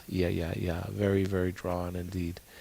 So that rook trade, I think, was a very good decision by Vincent. The rook on e4 was always vulnerable to f5, and now they're gone. So, wow. By the way, once again, for those of you who were wondering, where's Lizzie? Poor Elizabeth, she kind of got a hoarse voice, and she has this beautiful metallic sound to her voice. Yes. And she was game. It was like she wanted to come back for this, the final day. Yes, she's a fighter. She tried to come back to the studio, but we decided to let her rest a little bit because she got some virus, maybe, or she was sick for a couple of days. So we let her rest. Very Finally, good. yes, we're good guys. We are good guys.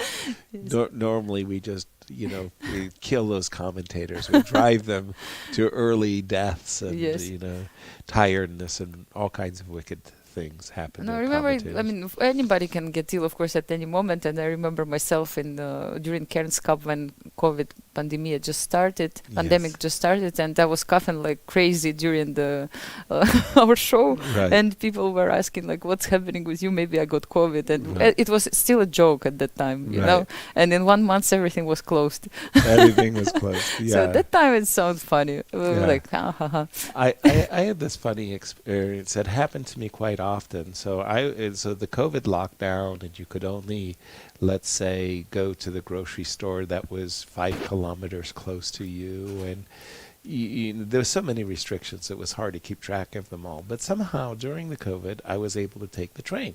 Okay. And I would go to this place called Herenveen. It's in the north and near Leeuwarden, and where I could go into the studios and do the Chessable courses. And it was really, really, really nice. So I'd get on the train, and literally I'd be all by myself. There would be nobody else in the train whatsoever. You were alone, yes? I was alone. Wow. And there I am, alone on this train, and no other person service. And the train conductor would go by with this plastic covering over his face, this kind of large mask, and ask me to show the ticket. I'm like, dude, I'm the only guy on the train. Curious. Who cares about the ticket? Come on, you've got COVID, you've got a pandemic, and now you care about that I play. So the whole train, sir. What a great, opportunity for you. Like now you can tell to everyone that the whole train was reserved only for you. Yes. Can you imagine? No taxi, but train. Just the whole train. But I heard some stories where, they still kept also planes running.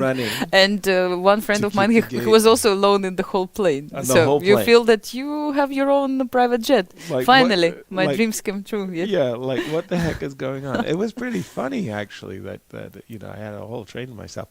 Queen e7 check, a move that we really didn't pay that much attention to because, aren't you helping white? Pardon me, isn't white helping black? To play king f7, yes. To play king but then you do play knight e3. No, wait a minute. I'll just pursue the line for just a moment. I didn't immediately play this move queen here because I was... Yes, it's h3, yes. Yeah. I think it's getting closer and closer to a draw now suddenly. Okay, so in that case, King f7 was played. Oh, he did yes, play he King played f7. King f7. Yes. Okay. And now we can expect Vincent to play knight e3. And this move is so well timed. I mean, seriously, if you made a move, well, a bad move, let's say queen here just to defend, and you got knight here, now suddenly everything is in great jeopardy, I would say. You know, like one move, you know, I just need to get my knight to the h5 square, to the f5 square, and getting the knight to e3 was like just in time. Yes, exactly. Yes. Yeah. But Yasser, what do you think about Jan's chances during the World Championship match? What do you think about his shape? Definitely, this tournament is part of his preparation. Sure. And like, what kind of conclusions he can make, for example. And yeah, they will play also with the same time control with Ding Liren in Astana. No, it's a great training for Jan. I think he's the most self-critical player in the top 5 people that I can think of. So, you know, if he played a perfect tournament, I'm not sure he'd be satisfied. Exactly. It's just the way his approach is that he's always looking for improvement. Now, I think he goes into the World Championship match as a slight favorite. I say it not because of any recent form or something like that. I just think that he has the type of style that is not enjoyable for Ding Liren, not enjoyable for many people. Yes. I think Ding really enjoys a lot of the positions that are strategic and positional. And yes, Ding is a great fighter, great tactician, and all that good stuff. But this guy loves chaos. Yes, and dynamic, and it's so hard to control him. And we saw in Madrid that in the first round, Jan destroyed Ding Liren when Ding was white. Yes. And Ding, in the first half of the tournament, was like suffering. He was at the bottom of the cross table, and fantastic recovery by Ding Liren. Yes. But Jan has the type of style that can really off-put somebody. The other thing is that he is both fragile. Yes, at the same time. And at the same time, really a powerful force of nature. If he gets on a streak, he can destroy somebody 5-0, right? Or it can be the other way around. Exactly. Something what we have seen in the other World Championship matches. That if he's on the other side, he can also sometimes self-destruct. Yes, exactly. So I think it's a very compelling match. I personally am going to be watching it with a lot of glee in my eyes, and I'm looking for a close match. Gusti thought the match would also be very, very close, and he also thought that Jan was a slight favorite, but he based that on the poor performance of Ding now in Vacanze. Yes. Yeah. Okay, at least I remember Jan playing in Norway chess also right before the match. I think it was also his last event before the match was Magnus, or one of the last ones, and he didn't really play well. I think here at least it seems like he will not lose the game, right? No, in this event, I don't see him losing this game, and it's still important feeling that you went through the whole distance without losing. Okay, you made too many draws maybe for your taste, but still, not to lose is an accomplishment. I mean, seriously, in this field, we talk about anybody can lose a game. Exactly. Yes. And in this field, my gosh, he's the only one. Everybody's dangerous, right? Yes, and yes. we'd have more moves. Queen b8. Queen Okay. B8. So for me, Vincent absolutely should not have traded queens. That knight ending, I would have been fearful that it would just be losing. Queen b8, absolutely logical move. Yes, now that if you play knight d6, immediately you will get d5. Right. I think. So here we go. So let's say I go queen d7. Now, the truth of the matter is I'm not really threatening to take. If it was my turn, I would not capture this pawn and trade it for this one. But I do think that the move Queen D7 does prepare the move Knight E6. Yes, that's what he played. Queen D7, I think, is on the board, and he wants to play Knight E6 and finally put his knight to a more active position. Right. And once again, the players are now in the second time control where they do have that new 1 hour on their clocks, and that's why we can see that Nepo's time is 1:12 to 32 minutes for Vincent. No time trouble or anything like that, but just to remind people what kind of time control we have. We don't have increments still until move 61. So, and then the game can last forever. Well put. I have Are you ready? Are you ready, Yasser? I have a fear. Okay, what's my fear? The worst endings any commentator can ever commentate is queen and pawn endings. Oh my gosh, yes. Please, guys, don't trade the knights. Don't do that for us. So there was this terrible game from Vaikan Zay that went forever and forever.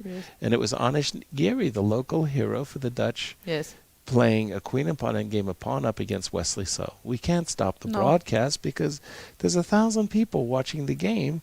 And I go, okay, guys, these positions are impossible to analyze. I'll tell you honestly, I'm going to turn on the computer. Terrible. Turn on the computer, and the computer says 0, 0, 0, 0, 0, 0. Wesley makes a move, and it's minus 47. Minus 47. Great job. Anish makes a move, and it's 0, 0, 0, 0. And to explain why it was, on all the moves the players are making, are logical moves to me, and they're losing, drawing. This went back and forth like this for, forever. 40 minutes. Let's put it this way.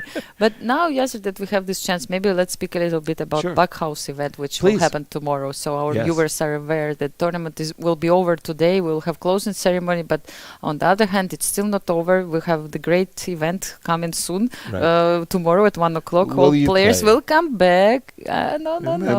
I will follow. It's more fun to follow this event. And I invite everyone to join us at 1 o'clock. We will have 8 teams.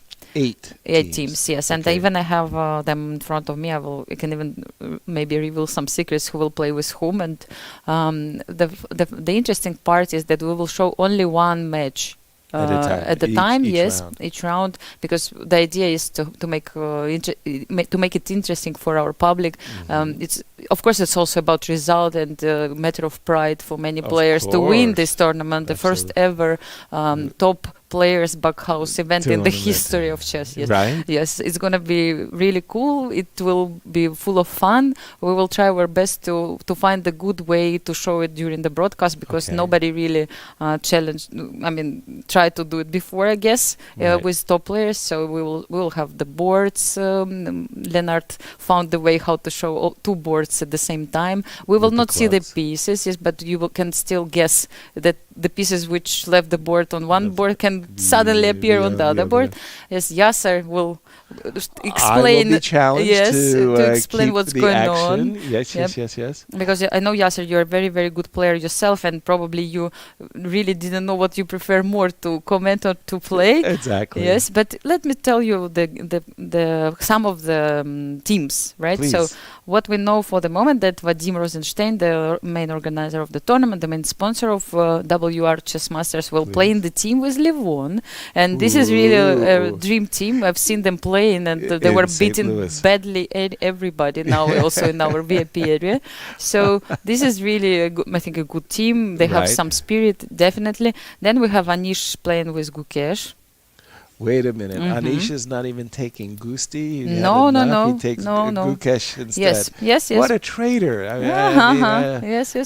I will file a protest with the FIDE office. Go on. Yes. And then we have Vincent Keymer, who plays together with Jan-KrzysztofDuda in one That's a nice team. Yes, also one team. And then actually we have the director of the Düsseldorf club. Wait a second. Some changes. Yes. So no, actually Jan will play. Nepomniachtchi will play with Maxim. Matlakov, he's second. He didn't He's trade second. him. He was a good boy. He kept keeps his his team together. Right. And Nodirbek will play with Andrei Disipenko. Oh, youngsters. okay. And actually, They're they were doing dangerous. also good. Yes, I saw They're them play. And dangerous. Andrei was coming to VIP area also to train a little bit these days. I won a couple of games, by the way. I mean, okay, again, but he also Right. beat me badly Oh, the other we games. don't So discuss it. yes, no, but we don't reveal the secrets. So Wesley with Prague. We have Nice. another really good team. Wesley is really a good player. And he's so quick.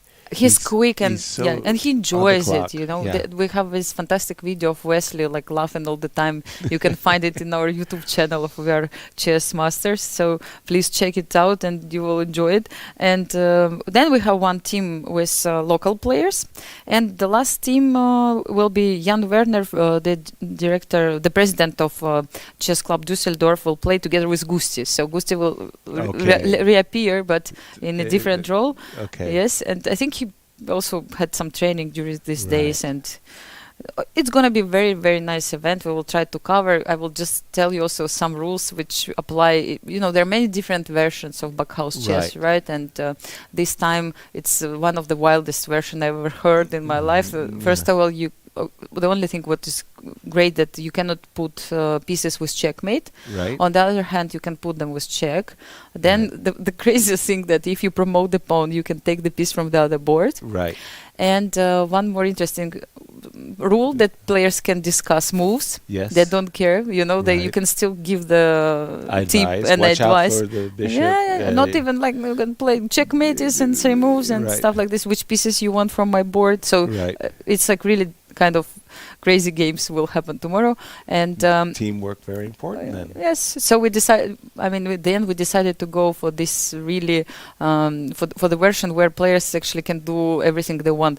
But illegal move loses the game. Clear. Yes, clear. But illegal move you will do only after you push the clock. Right. Before that, you can change your mind Exactly. and play. You know, touch rule Something doesn't like- work. Right. Yes, sir. So it's dream come true. You can play whatever you want. Nice.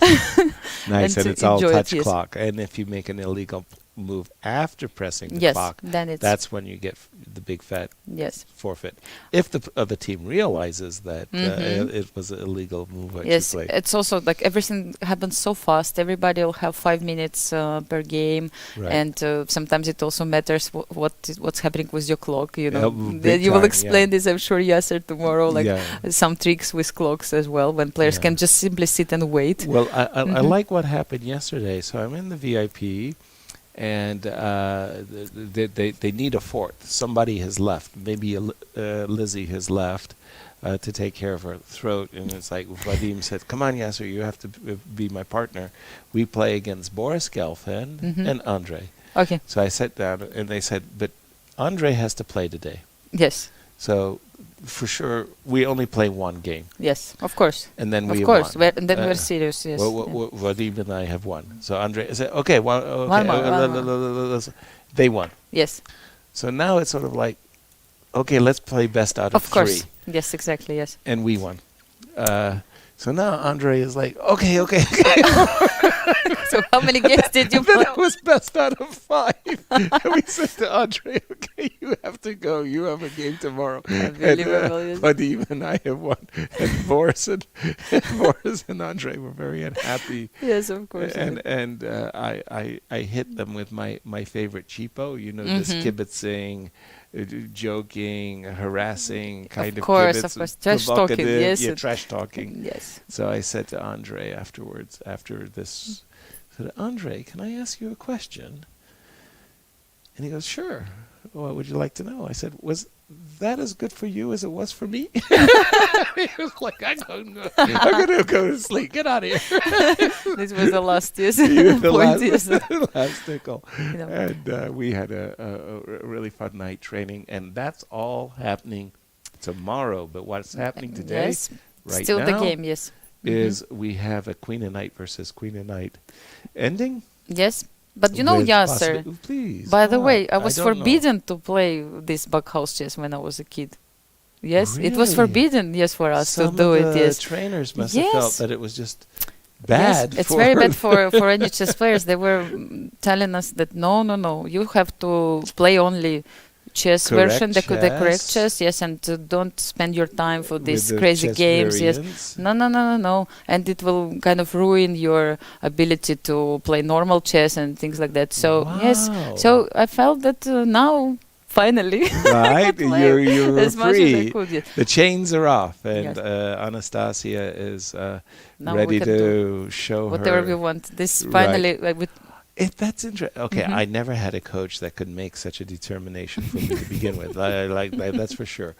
But then the second thing is, in many ways, I thought the exact opposite, and I thought that Bughouse made me more tactically aware. That is to say, boy, if I had a knight in this position, I could make a fork. Oh my gosh, I can do it that way, and I can make the fork that way. By the way, let's catch up with the players. A3, A4. Every time I think Vincent is going to shut down the game and make it a draw by forcing play, I look at the position again, and I go, well, what is he going to do after knight e6? Obviously, I want to take this pawn on d4 for free. Of course, yes. So it's a good question. So one of the moves I'd like you to play, and you're falling into a nasty trap. Imagine you play the move. Yes, of course, I'm checking this move, Yasser. How do you read my thoughts? Yeah, and that's the perfect trap. That's like I open the door and say, please, Anastasia, could you come in and pay me a visit? And then then the queen is suddenly, what? Yes.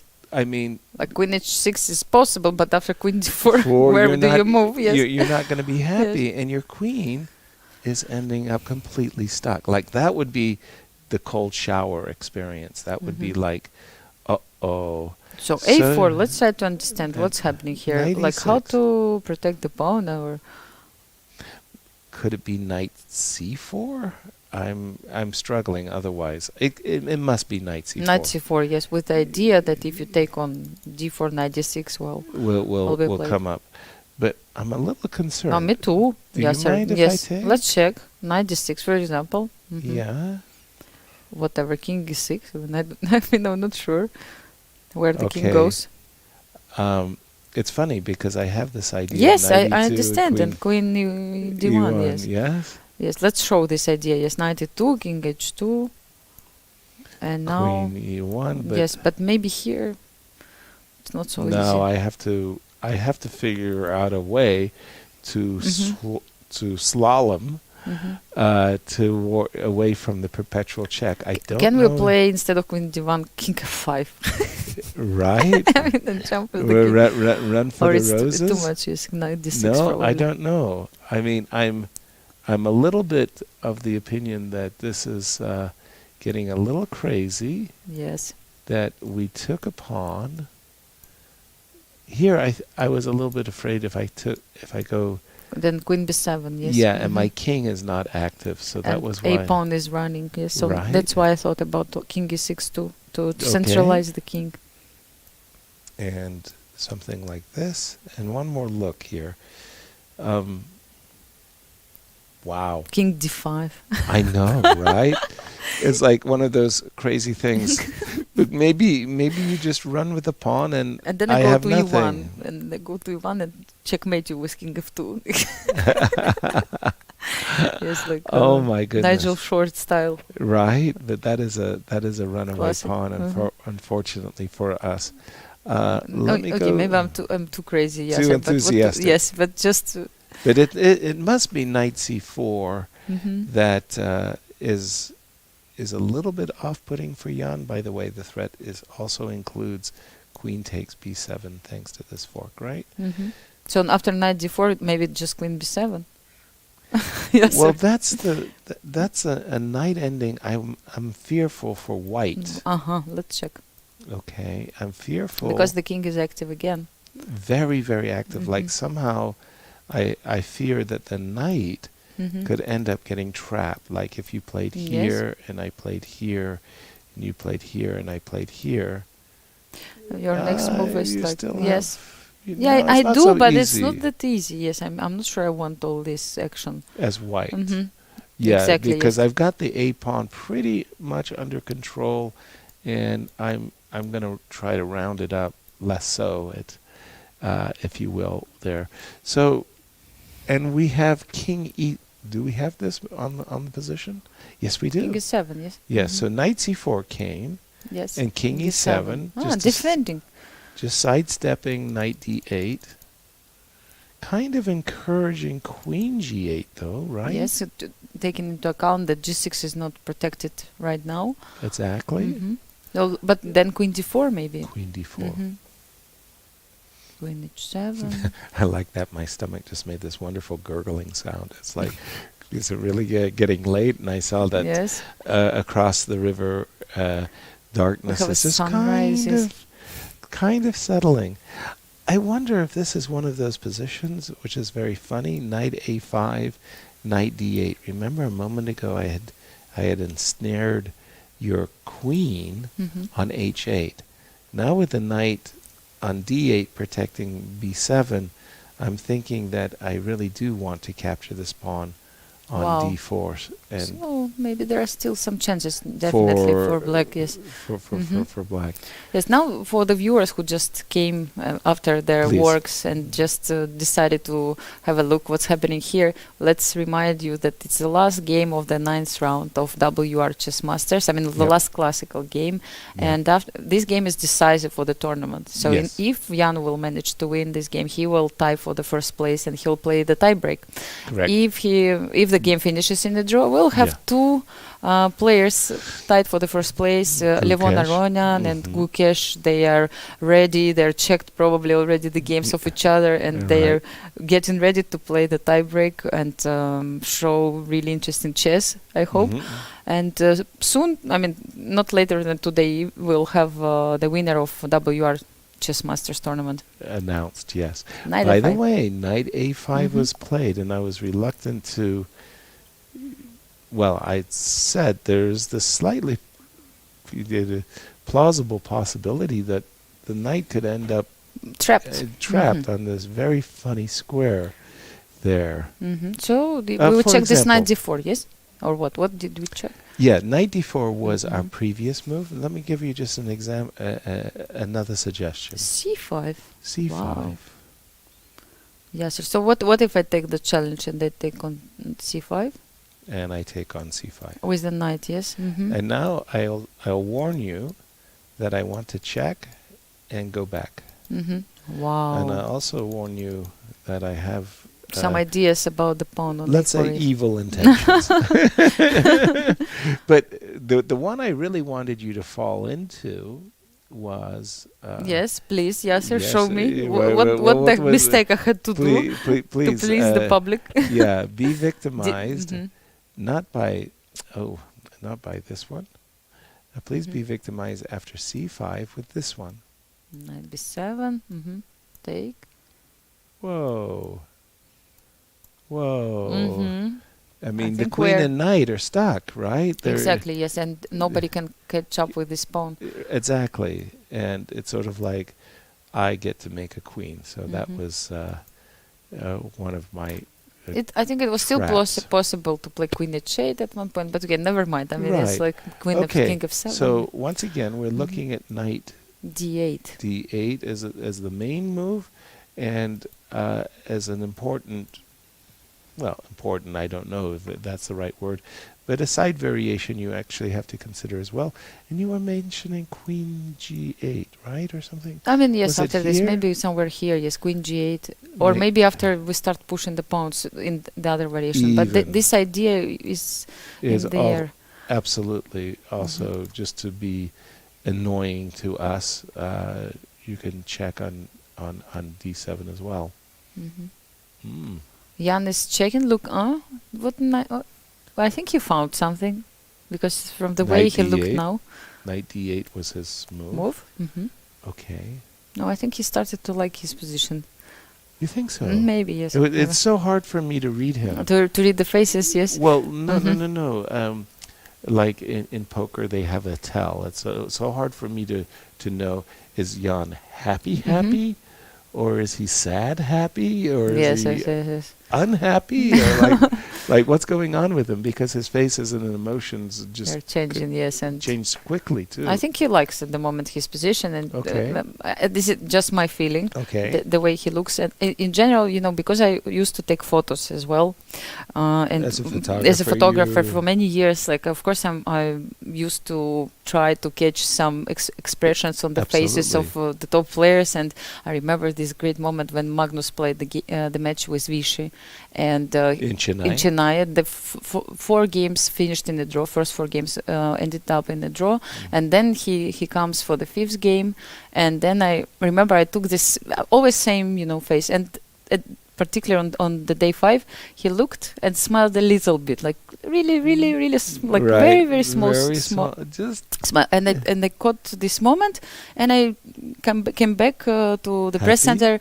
I saw the picture and said, I think he's going to win today, so I'll publish this picture together with, let's say, victory. is coming or Mhm. something. Something like that. And yes, he won the game. So, like, you sometimes feel the player's mood. And you know what? Sometimes you take the photo during the round, and it will fit later, maybe even for the title of the article or Right. for your post later. How So weird is that? yeah, I mean, I- crazy. Yes, of yeah. course. Sometimes you're wrong as well, but Right. you try to catch those emotions, and of course you study the players. And Jan, I know for like I don't know how many years, so we used to see him in different situations. I mean, sometimes still but I think he is quite honest with his emotions. He cannot. I don't think Hide he's his, pretending. Also, right. sometimes people, when they believe the position is good, they still kind of pretend that it's Right. not. Yes. Oh, I'm struggling. Yes, yeah. yes, or the Woe other is way it? around. Yes, Right. like you think Whoa. it's not good, but you try to play happy. Right. I think he's quite natural and honest in what he feels. Yes. So at the moment, I Some think deep it's breaths. getting better. We do have the move Queen to F4, And which Queen D6 was a little bit of a surprise. Again, I tell you, I'm struggling. I really am genuinely feeling, because I thought Vincent was going to play the move Knight B3 in order to go Knight C5, and if the Queen, for example, were to leave control of the D6 square, leave control of the C7 square, I would play Queen to C7. But maybe after Knight B3 there is Queen D6 here. Yes. Also, and I'll this was the just- same idea. Yeah, and I'll just hang around. Yeah. So now maybe I have something like Queen B4. Queen B4, and now again, You still I'm you just give going me to checks. be. Yes. I'm just going to be the annoying person Yes, it's okay. that I could be. But excuse me. So what happened instead was after Knight D8, again, Knight B3. I thought was the intention to, possibly go Knight to C5, right? Vincent went instead, a surprise for me, Queen F4. And now Jan said, okay, let me kick you back a little bit further. And with check, I am assuming King F7, right? Yes. I want to defend the pawn on G6. Unless... No. B7 is hanging. Excuse me. I was I was thinking about Knight E6 for just a moment there, and I go, no. But then B7, yes. Yeah, B7 is hanging. Right now, this knight on A5 makes a very sorrowful impression. I mean, be careful, right? I mean, something could go wrong. Exactly. Queen B4 is a massively winning threat, and if you go Knight C4, may I keep harassing you? I think so. Possible. Yeah. And then Queen E1 is the threat. Yes, if you move your queen Exactly. somewhere. No, it's. I mean, going Jan backwards. has this great opportunity that he knows that if he trades the queens, he is better. Clear. And he keeps using this useful tool idea, yes, in order to get different positions, let's say, and check it if he has more chances here or there. Queen E4 check, and the fact that Jan is thinking makes me suggest he is considering this move. Go ahead, if you like, to take the pawn on G6, and is the knight trapped after Queen B4? Like I'm Wow, losing good some question, kingside yes. pawns, right? Mhm. I mean, you could. I would want to make sure I had calculated this well. But I am trapping the knight, but boy, this is it's not going to be easy. Yes. no. Yes. I also have the feeling in this tournament that the game of Levon woke Jan up in the sense he was forced. He forced himself to play on Yes. in a position he might have preferred to draw. He forced himself, and right It's now I feel important. like he's in that mode where he's forcing himself to find good moves and to play hard for the win, and he did play king f7, by Keep the way. fighting. Yes, of course. No, but literally, you have nothing to lose. You still have chance to tie for the first place, Exactly. and even prove something to yourself that you, even if let's say he doesn't win tiebreak, but still tying for the first place shows that he's able to share the lead in the tournament, right? So what happened? What? Whoa. Wow, what? Whoa, something Queen very B1. strange. Queen b1. Oops. My goodness, I didn't see this move coming. Wow. But actually, like, I don't know what's going on. Like, Queen b1? I'm not sure. By the way, I'd just like to say that Bent Larson told me I had spit out some nonsense during a dinner, and he said, Yasser, stop worrying about the Grandmaster title. You're gonna become a Grandmaster. That's gonna take care of itself. Don't play for the Grandmaster norm. I said, don't play for the Grandmaster norm, Ben. That's what I'm supposed to be trying to do. Is that she says, no, play for winning the tournament. So imagine yourself already a Grandmaster. Then you should be playing to win the tournament. That's what it's about. And this is what I feel is the opportunities that Bent was talking about. You know, right now. Queen c7, I think he Right, played, yes. yeah, right because now. I thought about this move, right? Yeah. Queen c7 to protect b7 and ask this knight to go away from here. But now he has this knight c4 again, and if knight is 6, no queen there is queen b7. Right. But I It's feel gonna be like tricky, yes. like Jan is at this moment where he's got an opportunity to win the tournament and to tie for first. And Yes. to win it. And yes, you just have to keep an eye. On b7, And yes. I think we have knight c4. Let me just double check. No, No, queen b4. Wow, Vincent. Okay. Vincent is saying, okay, I capture pieces on passive squares. Now, the question, can I play king e8? No. Queen e7 was played Yeah. already, yes? King, I was about to suggest a moment ago, let me just take that last move back. We know- Interesting. Just to move the king to the other side and protect b7. Yes. Wow. Wow, what a it's- great idea. Wow. It's yes, how do you say, a staircase-like way, Mhm. but queen c7 was played, and again, played quickly. Sorry. Queen e7. Is time a factor? 16 minutes to for how many moves? 6. For 6 moves, okay. Not much. Not much, still, yes. If you need to Oh. think about certain position, it's not that much. There's a nasty idea. Queen b2, queen e1. Oops. Oops. Nice. Don't think that I don't have tricky, trappy ideas just because I'm old and toothless. Nice, queen e1. Queen Double E- check. Yes, double Attack. threat. Yes. Yes. Double attack. Queen Wow. e7, yes. So what white should do? If he just moves his queen from I would, b4? yeah, I would probably be tempted to keep my queen as annoyingly placed as I could, but again, my pieces are kind of tied up, but so are black's, right? And I see the variation where you can take all the pawns, basically, How? now. Maybe queen e1, Oh, maybe queen f2. I can make a draw when I like, you mean. Yes. Like yes, and if you take Okay. no, d4 is protected. That's the problem. I was thinking that yes, now you This take is what's a one, draw. this Yes, is two, this is three. but yeah. unfortunately the d pawn is protected, so you can force a draw. Yes, here queen Yes. h4, queen e1. Let's just show it. Yes. So. And yep, that's the standard stuff. How to make a draw? Yes. Perpetual check. Oh, that's so sweet. This is how the game can finish, but I don't think so. I think Jan will still try. We have a more move? moves.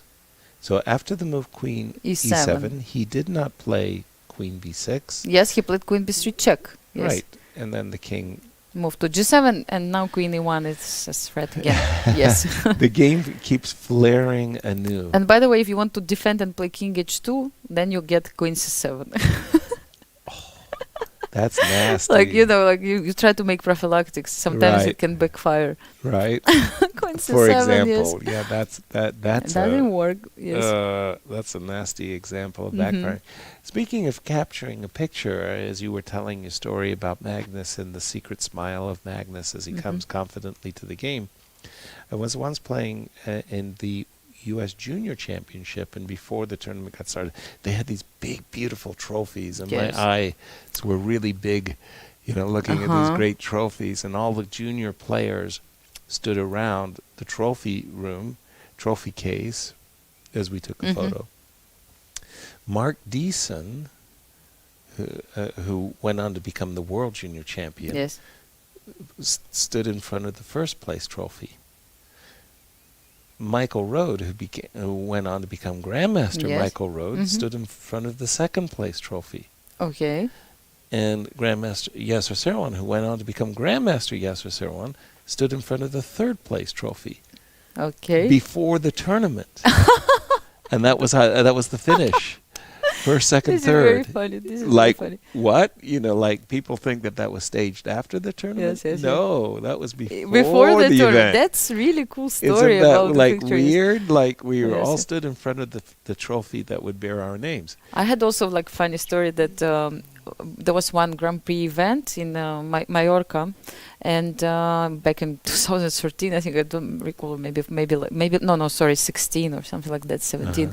And there was this picture that there was a banner and players were taking photos in front of it, and only one player didn't take any photo. It was Dmitry Yakovenko, who was standing next to the banner, and he was literally solving puzzles. Yasser, believe it or not, at the opening ceremony, he brought the book with tactics, and he was solving puzzles, just standing there, reading the book, and everybody was taking photos, and I somehow managed to take the photo with some players and him standing behind, solving his puzzles. So guess, Yasser, who won the tournament? The guy who was solving the puzzles. The puzzles, yes. So after the end of the tournament, I published this picture because it was so funny to, let's say, to discuss it and this and witness how it happened. So look at this kind of person who is preparing hard. Even during the opening ceremony, he doesn't relax. He's getting ready. Working. No, it was very important event because it was a qualification for the candidates tournament. Okay, Dmitry didn't qualify, but I remember Levon was fighting and Maxim to qualify. So it was important event, and so you never know what can happen at the end. By the way, we did see the move queen to d8. Yes. And what? It's a draw? No. No? He's still fighting. Knight f7. Oh yeah, I was surprised. Yes. He's still fighting because in his mind's eye, if you take this pawn as white, yes, and I take this pawn, and you have a passed pawn, I will never defend against. I agree. Yes. But I always have the perpetual check. Yes. And maybe knight can come out. Maybe the knight can join the attack. Yes, and we know that knight and queen, it's a very dangerous force. Dangerous force. They do indeed coordinate beautifully together. Again, just kind of like looking at this. I think they already found Yasser everything, and now knight h6 or what? I believe so. And or there is perpetual, yes. I'm a little bit I'm a little bit for not knight h6 so but much which as one? I was thinking just h4. h4. Mm-hmm. Knight here. Mm-hmm. e7. No. You cover. Yes, you yes. cover. I beg your pardon. I wanted to go queen I g3. understand, yes. The The problem with this position, knight h6, is not winning, because then Queen white has C7. perpetual check, yes, maybe. And by the way, we do have this position on the board. So, Things again, are getting wild. starting to get interesting, isn't it? Yes, absolutely. I see it. Of course. Yes. Okay. Yes, let's go. So, the point is, imagine you go here, yes? Mm-hmm. And I go here. And imagine you come back. Now I go here. There's And no queen check. Queen Queen C7. c7. Oh my gosh. Yes. And now comes check and knight g4. g4. It's easy to miss. Easy to miss. Wow. I mean, anybody can miss this type of thing. I mean, Totally. especially after you played 8 rounds and 6 hours. it's already, I don't know, we are on 6 hour. Game. Mm-hmm. And by the way, not for nothing, but this is the first time, really, I feel that Jan in the entire game has the opportunity to attack. Mm-hmm. Like all the way up to now. It was preparation. Right? He was always preparing to attack. By the way, if you think that you can defend the pawn on f2 with the move d4, pardon me. d5, yes. Yes. Mm-hmm. I have bad news. Very, very, very bad news. Now I'm playing for knight e5, and if you take, now I have a perfect pocket for my king. Yes, and this and is you hide. this is gone. This is I feel losing for the first player. This is not what you want to do. Wow. So things suddenly became dangerous. Right. Yes, absolutely. Out of the clear sky. Yes. Out of blue. Now Yes. we have the situation that black can actually start the attack against the king. Exactly. And white's pieces are too far away from defending. Exactly. The king, yes. The knight on b6 and the queen. Let me just refresh the board. Sorry. Yep, knight f7's the last move. Time trouble once Time again. trouble, yes. By the way, 10 minutes for how many? 5 moves? No, 57. So just 3 moves, yes. And Jan has 58 minutes on but his look clock. at Vincent. You can see these are difficult moves, as Jan has found a way of making Vincent's life Really more difficult. difficult. Yes, exactly. Yes. Wow. Wow. Maybe it's a moment when we might have 3 people tied for the Right. first place. Get ready, order food, Right. drinks, because it seems we're going to stay here for a couple of hours. One of our sponsors, Domino's Pizza. Domino's Yes. delivers. So order your pizza because it's going to be a long evening. Yes. Should this game end decisively in the favor of Jan, they're going to give Jan 30 minutes to recover himself before the tiebreaks begin. Yes. Should the game end in a draw, then the tiebreaks will begin relatively In 15 minutes, yes. speaking right away in 15 minutes. And that's what we're looking at as far as the tiebreak, which will be played tonight. We will be crowning a champion of our first WR Masters tournament, yes. Yeah, chess our very Masters. first Yes. champion. And suddenly, Anastasios, things are suddenly starting to look a little scary. Now, we don't want to leave our knight on pre. No, So because if we we're can going to take take, we're going to take. And then And if we're going to this variation which you showed, the beautiful line, yes. Yes, was with the starting with check. queen f4. So maybe instead of a5, white should play queen c7 immediately. What do you think? Okay, Yes, let's fair. check. That's a very fair thought. Yes, that you should play this. But I think immediately. then you take just sole pawns, no? I Queen would. h4. I know. Grab with the pleasure. pawns with great pleasure. Uh-oh. And by the way, Or even this one, yes. this is really No, but grabbing then all the knight pawns. d6 and you have defense, yes. I think, Right. yes. But that's really grabbing all the pawns. I mean, that's greed personified right there.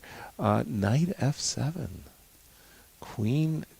I mean, this is a very nasty idea of checking and then covering Yes. this diagonal. The diagonal, not to allow your opponent to give checks, like Sorry. clear prophylactics.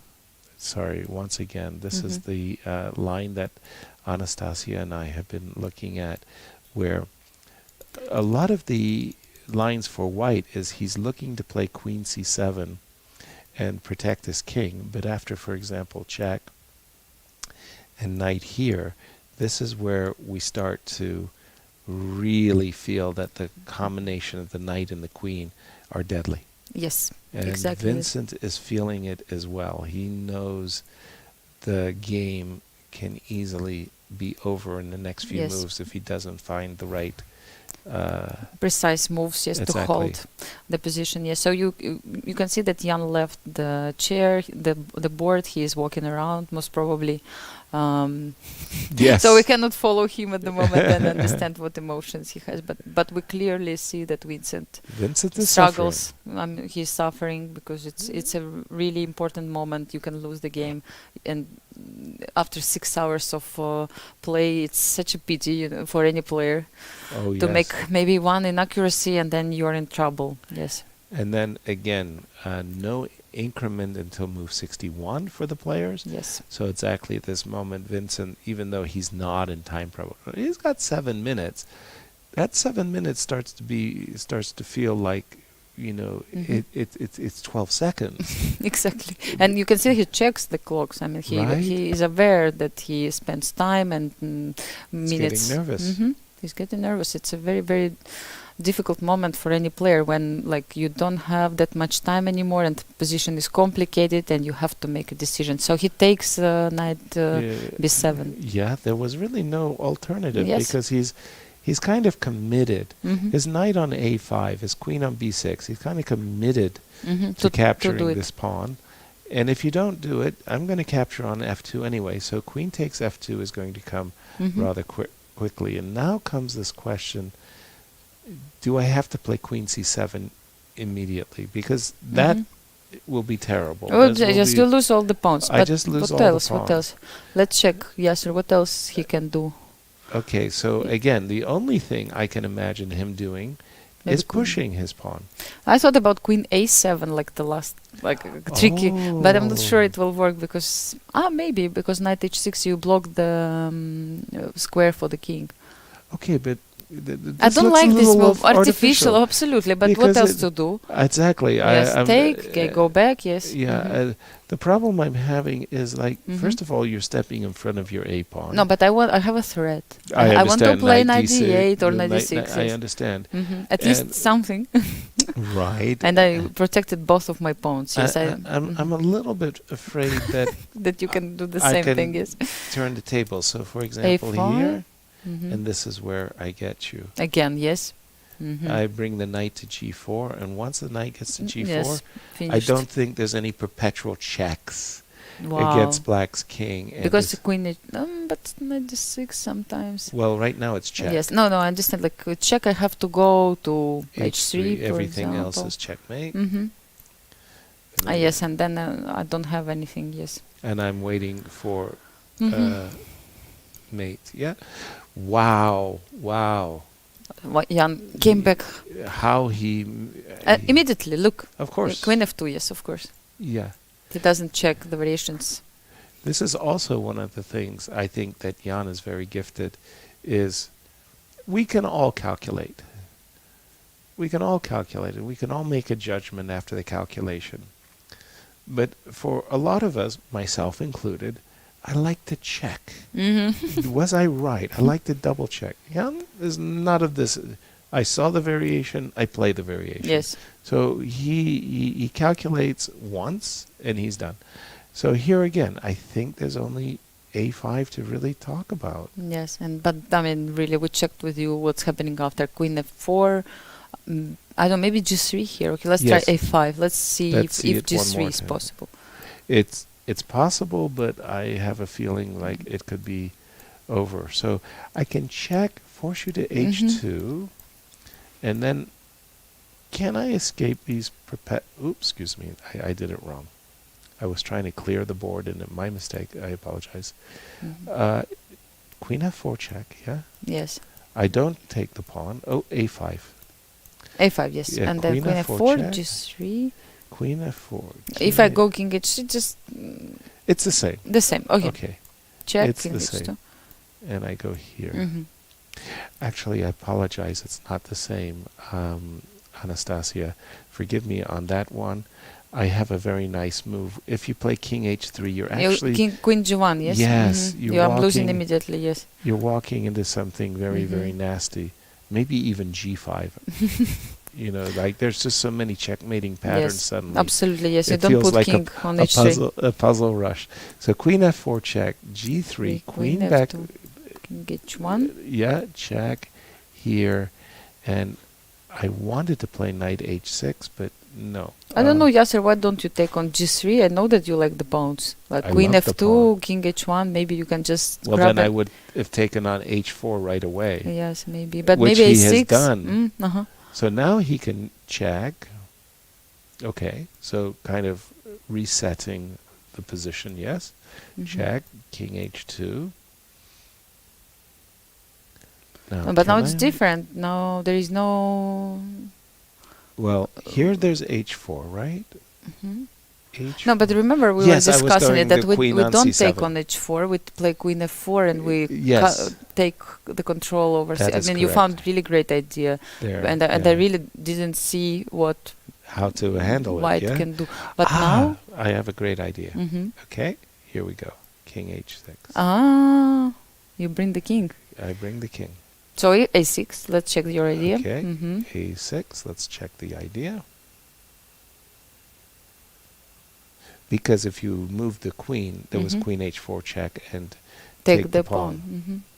Now, how do I get my all I need is my knight to h6 and the knight to g4. At the moment, you have the king there. Correct. I certainly do. Okay, so let's see it. h4, let's run. A7. a7, let's run. Mhm. I Check. see what you want. Yes, king h1, King because h1. otherwise it's h3 and losing. Right. Still h3. h3. Come on. Okay, let's see the whole line. Yes, I take, don't of know course. if the... Take, king g1. I'm threatening to push my I know pawn. that Mhm. that promote. peshki is going to have to be met, I'm afraid. Mhm. Yeah, no, I'm not sure. I've solved the riddle here. Let me. So what about We Jan? do- Maybe he will show He g5. played I think g5. g5. Actually, very smart because now he wants to give this small window to the king, and he And threatens he- to play knight h6 and g4 maybe. Right, he threatens to. Eh, I was thinking he was going to go here yes. with the idea of here. Okay. Also interesting, but And more or less, you're forced to go here, right? Mhm. Oops, excuse me. I apologize. Somehow I and showed then you the very move. nice queen h1. Yes. Well, Nice. it's not mate. No, it's g3. Oh, It's no, not no, mate. no. But I feel that the mating pattern is there. What's the simplest? I think the simplest might be this move. With the idea Threatening. queen h1, so you protected g3 pawn. Yes. I don't see the defense. No. Or Mm. only king h5. King h5. Yes. Queen. This is a puzzle rush, This is very everybody. funny. Yes, queen d1 I like because where do you go? Back to h4 and then queen h1 again. No, king g4. Yes, king g6 better. Yeah, it just has that feel of Oh. being lost. That the move g5, lovely move, and as you said, a move There we is didn't another look at. Another possibility. possibility is that we just Simply created play king g6, yes. a Luftlock And for our king and knight g4, and it's a mate. exactly, knight g4 and queen h4 Mate, will be mate. yes. And g5, nice move by Jan Nepomniachtchi, yes. Yes. Okay, it seems, Yasser, that We're going gonna to have a have triple. We're gonna have a 30-minute break, is what I think we're gonna have. And This oh is clear. my goodness,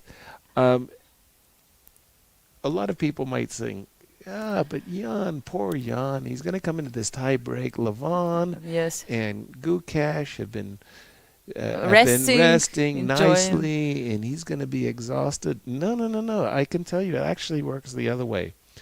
When you win, you're filled with energy. Yes, you fought for the place, for your place under the sun, we call it, yes? And you managed to do it. You're euphoric, and you feel really, really good. And in the meantime, the other two guys have been, quote, resting. You know what they've really been doing? They were checking your game. Yeah, but they've been building up their nervousness. Yes. You know, like, by the time they go through each other's games, they're convinced the other guy's a god. You know, like, I'll never beat him. He's so good. Look at how well he plays. He does this. So they're getting nervous. Jan has been playing his heart out. He gets the victory. He sits there and says, "Hey guys, isn't this fun? Let's have matches together." Yes, they're so like, we didn't want to play with you. Let's check the regulation. It's a good time again to remind our viewers about the tie-breaks regulations. Now, if we have three, yes, I go to the website to make sure that everything what is written there is absolutely right. Nice. So, if we have tie in case of a tie for the first place, to get the three players, with the two we know. Yes, if we have more than two players, there will be a double round robin tournament with the following tie breaks. So at the end, if still we have a tie, then Sonneborn-Berger points we will count, most wins, and then most wins with the black pieces. And in case if it's still the same, we have drawing of lots. Okay, but I have to think that Jan has the best chance because of the Sonnenberg-Berger, because he beat Levon in their individual game. But I think maybe I'm just trying to understand if it's like we calculate it after they play this round robin event. Is it? I think it's a tie. It's a tie break. I see. Yes, for the yes. From the classical tournament. Yes. Okay. Wow. Okay, and we will. We will see. We'll see. You know what? One of the things we haven't done is we haven't gotten a chance to invite the arbiters to come and defend their profession. Yes, exactly. I mean, yes. And maybe... But because they're busy all the time. I mean, what to do? I mean, they have to take care of the players. The players, make sure of the fair play and everything is that nature. Under control, and that everything is fine. I think G5, by the way, that's... Killing move. To my mind, a winning move. And there's nothing that... because again, this knight and queen are completely outside of the theater. And this threat of knight h6 and knight g4 is one massive killer threat, as well as the threat of simply g4 and g3. Yes. Where you get your knight to g5. In any case, what's happening at the end of the day is that black is attacking white's king with queen knight and two pawns against pawn. And I got to tell you, that's an overwhelming attacking force against nobody's home to defend the king. Yeah. I just want to say that the fight was really great today. I mean, we enjoyed it, and the intrigue lasted until the end, and it's still not over, of course. But it seems like Jan is in the driving seat. And still kudos to Vincent Keymer, who managed to hold very hard position and showed very great defensive skills today, but literally something went wrong at a certain point, and Jan probably felt the right moment to focus on the king's side suddenly, and give up this pawn on b7 and found a very, very good counterplay on the king's side. I think that this move was absolutely forced because we were knight looking h6 as well as g5 and knight g4. So this move actually finally introduces a threat from Vincent and likely forces a move like king to g6. Yes. How much time? Actually, Vincent has 14 minutes. It's another increment. Yes. Yeah. Okay. Let's see. Okay. Unfortunately, the move knight d8 and or knight d6. No, I take it. There is something. Yes. Okay. Let's check it. King g6. Knight d6 with ID. No. What? I was laughing. Feel your fight. I was laughing. Yes. I was looking at h4. Yes. Knight to d8. I understand the point. Queen and I g3. was going to go queen g3. Nice. But it's very fun. Yes. Yes. I win the No. knight. Oh my gosh. This is how you can lose the game also. Yes. No. No, knight c7. Okay.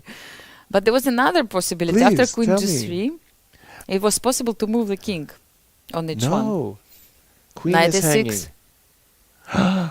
Knight e6. Yes, I follow your advice, Yasser, you see? Oh, Double trade attack. on your own terms. Yes, and also double attack, you see? I mean, all the time. That is a beauty.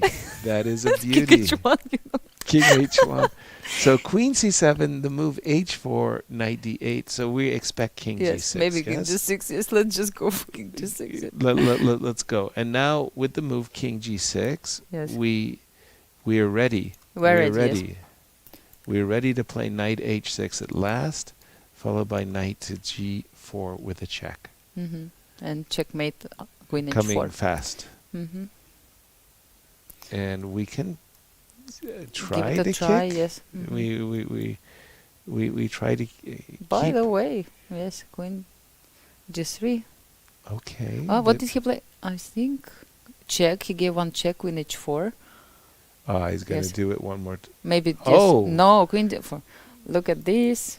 Yes, sir. See, now he's trying to win my heart. Yes, exactly. Taking the Yes, he pawn, just I mean. decided to take the pawns and It could be useful. yes. You never know. You never know. It could be useful. But still, this pawn on a5 sometimes can be dangerous, so you have to be very careful and make sure that you know what you are doing. Also, it was nice to take the pawn on d4 because we've only we spoke exclusively about knight h6 to g5. Now we can speak about Knight e5. Knight e5 with the same ideas. Maybe I will play king f1 here, Yasser. I don't want to put my king on h2. Yes. This is what he has done, yes? Whisper because I think he heard you. King f1, yes. King was f1. No, I'm sorry to say that move doesn't help. I'll move my king. If you touch your a pawn, I see what happens. Yes, queen your d3. king- Yes. Yes, queen d3, and I take. And now I'm threatening. The knight is stuck. Yes. All squares are protected or occupied, yes? So now if you take, now I give you a check. King f2. Yes, indeed. And now I... Knight e5. Queen f4, the last check, and then you move your king simply. Finally, Yes. King yes. g7 and yes, or king h6. Yes, and then finally... Try to protect against all those threats. Yes, good luck. Nobody believes it. It Yes. can be Wow. defended. Wow. I I think- think we're going to have a... Three the players. three musketeers Exactly. in this. And by the way, for an inaugural event, I mean the first of its kind here, having the players and the game's just been great fun. I mean, this has just been wonderful. Wow, to have a 3-player. And again, you see Jan when he's feeling his Yes, that his he form, that he calculated everything. he enjoys the moment. Yes, he plays fast and with self-confidence. Very, Yes. yeah, very, very, very practical. Yes. What a game. Yeah, it's made him a 2-time challenger to the World Championship, and winning those, qualifying to the candidate tournament is hard. Absolutely. Already winning the candidates them tournament is twice is yes. Goes to show you got to be some kind of a player to do that. Yes, King exactly. F1. I remember when Vichy won the candidates in Khanty-Mansiysk. Oh, remember, that and he was- came back. everybody said Yes, he's done. washed Yes, he up, will not play and he well. played Yes, beautiful. great event, and just qualified simply, and played the second match. Exactly. 2014. Right. 14. Yes. Yeah. I So remember.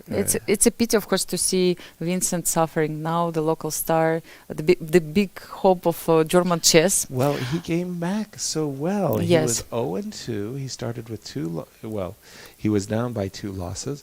Fought his way to back. Yes. 50%. I wanted to say at the VIP lounge yesterday that I was going to read a message by Vincent. Yes. Vincent is demanding a double round robin. Yes, exactly. Yes. Where is double robin tournament? Because Next he's time. feeling the momentum. You see, he was gaining the momentum. Yeah. And Jan, to win on demand with the black pieces. Bravo. It's not that easy. Wow. Also great experience for Vincent to play so many tournaments now in a row. Like he played in Wekanze, now second event.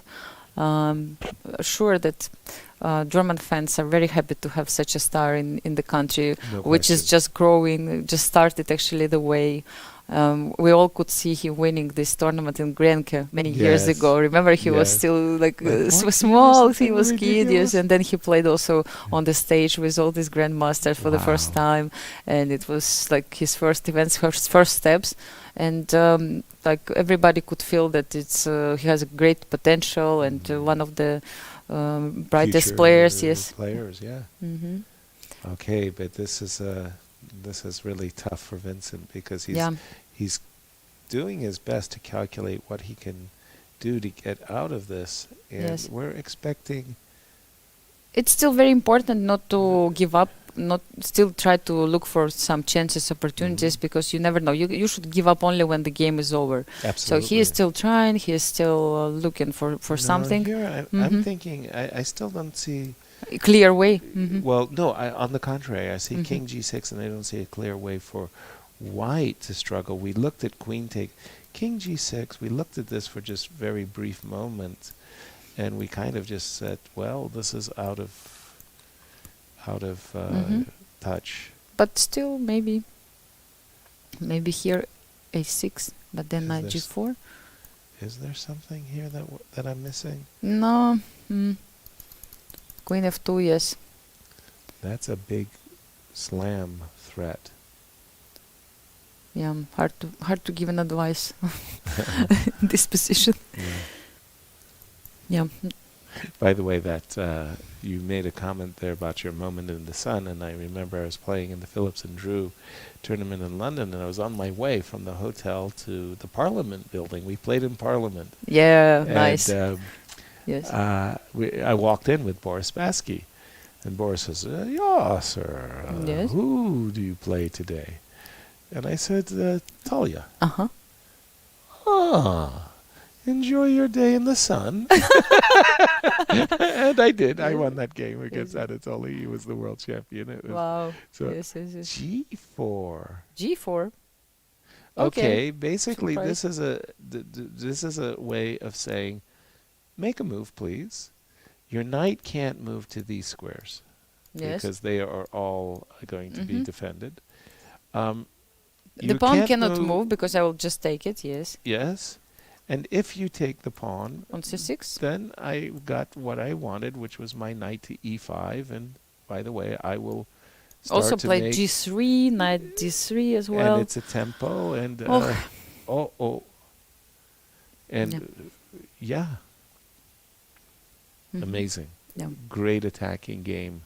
Yeah, And the final attacking by Jan is great. thanks to Jan, we still are only on the 6th hour of this game because he plays fast. Otherwise, it could be we see already the 14 minutes 7th. to 1 Yes. hour. Yes, That's it could right. be already the 7th hour, but he's trying to Exactly. play as fast as possible, maybe to save some energy. Yeah, it's gonna be wrong attitude now if Jan would start to prepare to the rapid games against Gukesh and Aronian in his No. mind. Yes, it's still you have to still finish I think the game. I think the best thing you do at this moment is you go to your room, you just splash a lot of cold water, you eat a lot of fruit. Yes, fruits are good. Yes, Yeah, you just bring your sugar levels up, and then you say, "Go get 'em, tiger." That's the way it's done. That's the way we did it back in the day. Nice. That's a good approach. I mean, that's a piece of advice we can give to, to players. Yes. Yeah. Yeah. Exactly. Nice. It's so important to have sometimes the person next to you who can even kind of think practically, right? Like, for example, Jan, his second, Maxim Atlakov, is in the room. Probably he's watching now the stream, and he already knows what to do. Right. But I mean, it's important to have someone who really takes care about your physical condition, as well as not only the preparation is important. It's important to be in a good shape, and the thing what you said now, Yasser, about sugar level is important. So your brain will get some energy and start functioning again after 6 hours. Try to go and play. Not easy. Not easy. And this pawn on g4, by the way, is just really kind of getting closer to the throat. Yeah, you start to feel that. For example, I just take a pawn and I go g3. Yeah. So you have no choice. You have to play queen f3, stop the threat, and then I go h3, and you sit there and go you know, even because knight e5 is knight coming, e5. knight g5, but knight e5, I just think the knight is terrific on e5, and it will play itself. Yeah, the attack will just play itself. So Vincent, well, queen takes c6 is the only way of continuing the game. Queen takes c6, and also again this knight e5 just. Always so I'm thinking whenever I get the knight to e5 to g4. Ouch. Ouch. Ouch, ouch. Yeah, puzzle rush patterns come to mind.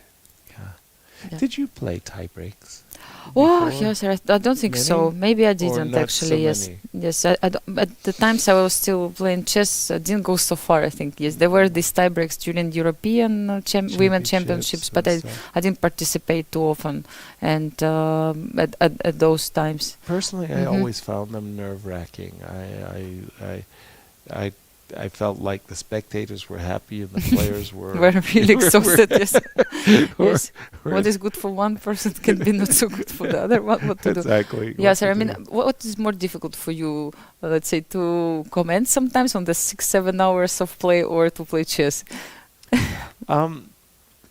Yeah, well, 6-7 hours is it? Yeah, in that case, it's easier to play chess for sure. But today, one of the things that I am worried about as far as being a player and playing again is this idea that, well, my openings are so rusty that I have to really do a lot of work to bring them up to standard to begin with. And even after I'd done that, the possibility of just losing the game without play, just because I've fallen into a trap and it's just talk, is so high. It's sort of like I feel like, oh my God, I didn't even really play a game. I congratulate my opponent, of course. Excellent homework. But yes. I'm not even sure I played a game. Yes, so backhouse chess.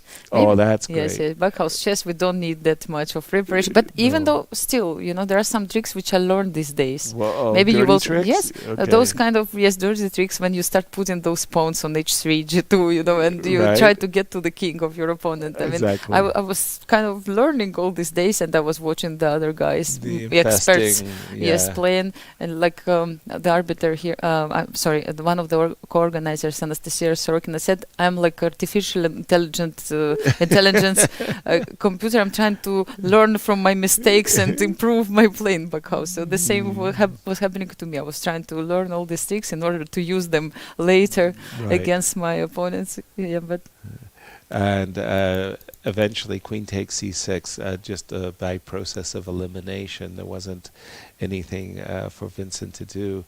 He did take the pawn, but let me just put one move on the board and see what you think about it.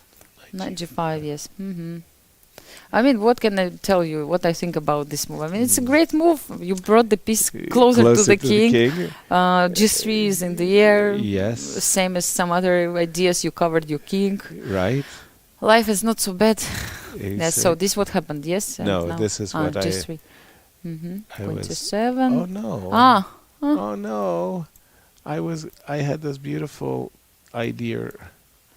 Queen d1, but there is queen e1. Queen yes, E1. at the end. Yes, I got it. Yes, queen e1. Yes. Darn it. Oh dear. Well, so much for being brilliant. I mean, there goes that title. Queen takes c6. One more look. Knight g5. Yeah? a6. This time let me play h4 to really emphasize that I literally I have all the time in the world. Yes, and now queen f3 actually is not possible. Remember, before you were trying to defend by putting your queen on f3. Now it's just this possibility. Now, if you put your queen, for example... Now queen d1, yes. That was the other nice checkmating pattern. Okay, but Jan has his own way. Queen d3 check. Oh, sorry, this is not right. Wait a minute, what's going on? Maybe he just will take the pawn. let me reflect on the board. I'm just going to go back and forth for a moment because right here he did play g4. Yes. Oh, he played a6. He didn't take. Yes, he on played c6. So check. What? And he'll take the pawn. Can you yes, believe it? Of course. I would. I most definitely would take the pawn. But then maybe there is like queen knight d6 or knight d8. Don't think that matters really. So let's just say knight d8 for a moment. Yes. And I go queen a2. Yes. And I simply defend the knight. Yes, and that's it. Like, well... We have 3 extra pawns, yes, in this position, yes. I think it's too much. Life is good, yes. Yes, I think it's too much. Okay, but Vincent... But also, before I take the pawn, could I briefly look at this move? It almost feels like this could be winning as well. Yeah, looks like g3 and then a couple of checks might finish the game. Yeah, that's kind of like... Because if you're forced to play a7, I don't say you're forced to play a7, but I could g3 and where you go. And if you run away, you take. Now I come back. Take another pawn. What's better than being 3 pawns up? 4. No. Oh dear. Oh dear. Oh dear. So I expect that to be cruel and to, well, hold on. Is knight d8 a threat? No. Knight d8? You mean with the same idea of a7? Yes. Oh, so maybe h4 is a little too extravagant? Oh. If h4 is extravagant, then I take the pawn on a6. Yes, it's better to take the pawn. Yes. Right, make sure I'm not going to lose the game. No, queen a2 is a very nice defense and then you just have all those pawns. And yeah, too many pawns, agreed. I have still feeling that the variation we checked with you was knight h6 very, very long time ago. He could have finished the game earlier. You know, it looked like checkmate, yes? It really did. It felt like it. But maybe G5, when you have so winning position and so many different ways, it doesn't really matter. But it felt like it was maybe quicker. More on point, yeah? By the way, to their great credit as fantastic world champions, Anatoly Karpov and Garry Kasparov, one of the things that I found so remarkable about them is when they're losing, yes, and you give them a tiny, tiny, tiny window to escape, they find it. Yes. When they're winning, they're very precise, and they don't give you this bonus chance, you just they play really, really well. I feel like maybe g4 there was a little bit too optimistic. Maybe there was an easier way. You break the pin, you play knight h5, and he's reaching for h4. Yes, but look at Nepo. He doesn't like something. Look, yes, he tried to make a move and then he stopped. Oh, he played king g6. That felt like a king move. It really? did. King g6? It did.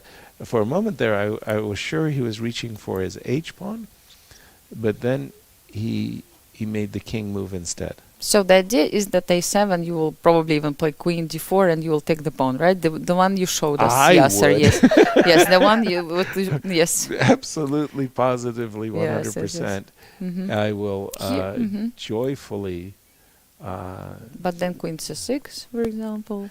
And now we're just playing 3 versus 1. No, and let's your knight on b7 yeah, I agree. is like, it's so pathetically bad over here. Even if I could probably play 100 moves, but I can centralize, and then we're just playing with this gorgeous knight versus this very sad knight, yes. yeah, horsey. Sad horsey. Horsey. And king g6, again, it just sets up for knight e5 and g3 and g3, and then you've got all of these mating nets around the white king. It would be actually very nice variation if he plays like a7, knight e5. Okay, let's see it. Yes, I don't know. And queen, and what you play g3? Is it checkmate? Is it a checkmate? I'm not sure, but let's have a look. I think so. King e1. Maybe So you there are play some, g3, yes? for example, yes. Okay. And now what? I understand the point. Like if we play queen e3, king d1. No, I don't want to see the checkmate right away. Maybe it's not. No. So you cannot risk that much. Well, now I'm kind of stuck. I'm Yes. kind of mesmerized thinking about it, right? Mm-hmm. No, I guess I do have king d1. I understand the point. You wanted to include the knight into this fight, but I did. no, let's not go so far. Well, let's go back and not allow this queen to. Yeah. Oops, excuse me. Let me just do this from the current position. King g6 on the board. Wow. Sorry, you asked me a question about whether I would find commentary or chess games easier. How about yourself? Oh, I don't know. I mean, chess has been yes. it's been a long time that I played 6 hours game, but I still believe that it's hard. Chess is really really difficult game, which requires so much mental energy and nervous energy, and still, the fact that me and you, Yasser, we don't risk anything now. We can say whatever. The only thing we risk that the followers will think that we're idiots. I mean, not very smart people, but that's it. You don't lose. I don't know. The first prize. You don't. I don't know. I mean, being a commentator is tough. Yes, very tough job. Yes, let's. I mean, let's be honest. I mean, this is like no. You still have some kind of risk. pressure. I got a reputation to uphold. Can't just be. Ooh, we have queen takes c6. Queen takes c6 after a lot of thinking, and this is the moment where I'm dreaming of playing knight e5. Knight e5. I remember you proposed this move long time before. Yeah. Queen e8 check is just one small check. It doesn't even, let's say, drive me anywhere. If you, it helps even maybe a little bit. The king can play a role in the attack as well. Whoa. So. So this check doesn't change anything, but let's say what else then? Knight e5, and then queen is hanging. True. By the way, knight and I really don't know what to do. Yes, because g3 is coming, and yeah, and queen check too, followed by g3 is coming too. So just a lot of too many nasty threats on white's doorstep. Again, I mean, just winning on demand. It's so hard. It's at the highest level. It's winning with black on demand. Exactly. Yes. That's really quite an achievement. But let's say probably the strategy was to equalize first of all, then to get some position which is still possible to keep playing, and that then Jan was just kind of experience also, Yasser, what to say, experience helps, I think, at this moment. For sure, no question about it. Okay, we do have queen c1 on the board. Queen c1. What is, queen takes, it's a kind of a funny thing, queen takes a6, sets up a very nasty check on d3, but there is knight c5 that actually remarkably saves the situation for a moment. For a moment, yes, but then you can play something like queen b5 with the idea again to take the knight. But but I was about to say that shouldn't G3 just be like finish the game. Knight F3 and G2 or what? No, I was thinking Queen E4 check. Queen E4. Gift me the pawn. Mm-hmm. By the way, gift me the knight, right? I mean, I'm keeping an eye, so no A7. And if you go, for example, here, check. Uh-oh. They're playing very quickly, so let me just update the board. Queen E4 check on the board. Queen E4 check. Yeah. So, what's the idea? Like if King F1? Yeah, I was going to say, if you go King D1, then Queen takes G2, yes. simple chess. Yeah, again, the knight is hanging, so you can't push the pawn. push the pawn. So King F1, yeah? Yes. Let's say I go H4. I mean, it's still like It's not over. so terrible. But yes, but again, A7, H3. No, H7 give me the knight. Yes, of course. But I just thought that maybe Yes, H3 but is H3 also is a threat. Yes, yeah, sometimes. that's precisely and Queen the threat. H1. Yes, that's But precisely what I was thinking too. That would be a checkmate as well.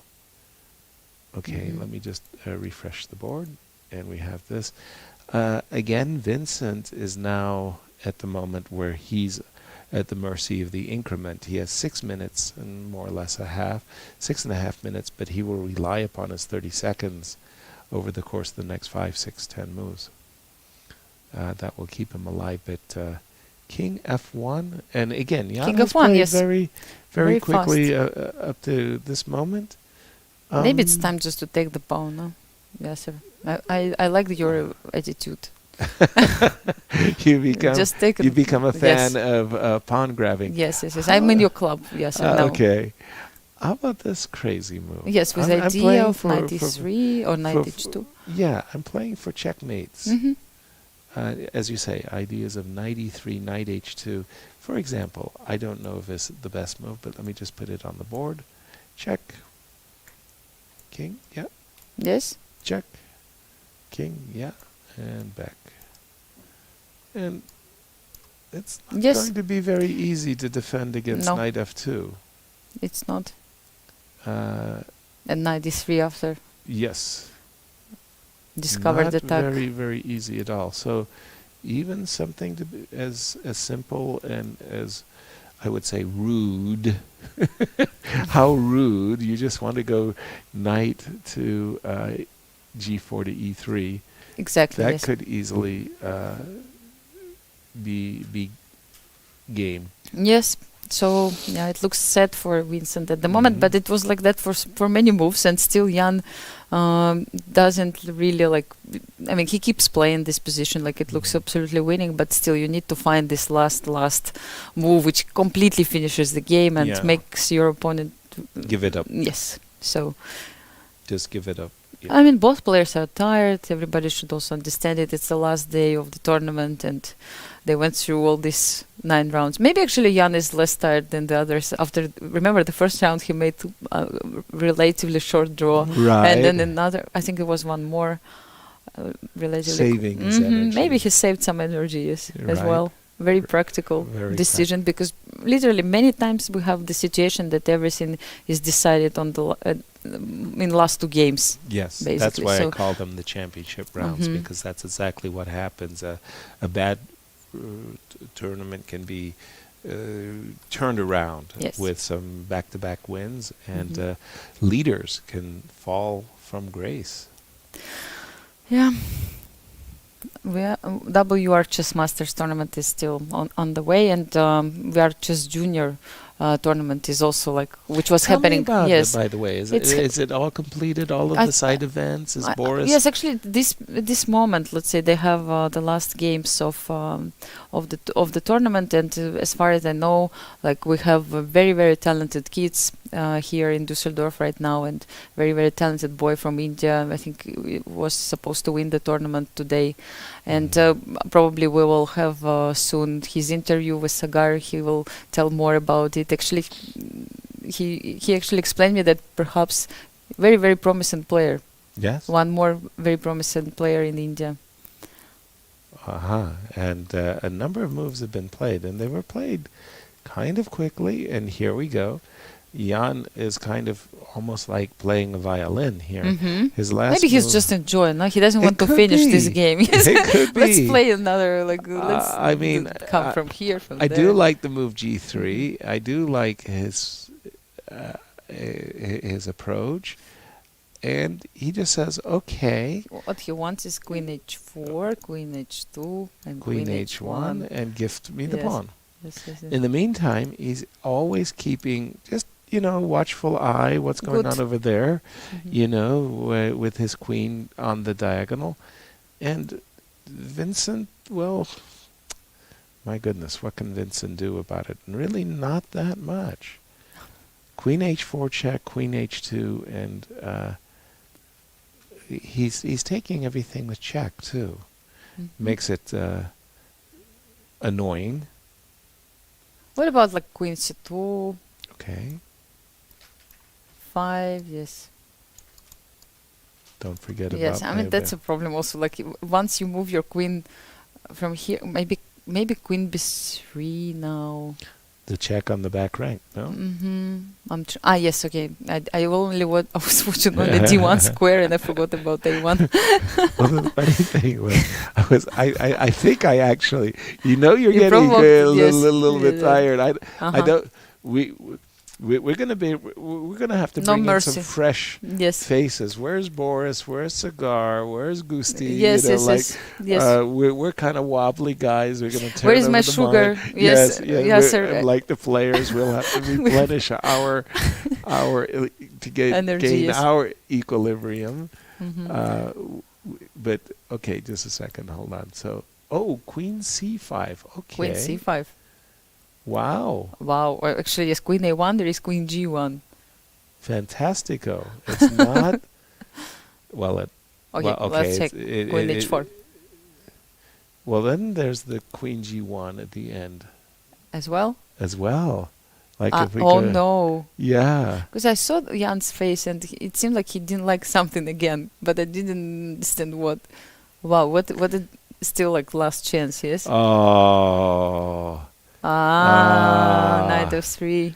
Jan had this Nice blow. Yes. nice blow. So let's see. So if you take the knight, then Queen H2 and simply G2. Correct. Mm-hmm. The G pawn is the triumphant hero Yes. of today's game. It gets Yes. and Knight F3. So what was played? Knight King F1. and Mhm. now we play Queen So the H1. difference is that now Queen cannot land on G1. The knight No. is on F3, King defending King E2, King G2. No king. Oh, he does play King E3 or Queen takes G2. I was about to say I could pick up the queen, but Yes. I keep forgetting about this guy. Yes. But now again, if you move the king, and let's just for argument's sake Mhm. say I play not a bad move, I just get out of the way. Yes, Once and again, again- S7 you take And the knight. before too long, I will play queen and queen, or queen Mhm. f3 and make a queen. And now Jan has his game face on. That face of Yes, like, of yes, the viral. that I get. that is It's like mine. okay, now victory is assured kind of look. King e3. King E3. And now is there something very, very forcing? Or I would probably play knight e5 myself. Mhm. Maybe it's... No, I think you played differently. I don't see knight E5 on the he did board. play Queen F2. F2. So King E4. Absolutely. you Then can't maybe design. knight G5. Then maybe knight g5 in that case.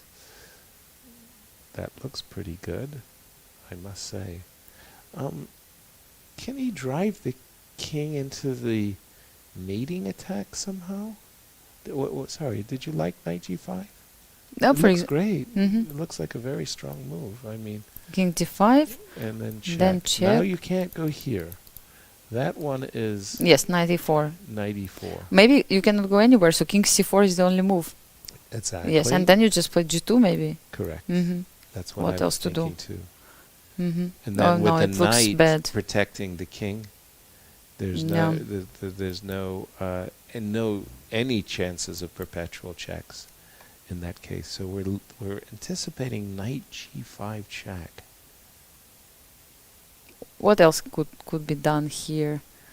Knight d2. I mean, I don't think so. Right.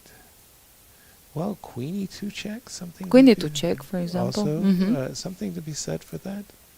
Queen e2 check. The idea behind queen e2 check is that after king here, I will go here. And if you try to make a queen, I will go here and Then g1, yes. then g1. And that's pretty rough. Yeah. That's pretty rough. So quite a number of winning continuations, I want to say, now exist for Jan. And for me, knight g5 is making sure that there's no No threat. no checks against my king. And then I will go g2, and you can't go a7 because the knight is hanging. Once again, I find myself drawn to this line as the most compelling. I'm sure others have their own g2 and approach. Yeah. But that's it. Because the problem is always that you cannot really play a7, queen b7. And in the meanwhile, this is check, and that is a girl. It's a girl. It's a girl. Yes.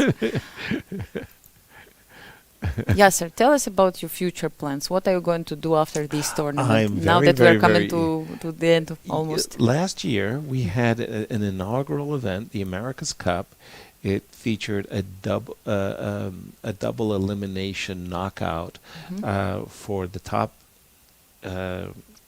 open Yes. players and the top ladies players. And Fabi was the winner last year. He won a match where he had 1 second on his clock against Jeffrey Zhang, and he won that match, and then he went on to win that event will start in March.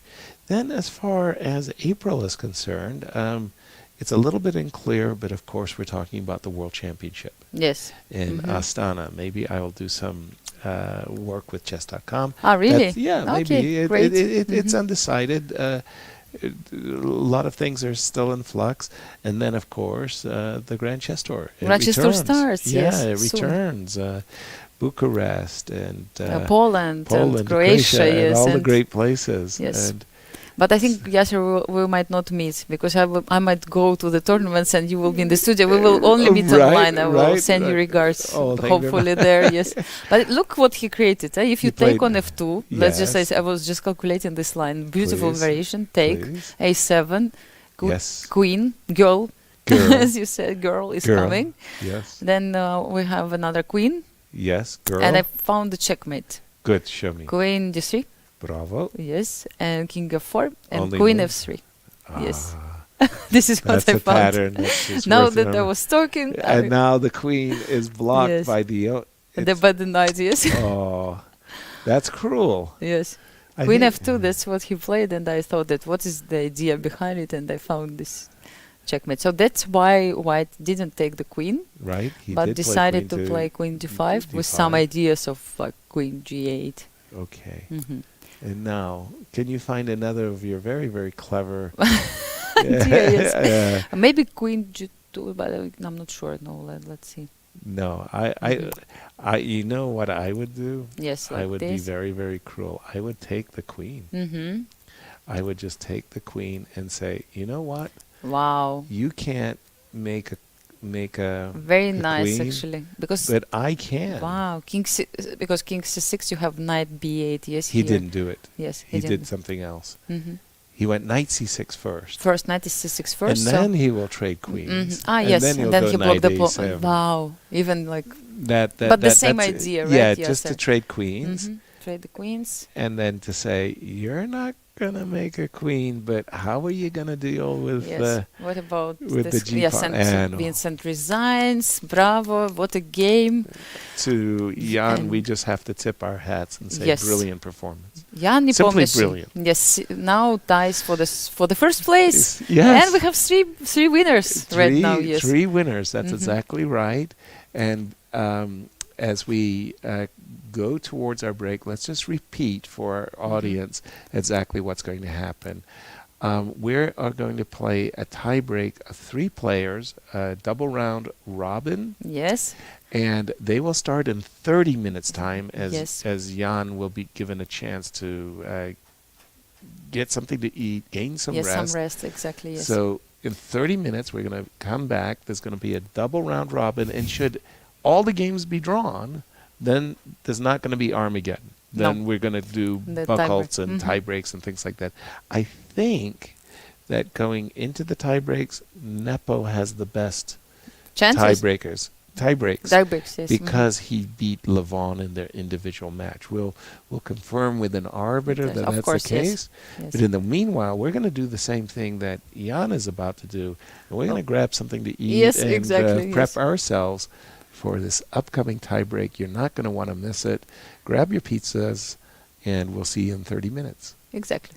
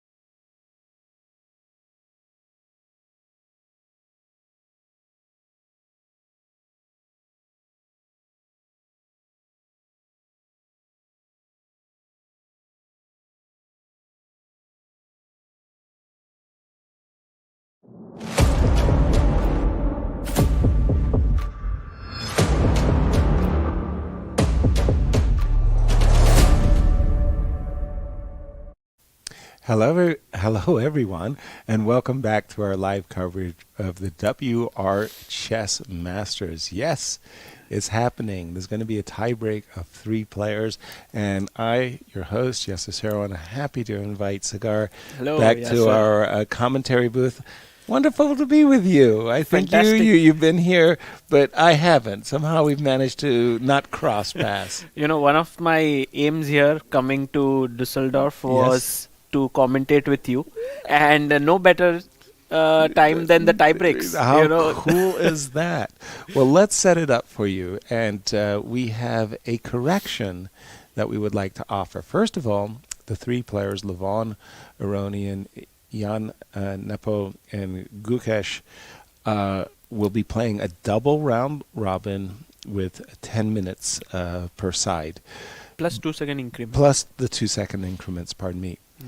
Yeah. They'll play one game at a time, obviously, and when the game is completed, there will be a time for the player to regain some energy, so there'll be a short rest period. But in general, we hope that each game will have a 30-minute cycle. Right. We're starting with Levon and Gukesh. They will face off. Levon will be white, Gukesh black. I was under the mistaken impression that in case all the games of the tiebreakers were drawn, they were going to be using tiebreaks from the classical chess to determine the outcome of the winner. Not true. The tiebreaks are going to be determined by the tiebreaker games. Only this event, the double round robin. It's like its own separate event. It has nothing to do with the classical whatsoever. So the 2 black victories by Nepo being a tiebreak, you can throw those out. The victory by Nepo over Levon in the classical game, great for your Sonnenberg burger, you throw that out. So it's all about the tiebreak. This event, and it's going to be Sonnenberg burger, then it's going to be most number of wins and most number of black wins. So these are the 3 tiebreaks in a row. Yeah. So there you see Levon Aronian as they get ready to cross swords with Gukesh. Now, earlier they had played today, but it had been kind of a non-game, a quick draw. You say Grandmaster draw number 106. There's a lot of those Grandmaster draws. As we get ready for this, what stood out for you about the round today? It was Nepo's will to win. It's incredible. It was just amazing. On demand.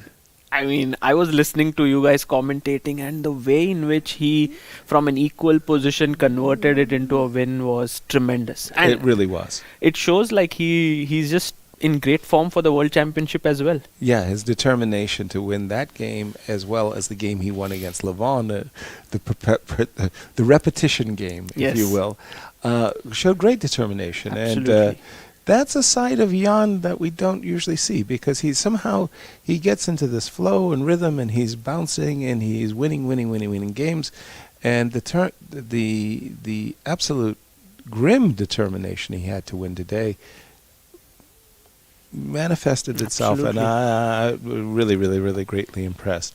Yeah. Now, let's talk about the players. Gukesh. So, my question to you, Yasser, is before they start, and I think they're going to start soon, who's your favorite? Oh, no question about it. As the elder statesman in the room, I've got to go with Levon. I said that before the start of the tournament, he was my pick to win the event. So he's your favorite, but if you had to be objective, who do you think is the strongest rapid player amidst the 3 of them? I'm not going to say by far, but certainly Jan. Jan has shown over the years that not just a rapid blitz player. He's totally world class, and I'm terribly impressed by him. I must confess. Now, having said that, Levon at any moment can play inspired game. Gukesh, who I really don't know enough about, has shown me an extraordinary class, and maybe he's a dark horse. Maybe he puts together what he did against Duda in this tournament was just absolutely awesome, and you see that he just crushed him with the black pieces. So even though, I would say Jan is a kind of a favorite in my mind, The three of them, and off we go. Off we go. Anything and can happen. 10 minutes plus Who's 2 your seconds. favorite? Or dare I'm I rooting ask? for Gukesh. Oh, come on. Be sportive. And of course, Gukesh goes for his main setup, which is the Queen's Gambit decline, and I think he'll go for the Ragozin. Yes, he did. Yes, he did. And this time, Not a little bishop. deviation, Yeah, but small CD5, ED5 in the earlier game. Levon had played bishop G5 at once and captured on F6. Right. And I think this opening is something that Gukesh is quite an expert at, but also there are so many games being played at the top level. I think Levon knows it Also so well. inside and out. Yeah. I'm expecting that both of them are two of the best prep players in the world in this Ragozin line. Bishop Right. takes C3, He takes on he C3. takes it with the queen. Right. Now, okay, again, they're very, very theoretically inclined, but I always thought G5 and B knight takes, E4. yeah, I always thought that B takes C3 was the way to go in those positions, but he allows the knight to come to E4 with a tempo, and again, they're playing so rapidly, no question about it. They're still in the player's prep. Right. Yeah, sir. For me, it's a little bit worrisome that, first of all, I've given up the bishop pair. True. Secondly, I've weakened my king a bit. Yes, you have. What would you say is Black's sort of thing that balances out for him? The development. If you look at the fact that White's king is still in the center, White is going to need one move or maybe one move with the bishop and two. The thing is, White is not going to be left in peace. The knight on E4 is going to take the bishop. Right. But let's say I make a move, and here's the point. White is not going to be left in peace. You're going to play H5 in order to threaten to win the bishop. And if you play H4, this is the little bit of a problem that I end up with these. Yeah, and the E3 guy is not happy. Not that guy's not happy, and that guy's not happy either. Fortunately, the queen is stopping Queen D6. But yes, so from Black's point of view, what Black is hoping is that he'll be able to play H6, H5, cause White to play H3, and then you take the bishop. Right. Now and this Levon has instantly challenged that idea with knight D2. Now that is okay. I kind of like that one because it feels like it's a kind of a necessity. If I can induce you to capture and then capture, Then the rook on H1 is just that's right. activated. Yeah, it's not the end of the world still, but it feels like it's a lot better situation for White to have a pawn on F2 than on H2. Right. And there we go. And in this case, I would favor White in these positions. Maybe not by as much as you might suspect. And by the way, He's played A5. I think he's creating a square on Wow. B4 for his knight. he certainly is doing that. And then the queen on A3 suddenly, which was looking on a nice diagonal, starts to Right. feel cornered. No question about it. Like, okay, so knight takes E4. So I think you take with the bishop, yes? well, let's just follow up for a moment. Oh, nice one. Let's An intermezzo. an intermezzo, but let's see. Is Rook it C1? Yeah, is it severe or not? I don't think it's severe. Then you again create a threat of knight C2. So I think it's a useful move to make. I'm not. The jury's still out. The pawn on C7 is hanging. The pawn can go to A3. I think maybe I'm being just a little bit too Yeah, he took fanciful. on the bishop. Yeah, Took on and- E4. And it's better to just, after A5, to recapture, and he did. Knight takes. This move, knight B4, is not going away. Right. Okay. So he played F3. And I was about to say, if I was in White's shoes, I would be inclined to play F3. I'll set a trap for you, if you don't mind. The Knight B4? Yes, that's the trap I have in mind. And please take my rook. And the knight is is trapped. Wow. Yeah? Okay. Gukesh will see this in a flash. This is not something that will shock him at all. Right. So F3 and in a flash. He moves back. Yeah, he doesn't even hesitate. Okay, here it's time, I think, for rook C.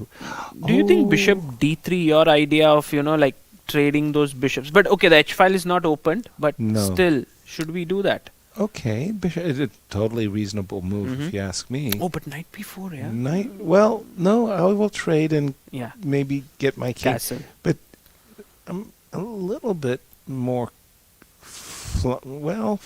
concerned. Oh, but they did play bishop d3. He did play bishop d3. Yeah. So imagine Gukesh plays rook e8. He has ideas of knight takes d4. He has ideas of rook takes e3. If I trade, nothing's wrong with the trade. And now castle. And now castle. It's like this king. It looks a bit exposed. A little bit, but I don't know. This pawn on e3, the rook could easily triple or what have you on the pawn.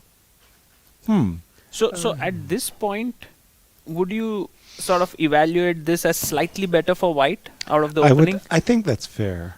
I think a little bit better pawn structure for white. The two bishops, of course, one of them is going to be traded, but for the moment, the white king is the issue, right? The white king is still in the center. He took on d3, queen d3, and queen d7. He's sort of connected the rooks. Yes, he has indeed. I think Gukesh is not at all worried about his king being slightly exposed with h6, g5. He's just playing it normally. Yeah, but having said that, he has exposed his king on the king side, and there is something to be said about, Levon didn't bother. Levon didn't go for the h4 move to try to open the... He just castled. If you don't mind, I'm just going to go back just a moment here. I'm not saying Levon missed anything magical, wonderful, or anything like that, but I would have found myself drawn to this move, h4. Don't you think he would have gone g4 here? Maybe yes. Because that's why he played queen d7. Yes, and then, something like this, with or without h5 by white. And maybe long castling. And maybe long castling with a3. I don't want to be bothered by knight b4. I would have found myself more drawn to the move h4. That did not happen. So Levon actually just castled. I think what Levon is saying to Gukesh is that I don't want to worry about your king. I'm just going to play with my bishop against your knight and the central pawns. Exactly. That's a perfectly logical challenge that Levon is putting to Gukesh. And he's saying, you're the one who made the long-term weaknesses against your king. I won't try to exploit them short-term. You're going to have to deal with them in the long term. In e3, e4. And also, so now the knight cannot go to f5. Which was a key square. Right. Yeah.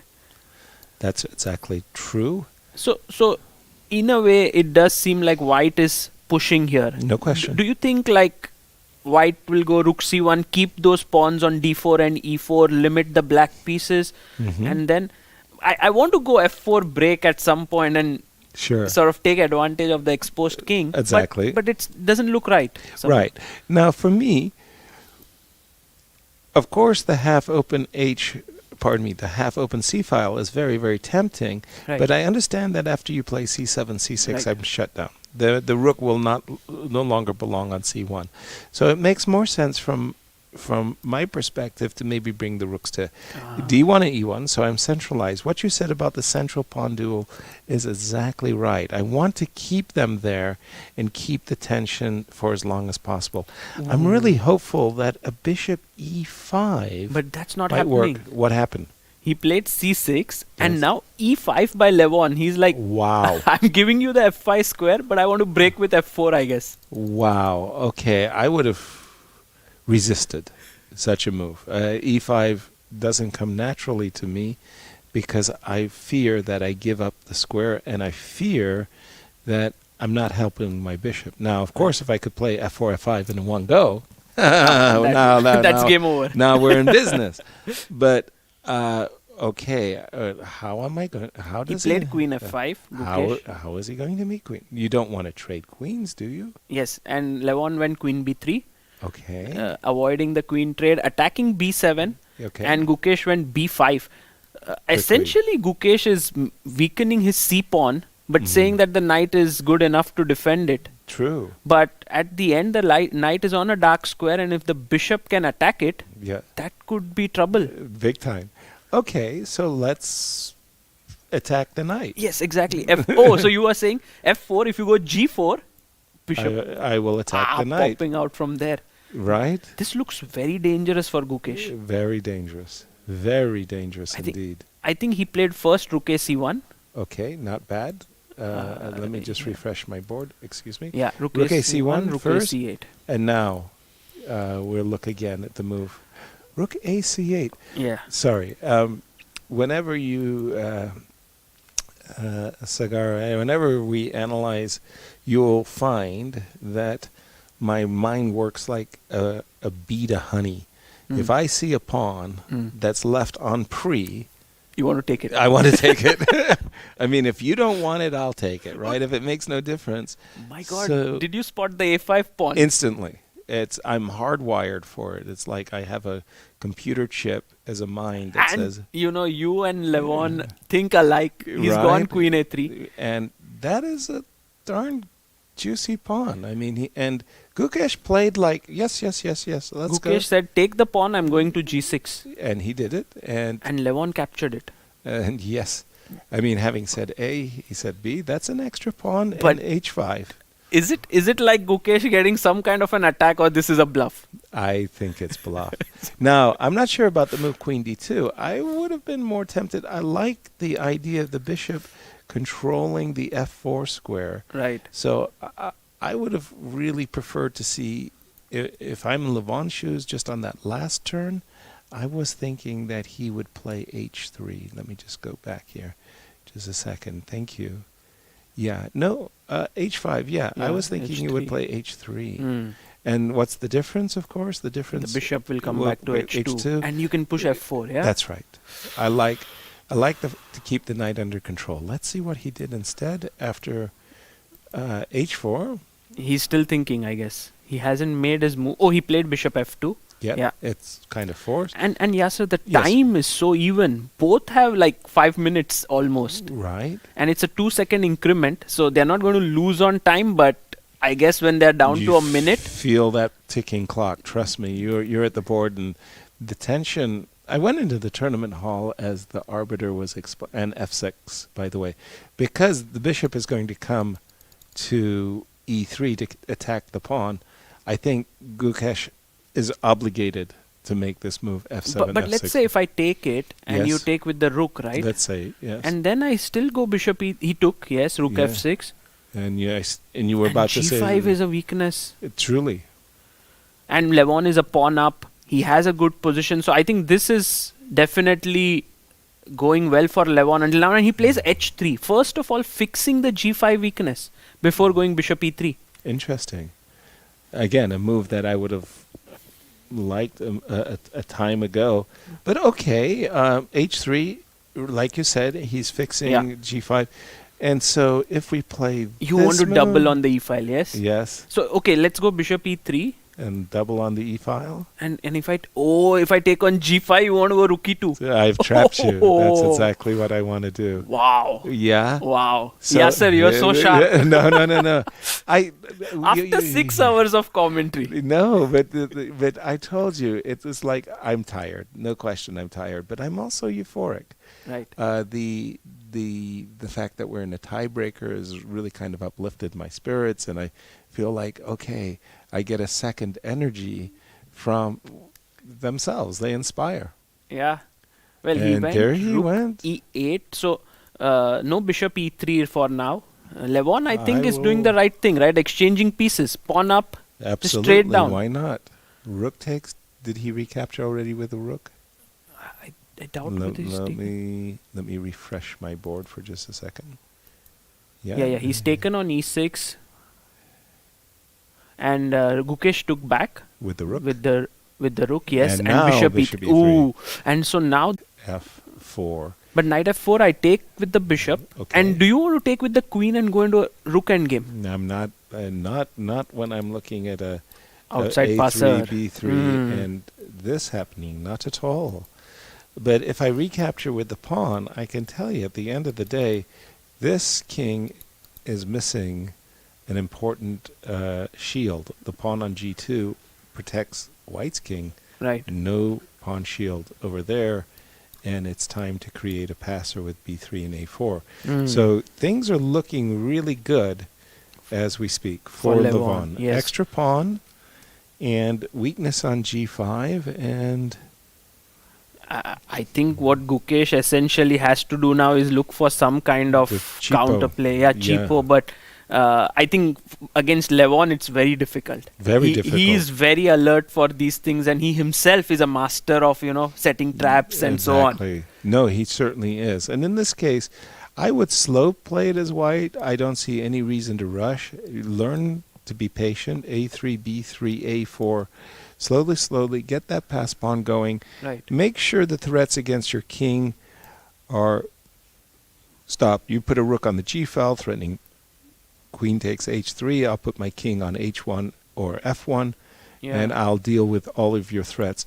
But he hasn't taken yet on f4, and Gukesh is down to 2 minutes. And he's thinking, should I take with the queen, go into a rook endgame, which is passive, or should I take with the pawn, retain some dynamic chances, but my king is weak? Right.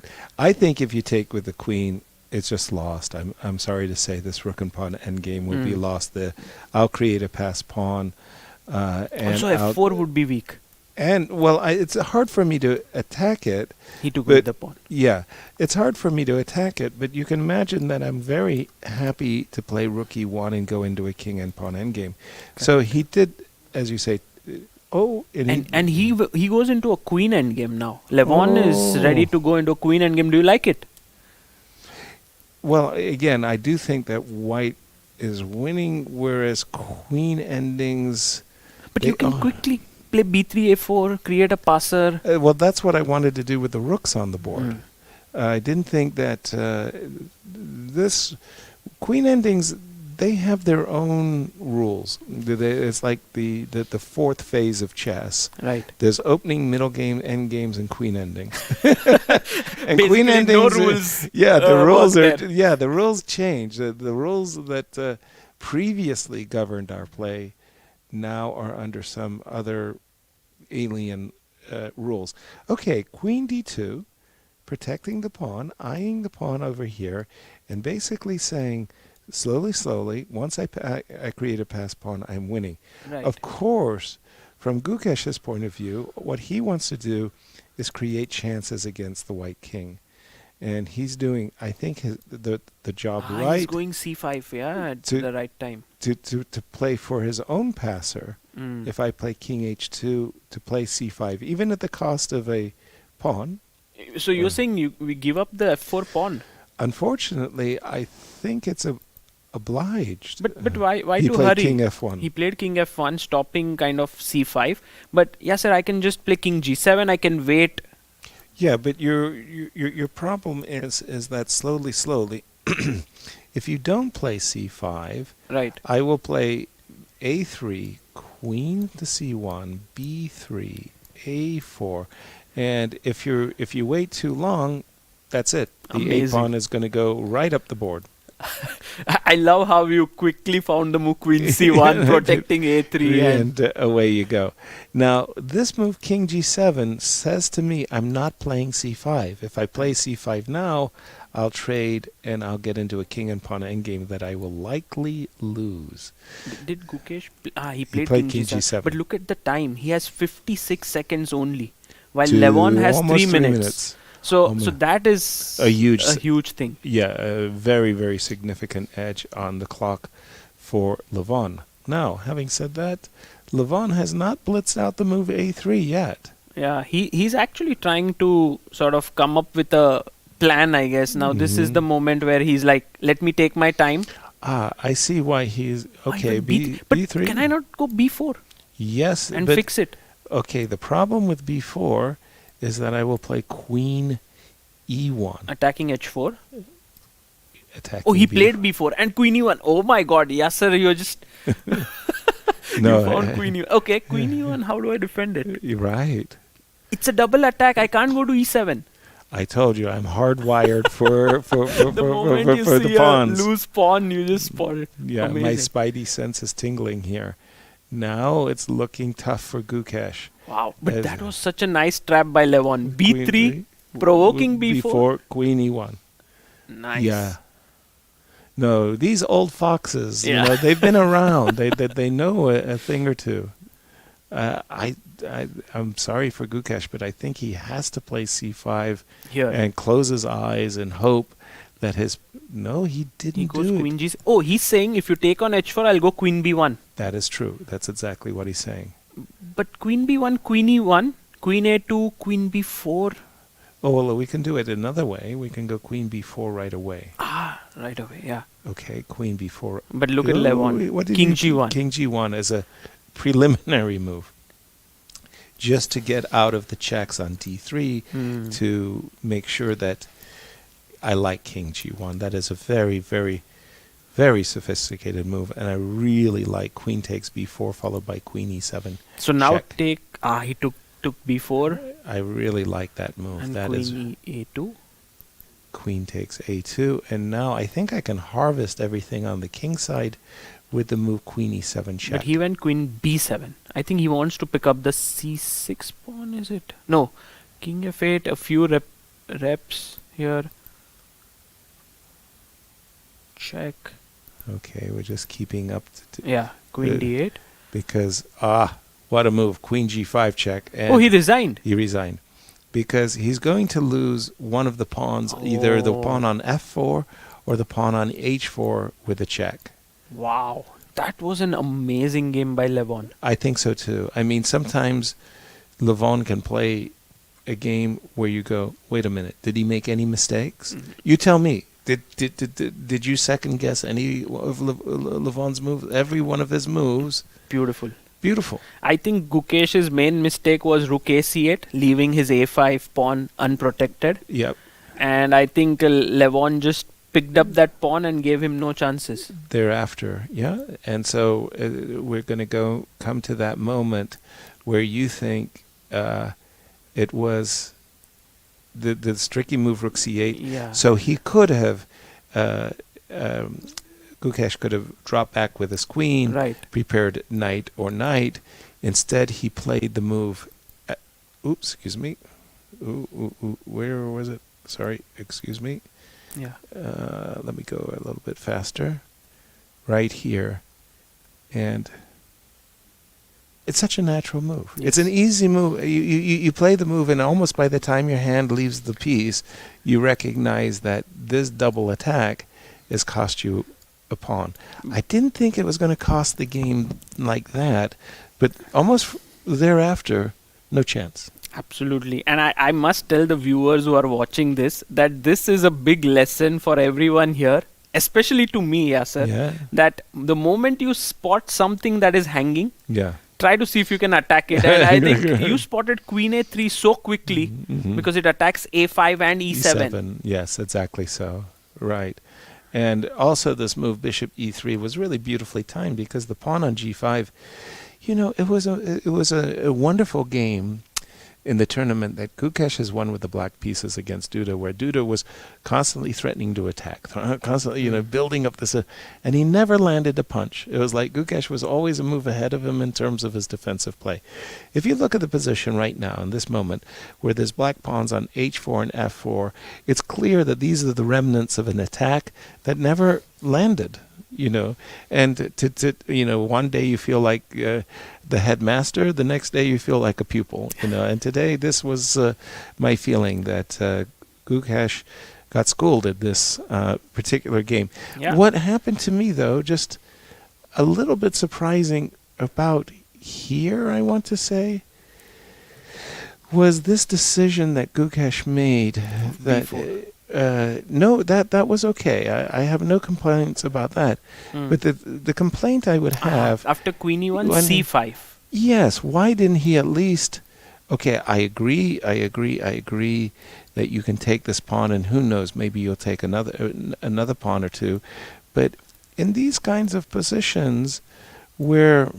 I don't know. I might even have a perpetual check. No. Maybe you have to come back with the queen. Right. E1. So let me just go back here. This one, yes? No. Okay. It doesn't matter. Queen e1, not queen g6. Queen g6 was too compliant. My beef My beef is that C5, yeah. for what it was worth, Gukesh, really needed to give himself a pass pawn. Like, for example, let's say I play here. I think, Yasser, you are very right that in queen endgames you need to create a passed pawn. Absolutely, right? no question about it. This guy does a good job for the moment of keeping these guys back. This guy does a pretty decent job at keeping these pawns. And if you just give me one moment to grab my breath, I'll go queen check. I'll put my queen on e3 with check, and I'll go d4, and I've got counterplay. In the game, no counterplay. Levon went right down the victory lane, and round two. So round 2 will begin in 2 minutes, but Yasser, this win for Levon is a big Huge boost to his confidence. Absolutely. And I think Gukesh just couldn't sort of settle down into this game. And what will be interesting is with these 3 players, imagine if Nepo now faces Levon, right, and he beats Levon, and then Gukesh beats Nepo. It's right, like a... Right. They have this in the history of chess all the time. Player A constantly beats player B. And player B constantly beats player C, and then player C constantly beats player A. And it's like everybody's chasing one another's tails. But I think this was a huge confidence booster for Levon, because, again, if you look at his performance in, let's say, the last 3 rounds of the classical event, he's not going to be very happy with round 7 and 8. And especially that round 7, that really, I'm sure that stuck in his craw a lot. So now, what happens in our next game? I think we have who's up? Nepo versus Levon now coming up. Okay. So that means that Gukesh gets a break, so to speak, and Nepo makes his first appearance. Right. And Yasser, in your, you are an encyclopedia of chess, historical knowledge. I'm sitting there listening to all your stories. Do you recall at any point a tournament where 3 players sort of fought like this? Is this kind of unique? Sure. No, I think it was very recently the Sinkville Cup in the last few years. Who was it? It was, I think, Magnus, Fabi, and somebody is tied for first. And because of this very, very difficult scheduling, they were going to play a playoff, and the players were just exhausted. And they said, okay, we played this, we played this, we played this. Can we have a 3-way tie in the Sinkville Cup? And everybody on the production team said, why not? Okay. And there was a tie for first. So there was no tie break. There was no tie break because I think the players were all too exhausted. When I think about 3 players tying for first, it's not that usual. I remember in 2015 there was London Chess Classic, where Anish, MVL and Magnus were tied, and Anish and MVL played first. Then MVL won, and then Magnus finally beat MVL. Yeah. And by the way, the game has begun. And in English with A2, A3, which is an invitation by Jan to play the Sicilian, the reverse Sicilian with an extra tempo. He's black with an extra tempo in Sicilian. And Levon said, sure, fine. Play your reverse Sicilian. And taking on C3 is not very common, right? In principle, the pawn on B2, going to C3, having a little bit more control of the center is considered to be a favorable plus for white.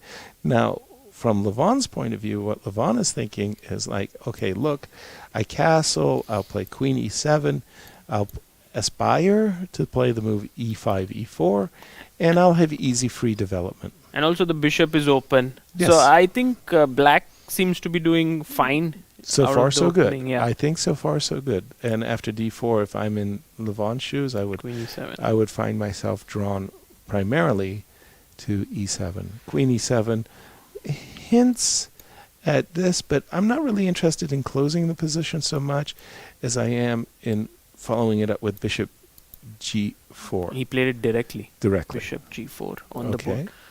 So let's just put it on the board. Bishop g4. I have a question, Yasser, very quickly. Do you think that Nepo would be tired, or he would be kind of thrilled by winning that sort of an equal game and would be in the flow? What do you think would be his? Both. I know exactly what he's feeling. I've been there. He is dog tired, like really, really, really tired. He's so tired he doesn't even know he's tired. What he does know is he's euphoric that he's here. So that euphoria is actually carrying him at the moment. And did you notice his expression? He's like, I can take on h7, but okay, I won't. With a check. I'm not sure he shouldn't have done it. Should he have taken, because then the g file opens up. Let's take a look. So let's say take on h7. Bishop g5, bishop to d3, bishop takes f3, check. King has to go. I take. Now queen h4, I will just come back with the bishop, and I'm not sure. So maybe g6, and this is what, I mean, he analyzed more or less in a flash. Yeah, I mean, and he queen was h4 now maybe. He was so fast. Oops, excuse me. I keep trying to do that. He was so fast in his analysis. He saw queen h4 and he stopped. And I get a feeling that black should be okay, right? Because it's good development here. There's a lot of pawns. He didn't do it. Let's put it that way. He went for queen h4, bishop b2. Okay, that's preparation for an exit, a stately exit to the queen side. Right. But even the king is not going to be totally safe on the queen side, right? No, the pawn shield over there has been a little bit dinged. Yeah. He goes d5. Wow. Hold on. g6, d5. Okay. Okay, that's a very committal move, because now you have sort of closed the position, and I don't know, maybe you want to go c4 next? No question. He wants to go c4 next. That's exactly right. But he's weakened his c5 square. So maybe knight b8, d7, c5, do you think? And no, he went knight a5. Knight a5. Similar idea to your knight b8, d7. You can go knight b7 to c5 in this case. So if your goal is to put your knight there, you still have it. But here this bishop is primed. We're ready to go queen c3, followed by f4. What a sharp position! Oh, this it's is lovely. I'm enjoying it. So in one way, black is having a very static advantage of the c5 weakness. Yep. But dynamically, his two bishops eyeing there, f4, the g file open. That's right. That's right. Just exactly right. Now, normally speaking, with the g-file half open, you would love to play rook g1 and rook g4 and h4, h5, right? Sacrifice the bishop on g6. Absolutely. Minimum perpetual check. The other thing that's going on in the mind of Nepo right now is this diagonal. He's lured by the idea of queen c3 and f4. You don't want to necessarily give up this f2 pawn, though. But he did go rook dg1. He did. And Levon goes to c5. Now, you don't want to give up your bishop on d3. I don't know if I do or if I don't. Well, now that asked an answer. You were right. He played bishop f1. You got into his head there with that move. Bishop f1. I was thinking he might play for rook g3. He did not. But you know, quickly f5. As you said, rook g4, h4, h5 was an idea. So Levon stops it with f5. I like it. And especially whenever my opponent's retreating his pieces, that's like, wonderful, go away. Just keep going away. What the bishop is doing on f1 is not clear anymore to me. And if you're not playing h4, pardon me, because the queen is sitting right on your doorstep, he's not moving. The queen is not going to let you go h4, h5. Right. Then black can start to think to himself, okay, should I play a6, b5? Yeah. Should I play rook c8, c6? Wow. And then finally, should I play really awkwardly defensively, like really just button down everything, play rook f7, rook f8, and say, come and get me? Or choice number 3, door number 3. Rook A8 to E8, intimating that he might play this. I would be so reluctant, though. Yeah, just opens up the diagonal. I would be very, very reluctant to play that move if I didn't have to. But you know, Yasser, Rook A8 somehow just signals that you don't want these ideas of A6, B5, and you're playing in the center, but you don't want to play even E4. That's right. But one of the things that you might, after, really carefully keeping this pawn on E5 for some time, you might want to play for F5, F4. And he goes Rook F7. Yes. I was expecting that the previous turn. What's the idea of that? Like just double on E file or? To kill Rook G6. Just to stop Rook G6. What I would do if I were in Levon's shoes, I'd make my king walk. I don't like being on the king side. Oh. Imagine my king on B7. And so king F8, king E7. That's exactly right. Nice. And if you saw my game with Gligerich from Baden, you would see that the king walk was really the prelude to a king side attack, and it worked marvelous. King F8. He did it. He did it. It's once every broadcast. That's the maximum I permit myself. But these guys are really good. You're just amazingly accurate. Okay, Rook H3. Okay, so he's basically, Jan is saying, go away. Please go back to F6. Then I might be tempted to play F4. But if you go to E7, then the path is blocked. Correct. Exactly. That's exactly what Jan is saying. The path to E7 is blocked. If he goes to D8 so that he could still play King E7, that would be kind of funny. I mean, that you keep that square open. He goes to F6. He's like, play F4. I'll still go King E7, I guess. Right. I'm okay with my E5 square is well controlled. And you see, Jan, he did immediately grab his F pawn, and he understands that that will have some severe consequences later in the game. That Black will always have the opportunity to capture, and you don't really want to take and trade dark square bishops. If the dark square bishops are traded, then the knight on C5 dominates the bishop on F1. Correct, absolutely. So right. that's not something that Jan wants to do. Not at all. So opening the position with F4 has to be done very carefully. Correct. Yes. The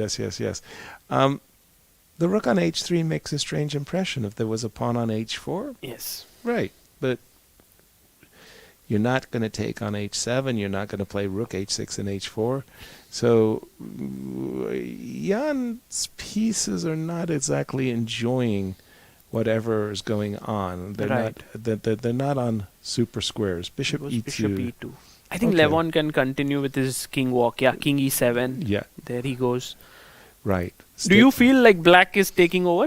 Correct. I do. I do feel like that Black taking over strong. I would just say that Black is enjoying himself. Like he's having more fun than White, and White's rook's pawn structure. White's not playing F4. White's not playing E4. Yeah. And right now, for what it's worth, the pawn on H2 is somehow in the way. Right, and this bishop on D1 is still struggling to find its place on the board. Right. So Queen E2.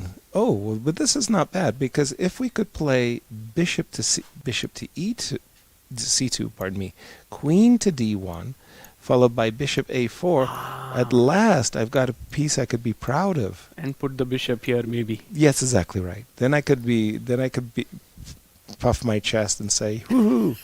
I understand what I'm doing." Okay, he goes bishop C2. He's doing it. Step 1, king C8. Yeah, king. So Levon has got his king to safety. The king walk. Jan is trying to do something with this problem piece. Exactly. And now king and A2. They're doing it all with just 5 minutes on their clock. King A2. Yeah. Right. And Levon quickly stops this. Queen D1, bishop A4. Do you think he'll push now A5, A4, maybe just create some kind of a... I would be reluctant. Personally, I'd be reluctant. Somehow, the pawn on A7 is like, okay, that's good. That's good protection right there. Right. My king is on B7, And I'm not really afraid you're going to go bishop c3 to bishop to b4 or something like that. And in the meanwhile, as black, I start to think, okay, again, I think my rooks belong on the double f file. So if the rook on e8 were to slide over to f8, I could then play f4. Nice. And then if you take, I'll take with the rook, and my king will be on b7 as usual, and my rooks will be looking pretty good, and c4 is weak, and f3 is weak.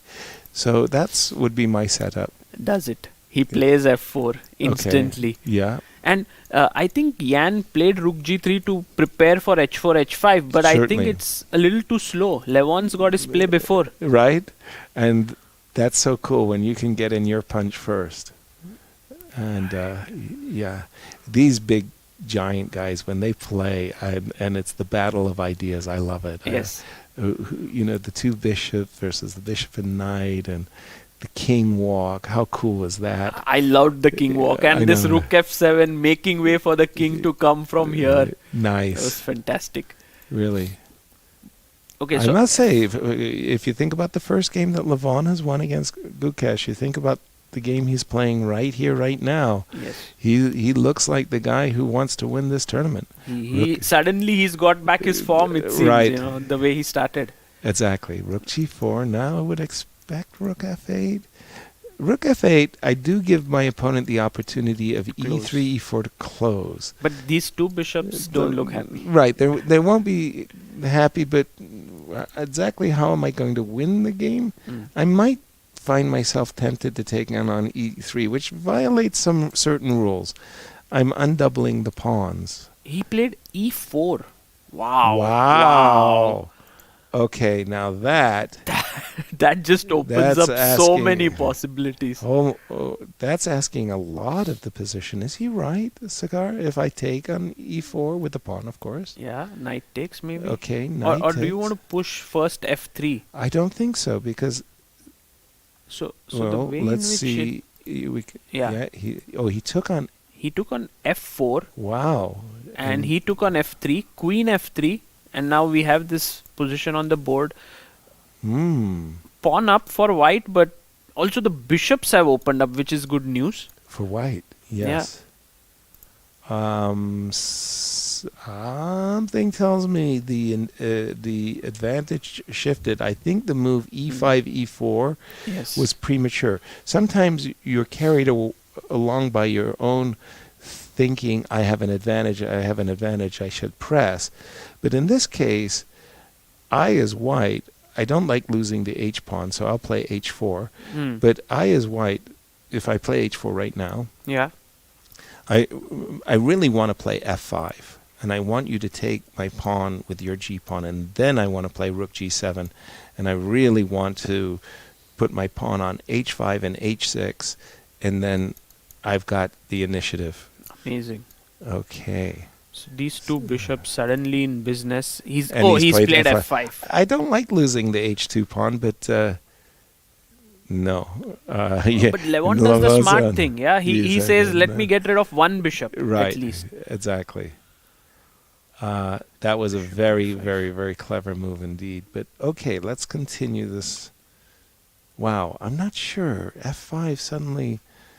Because the pawn is pinned, you can't take this, and after one bishop is traded and you get gf5, suddenly the knight is very happy.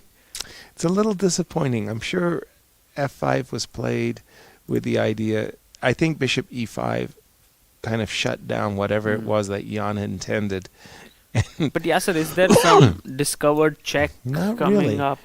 D6 check, he did play it, but then after c6, which I'm sure Levon will play rather instantly. Yes, he did. Then the question is it an asset or liability on d6?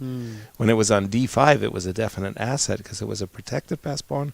On d6, okay, you take on d4 and play, you take on e5 and play rook d4. Is that his idea? Yes, he took on e5 and now he plays rook d1, defending this pawn and clearly saying that it's a very strong pawn there. That's what he's saying. And Levon takes back on f5. But in the immortal words of Bent Larsen, Do we believe you? Do we believe? It's a good font. Wow. And once again, the players are this time down to under 3 minutes. Levon has slipped below Jan. Has always had a marvelous reputation as a blitzer. But I like this move, Queen E6, because he's attacking C4 and also like going to shift. Maybe the knight starts to blockade the pawn. The queen is a terrible blockader. The knight is an excellent blockader, but also the rook. The rook could swing. The rook could swing over. And then that's a tempo against the rook on G8 as well as attacking the pawn on D6. Wow. It seems like the advantage shifted once again. The move rook G8, I think, was mistimed. And also now, how do you defend the C4 pawn? Because that's quite a weak pawn. The problems are beginning to pile up. Absolutely. And the king on A2 is not happy at all. Right. It's weak there. And I think Jan has, Missed for the first time, sort of paused so much. He was moving so quickly. Everything was in a flow until this moment. If he has to play rook D4 and allow rook E2, rook D4, rook D7. He goes queen C3. Okay. Defend C4. So and Levon instantly played rook D7. Of course, give me the rook, give me the pawn. Attacking this, attacking here.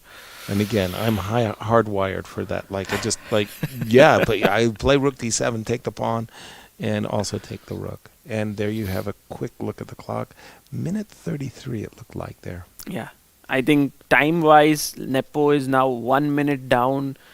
Position-wise, he's going to be a pawn down. His knight is... Levon's Hold on, knight did he just hang his rook? King B1? What? Oh, no, E5 is hanging. I was like, did he just hang his rook? No, he did not. The rook on E5 is unprotected in that case. But can we take this still, Queen E5, and then chop the pawn on C4? No, he doesn't do all of that. He goes knight E4. Okay. You know, just when I thought the knight was so beautiful on C5. And it is beautiful. I think Levon's intention is to play rook takes. And then the rook is hanging, C4 very is hanging. tactical. And as well as D6 is hanging. There's a plethora of captures. But why has he not taken on... He took with the pawn. He took with the pawn. So now, wow. In a way, I think he didn't like somehow. Maybe Queen H8 perhaps is what he might have... I don't know. Been a little bit worried about... I don't know. The king has a safety hatch on A6 that you can escape to. Taking with the pawn has one massive benefit, that when you play the move E3 and force F2 takes E3, rook takes E3 will mean there's a rook B3 check in the position when your queen goes running away. Right. 47 seconds and counting for Nepo. You know, those 2-second increments. Yes, but I think with so little time, he will struggle in this position. There's still a lot of possibilities. Well, here his problem is he's facing the loss of his pawn on D6. That's step number 1.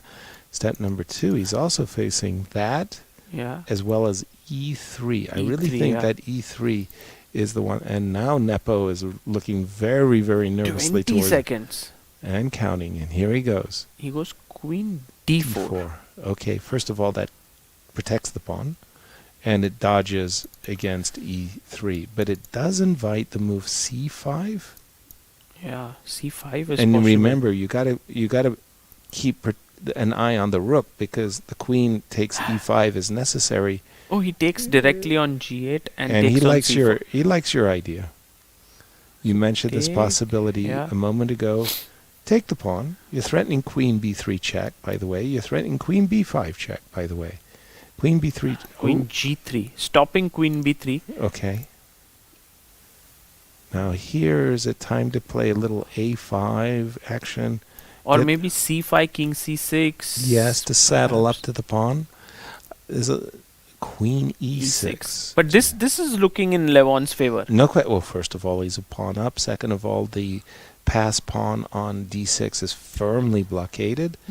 And what you said, C5 and king C6, is certainly to be considered. Yes. C5. And also, he has a minute extra on the clock. So it's very useful. 7 seconds. 7 seconds. King C6. I guess we've got to change direction suddenly and go rook E1. Rook No. F7 by Levon. And he's that attacked the move queen. is a surprise move for me. Didn't expect that. And King C6 again? Yes, King C6. Yeah. So somehow he just wanted to push the queen away before going rook to D7 takes D6. So again, now that's his on his pawn is agenda. falling. Yeah. And trust me, although Levon's playing concretely... They finished. What happened? Queen B3 check, resigns. Ooh, Queen B3 check came in. Yes. And if King C1, there is A3 falling. And you grab everything, and then you return, and it's 3 versus none. wow. Levon Aronian, congratulations. What a game. Very, very, very impressive as he starts this tiebreaker 2 out of 2. You know, that's a really good way to start a tiebreaker cigar. With the perfect score. Nice. And the 2 victories, very impressive. Absolutely. And Very I think impressive. the next game between Nepo and Gukesh will sort of determine who is the one who will have some chances, right? Because the one who loses will be out because he would have 2 losses. Exactly. You know, oftentimes the grandmasters, they just love to find out the truth. Where did it go wrong? And I'm not going to be too hypercritical of the move D5, but I feel that there was almost like after this there was a static advantage that Black had. Mark, how is it going? What do we have? Fantastic. What we've just been told, and this is very good news for us, we have a 5-minute break before the start of the 3rd tiebreaker, and we're going to come back. I don't like the move D5.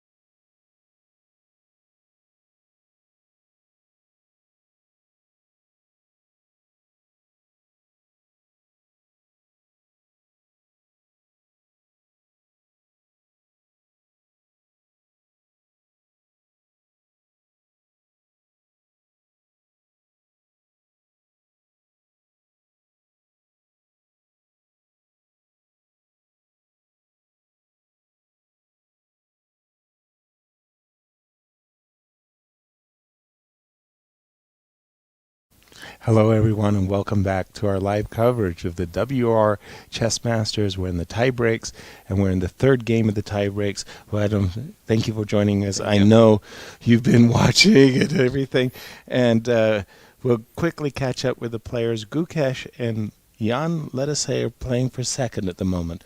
But more importantly, they're playing for the chance to chase Levon. Levon starts with 2 and that's wins. Queen's Gambit, yeah? Queen's Gambit, yep. Bishop g4, queen c2, knight h5. Okay, who is tricking whom? Because this bishop wants to take this knight.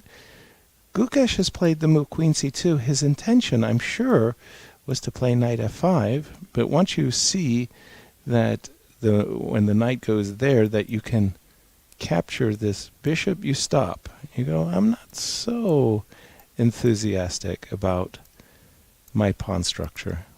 I ruined my pawn structure as white. So let me just get rid of these things, and everybody's unhappy now. Just a second. So we are here. He played h3. The bishop came back. We're here, and now it's time to capture the bishop. How do you like this position? I would play it for black better, I think. But Jan is so fast. Yes. What is the time at the moment? Jan thought even 2 minutes, yeah? Yes. And after h3, excuse me, I've got to do this slower. He played knight takes, pawn takes, bishop to d6. I think we're almost caught up with the play. If f5 is possible right now? Yes, I think you have to do it, yeah? And drive this bishop a little bit backwards. Whoop.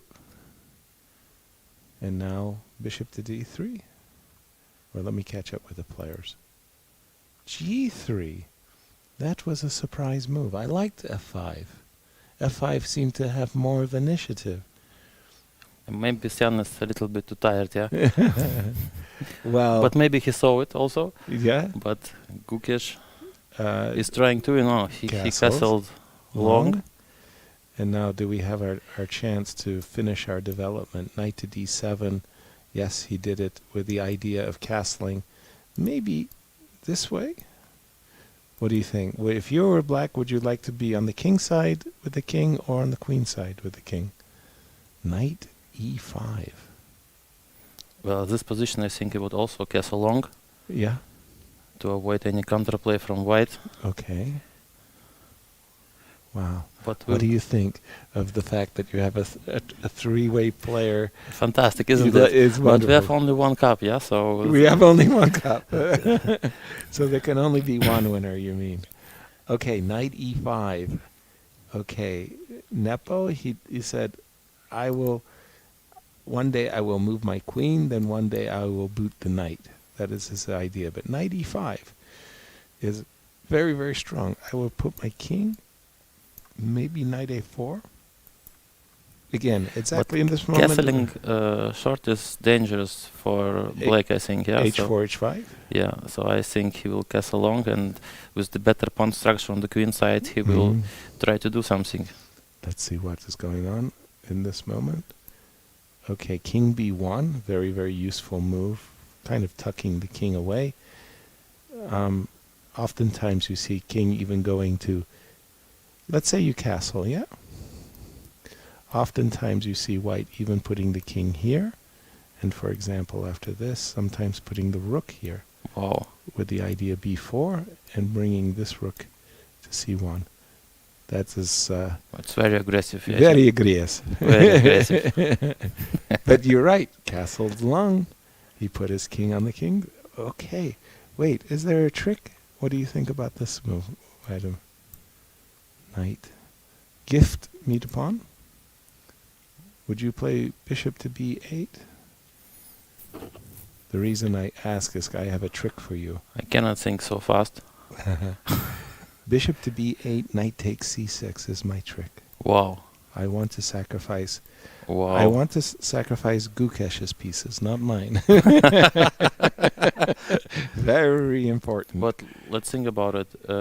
Bishop b8 is the only move? No, you should probably, after knight b5, move the king.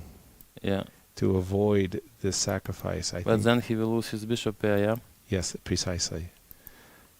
In the words of the immortal Rolling Stones, yeah, you can't always get what you want. He gave up the bishop. I must say I'm not a fan. B3. But maybe queen d8, f6. Yes. To put the knight away. Okay. He also, Jan has his ideas that the knight will be very useful on the d6 square. You could support bishop f5. You could go knight e4 on a very good day. You can even sneak to b5. You would hit a3 square, d4 square. But I think he will also activate his rook on c8, yeah? His yes. h8 rook on c8. Maybe someday. h4. h5 I think he will play. Me too. I would like to shut down. Although I'm not sure I'm even afraid of it. And Jan said I'm not Explain afraid. this move. Why did he play it? He wanted the rook. Pardon me. He wanted the square that the rook is on to activate his knight. So but actually it's nice. Knight d6, knight e4, bishop takes, pawn takes, queen takes, bishop f5. And life is good. But I think Gukesh will see it, yeah? Yeah. Chances are high. Yes. But actually with this double pawn, I think white stands a little bit better. Mm-hmm. Mm-hmm. And they both need to win, yeah, because they both lost. Yeah, they're chasing Levon. They have the right to be second. This is the point. And again, the knight is incredibly flexible on the square. He basically said, you know, your move h4 was a bluff. I don't believe you have the threat. And he turned out to be right. I love this move rook c8. It's a prelude to the move rook d8. And it also prevents any knight takes c6 sacrifices. But don't you think it's fine to change the bishops on f5 because my knight will be better? Yes, yes. And then I have the place for the knight on f5, and then d4 is weak, yeah. Yes, yes, yes. But it's sort of like everything in its own turn, yeah. Like the bishop on f5 is not in this moment going away. And by the way, if you go bishop f5 and you go bishop takes d3, and I play knight d7, so what? That would win the queen, right? It would be like the tears. We have a rook on d8. Nah, that's why he played rook c8 and rook d8. So that he's preparing this whole bishop f5 business. f3, okay. But again, I'm worried that, you know, you're not going to really be playing. You see? You see? That's why I say we have to speak a little bit lower because they play our moves and then it's... Okay, he took. I will take with the queen, with a check. With a check? Why was the queen? Let me just think because about it. I like the idea of forcing you to respond. Like it's the most forcing. But okay, he's thinking, which means that knight takes is very reasonable. Normally, anytime you can recapture with a gain of tempo like a check, you go for it. But Jan, okay, times 5. Jan is thinking dangerous. It's dangerous. So you had this idea Vadim, in your mind that you were going to have 5 really great young stars and 5 really great current stars. So the experience and then won. 2 to 1. We had 2 experienced players, 1 junior player, yeah? But I think it's a great opportunity for Gukesh to play with these guys. Oh gosh, yes. Oh gosh, yes. I'm sure he's completely thrilled. This is a grandmaster move. I would take with the knight.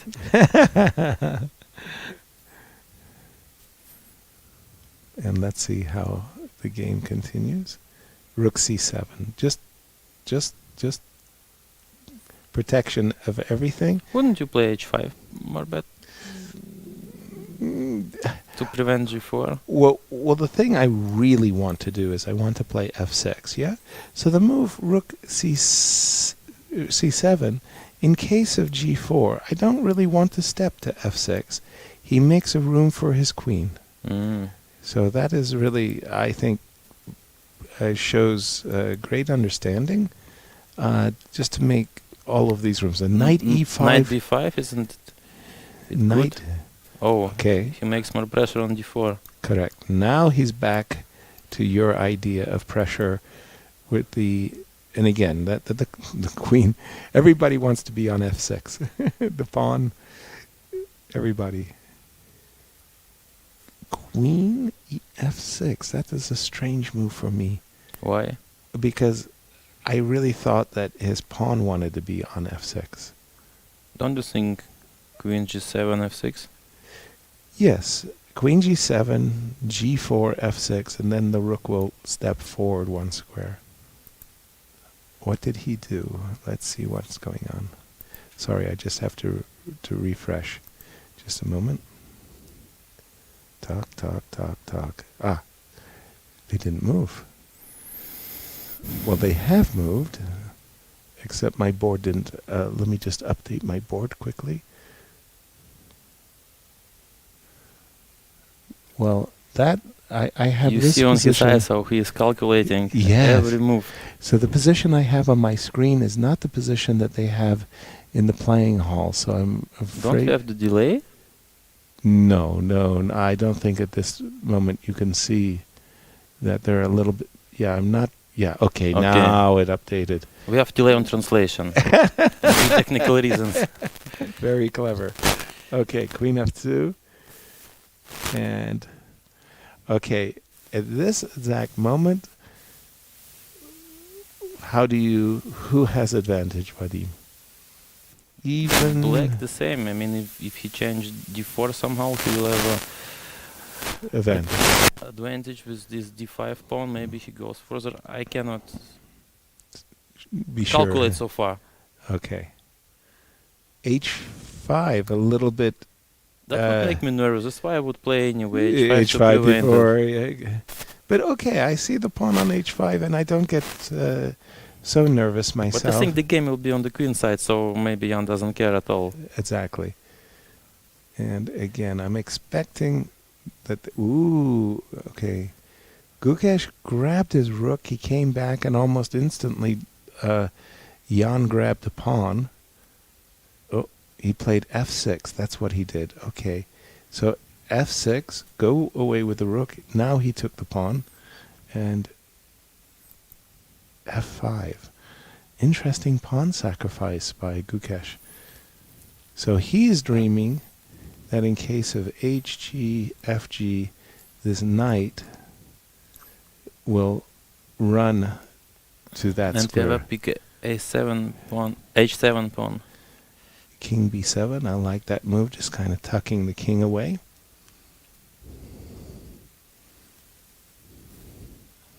Okay. But it's better not to capture on g4, yeah, because of the h7 pawn. So very clever from Jan not to take it. But I was thinking if he did take it and then played again h5, he could get rid of these weakies over there. What do you do with white right now? Rook h1? Yes, I think that's a very reasonable move. He didn't do it. I know he played king b2, and I know a5, a4 has been thrown in. And now the players are beginning to blitz. And to bluff. And to bluff. Blitz and bluff. That sounds like a good restaurant, actually, if you think about it. Blitz Fish or meat? Blitz or bluff. Okay, queen h2, maybe, Gukesh. He's beginning to get nervous, and I would too. He's down to 3 minutes. But I think Jan plays so fast. If they have the same time, I think Jan will have the advantage because Jan is more faster in this blitz. Yeah, I've witnessed. For me, MVL and Hikaru are just generational talents in blitz. MVL, you can't believe how good that guy is in blitz. In St. Louis, I played without one rook against Jan. I lost every game. Yeah. And then Peter Svidler told me, Vadim, how can you do it? Yeah, and he sat down and played also without the rook, and he lost against Jan as well. So Peter Svidler yeah, lost with a Peter rook, Svidler rook without up. a rook. It goes to show that, wow, how good is Jan? Queen h2, as kind of expected. You wanna put some pressure on the king side. Queen takes h2, rook takes h2. Okay, this is not a threat. Jan is not worried that this is a threat because knight is ready to pounce on the f5 pawn. But what is a threat is this knight is coming, and that makes me worried to take the pawn or to jump to e6. But if he did it, he took and played h5. But let us imagine if the rooks were not on the board. Ah no, okay, in this position. I don't know. Do we have -1, -1.5? What do you think? What is the evaluation? Yeah. It's definitely black who is in because black has extra pawn. But they play so fast. And they play so fast. They really do. So it feels like black is the one in charge. Is it worth 1.5? I'm not sure about that. What do you think? Black for sure is better. For sure is better. Is it winning? Not 100% sure yet. Because the problem is this pawn on h6 is really dangerous. Every time I put my rooks and I can threaten to go rook g7, it's not so easy. He played rook e2 check? Is that what happened? Yes, he... Oh no, knight e2 check, sorry. I thought there was a rook on e2. What does he want? I guess he wants to put his knight here. Nice. Better square, yeah? Nice square, yeah. It's anchored square. It will be tickling the rook. Very nicely protected. But this is what I mean. Still some counterplay for white because he always has this rook g7 kind of ideas. But they want somehow to sacrifice. I mean, rook e2, king c3, c5, king c6 maybe, and then mate on e4. But we don't play bookhouse at the moment. Yeah. I sometimes have the feeling now that, give me a knight. I would like to have a knight. It would be very nice. Okay, I think it's absolutely vital that Gukesh has rook g7. So if I were in his shoes, I would be playing moves like rook on h2 to g2 in order to play rook here. And I hope, please, for the trump, yeah? I think that would be more or less. But you don't need to change them. You just no. Don't give me the past g pawn. Yeah. Yeah. He did it or did not do it. Yes, he did it. Well, it's the first time I see a position without an engine on the computer. So it's right. It's nice. You have to think for yourself. You have to think. Difficult. Right.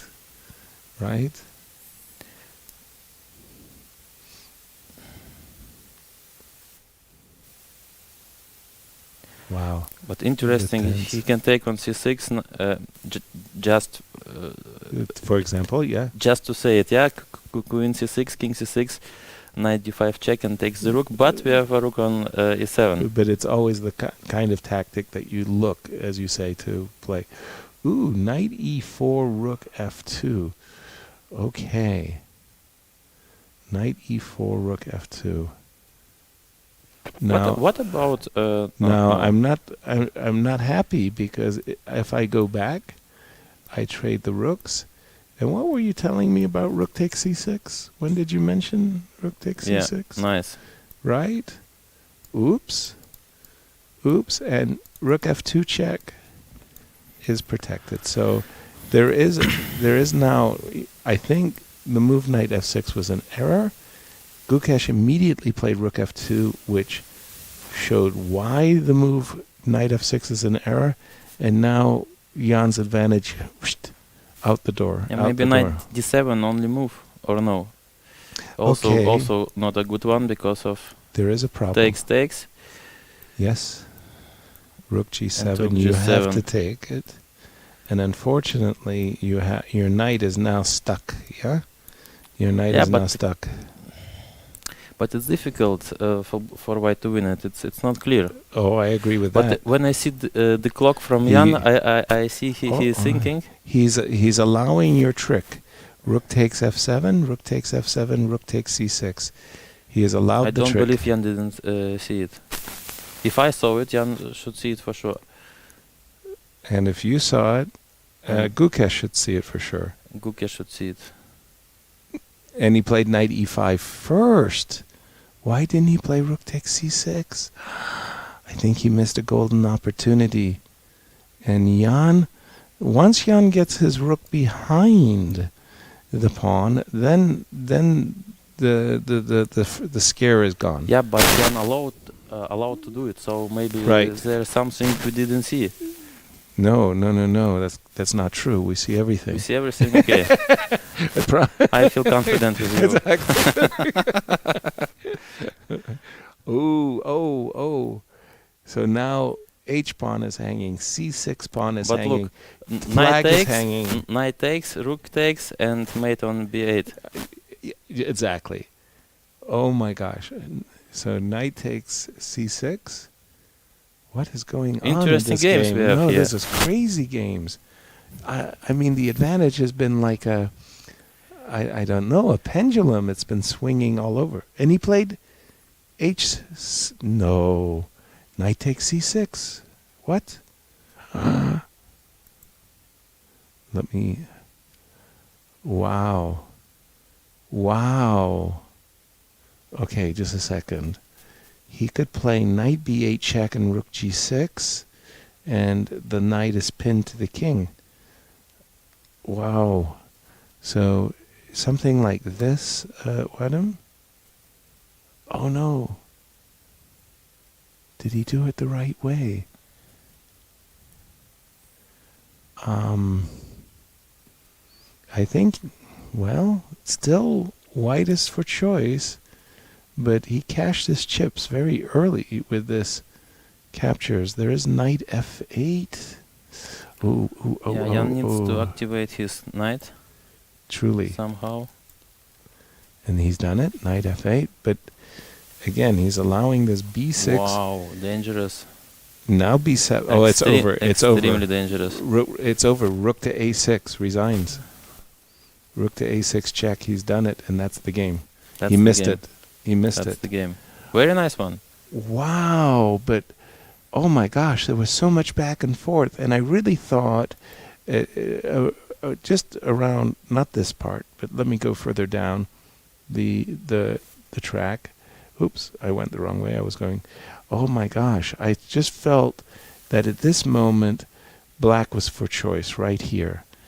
And you have four very good pawns, and you can play for c5 and c4. And I need to see it with engine. This is the blunder. This is it. Knight f6, and then after that, Gukesh has won. And he could play rook takes c6. Vadim, what do you think? Nice tie breaks, nice games. But we have more to come. More to come. So absolutely. 3 games more we have. Exactly. We're going to take a very, very short break, and we're going to be back with round 4 of the tie breaks with Levon Aronian in the lead, 2-1.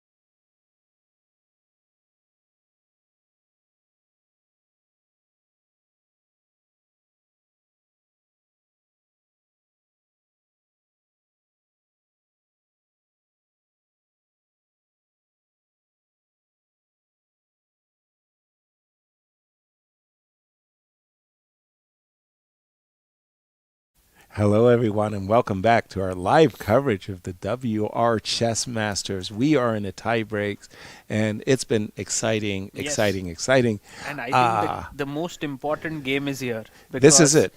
This can decide the tiebreak right now. Levon Aronian started with 2 wins. If he wins this, it's gone. It's over.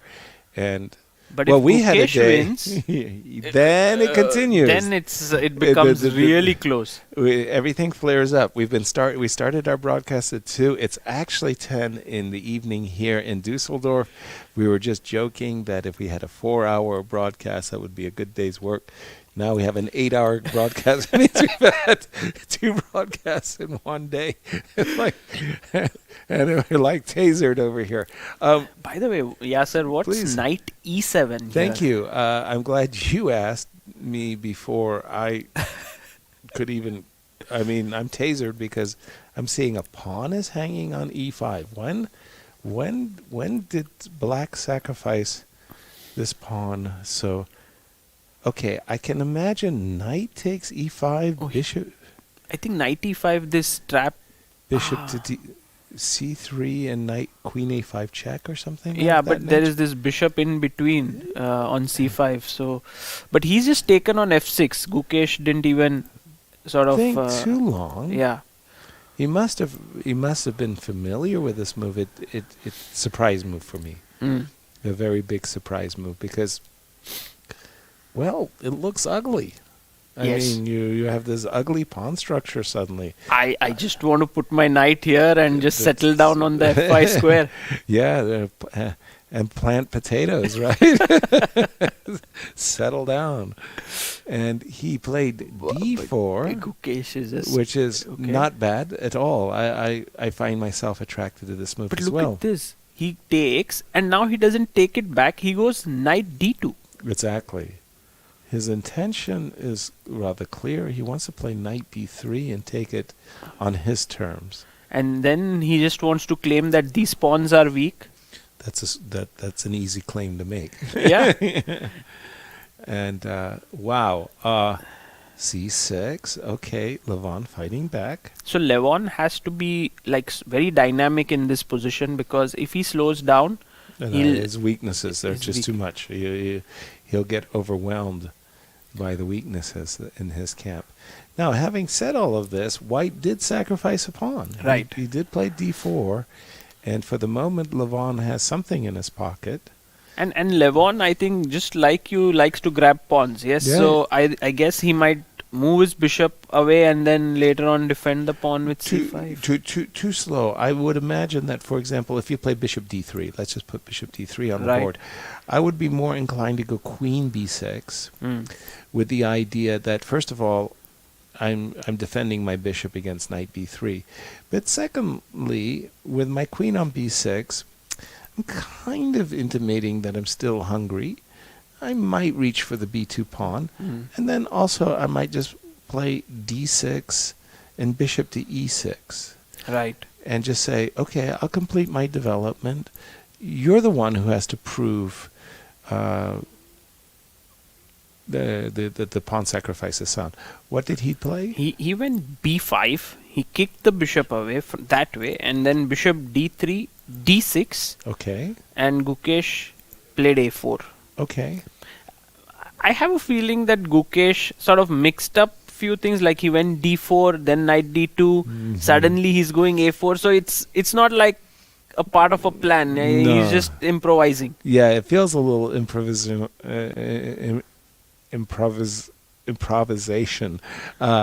But now, having said that, I like this move a4 a lot. I'm not sure what b5 was all about. I mean, really, you like it?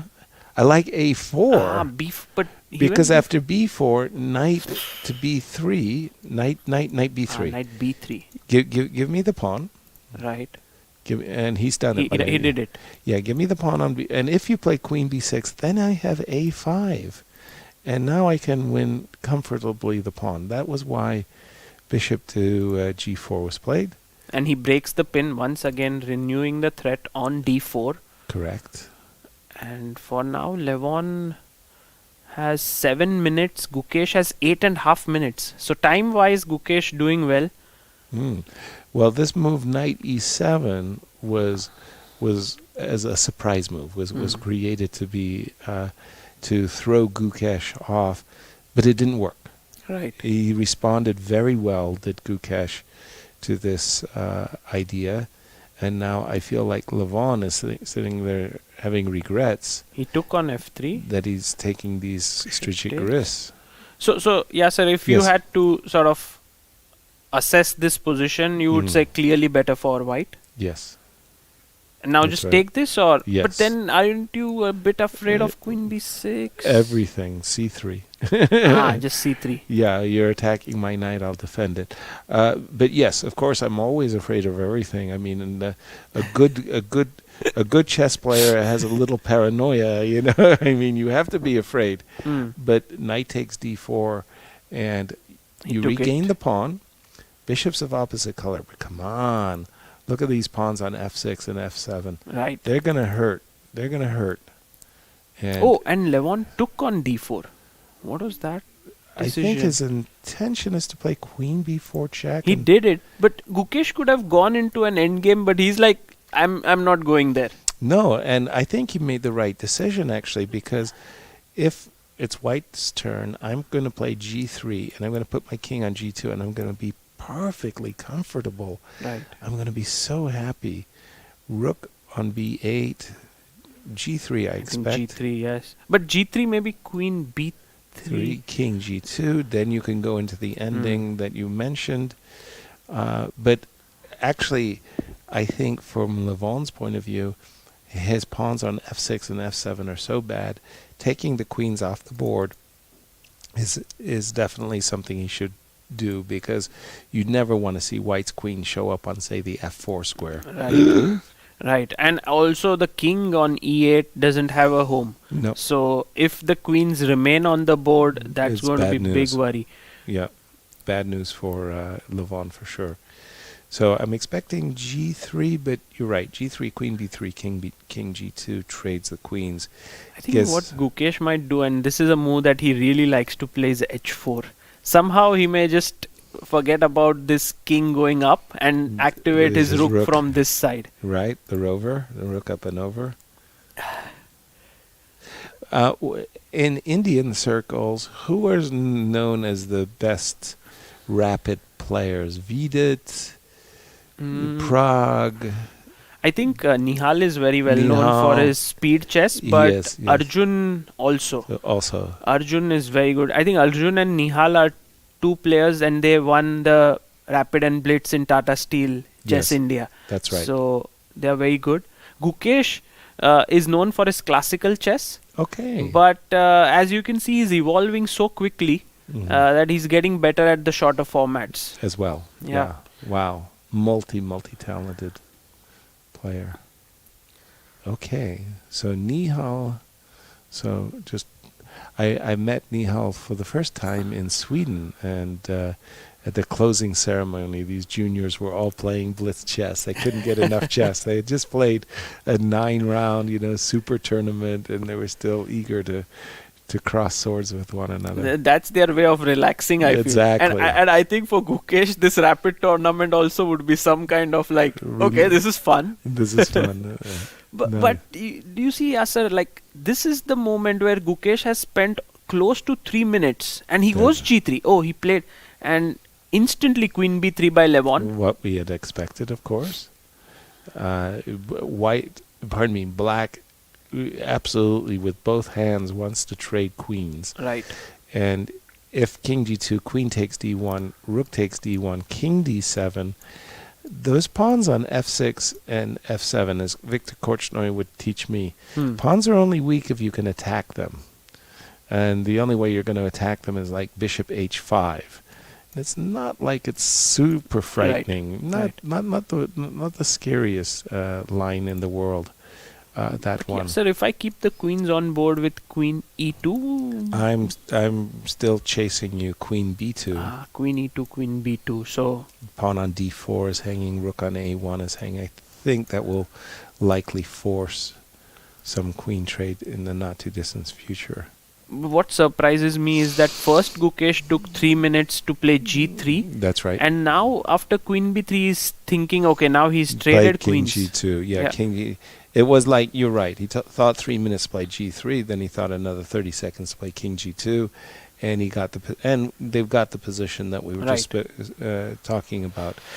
Okay, from Black's perspective, he can look forward to something. He can go Rook B4, Rook B8, Pawn on B4, Pawn on D4, Pawn on A4, under attack. Maybe on a very, very good day, this knight can find a home. I'm not sure which square to call home. Right. But maneuver around, maybe to get to E6 or somehow.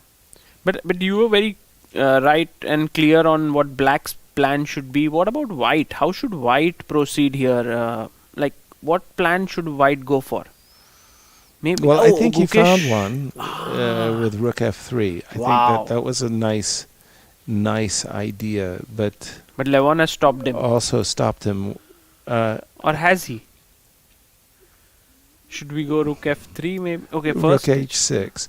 But one of the things that I think Gukesh just did very, very, very, very well is he played the move. He played H4 and he provoked Jan. He fixed a weakness on H5. Now Levon understood that, but nonetheless he played it rather quickly. And this is really heating up. Okay, I can play E5. I can give up the D5 square, but and also taking here doesn't feel like that's not. Yeah, it doesn't. Well, having said that, he took. And now D4 is hanging. Truly. So, should we push D5 or? Yeah, he pushes D5. Okay. So but yes, sir, after C5, Rook F3. Rook F3. Rook F3, and then this is hanging. Yes, precisely. If it wasn't for Rook F3, I'd also get nervous. The knight can go to D5. Inviting Rook F3. Which Gukesh did, Knight D4. And he just look at Levon, he just gave up the pawn and he said, I'm going to put my faith in the C pawn. And the beautiful knight on D4. So, this game is getting so exciting. I know. It's special, isn't it? And maybe can we go here, Yasser, and attack D6? We do have Rook H6 as our... I mean, if you want to attack D6, you could also go Rook F6 and potentially just... I would play Rook F6, King C7, Rook F7 once, yeah? Right. Just because of the great repetition game, right? Mess with Levon, yes? Yeah, mess with his head. And he went Rook D7. Levon didn't even go Rook H6. This is pure Levon style. Yeah, wow. He makes such difficult decisions in split seconds. Wow, that was something special, wasn't it? Rook D7 on the board, and now Levon's put all of his eggs in one basket. The C4. If that doesn't bring home something, too many pawn sacrifices by Levon. Right now he's 2 pawns down. The C pawn is strong. Actually, it has a clear path.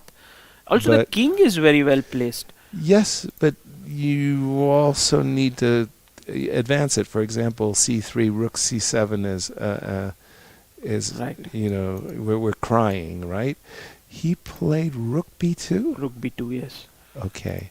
So that is a prelude to Rook F8. Yeah, he's trying to create play from all ends. And for Gukesh to manage all these tactics in 3 minutes is not going to be easy. Not easy. No. Quite the task, in fact.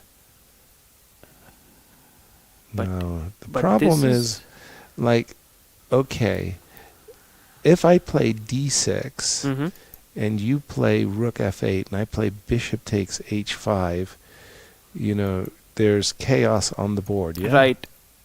But I think he went Rook C1. He did go Rook C1. With the idea of Rook C7 and picking this up. Clear. So if Rook F8 now? I was going to actually take the pawn on H5 and make some claim that I could go King H3 and King G4. Wow. That's very cool. Yeah. Very cool. Trading the h5 pawn for the f2 pawn, but creating passers. And again, time trouble, rearing its head. 3 minutes to 4 minutes.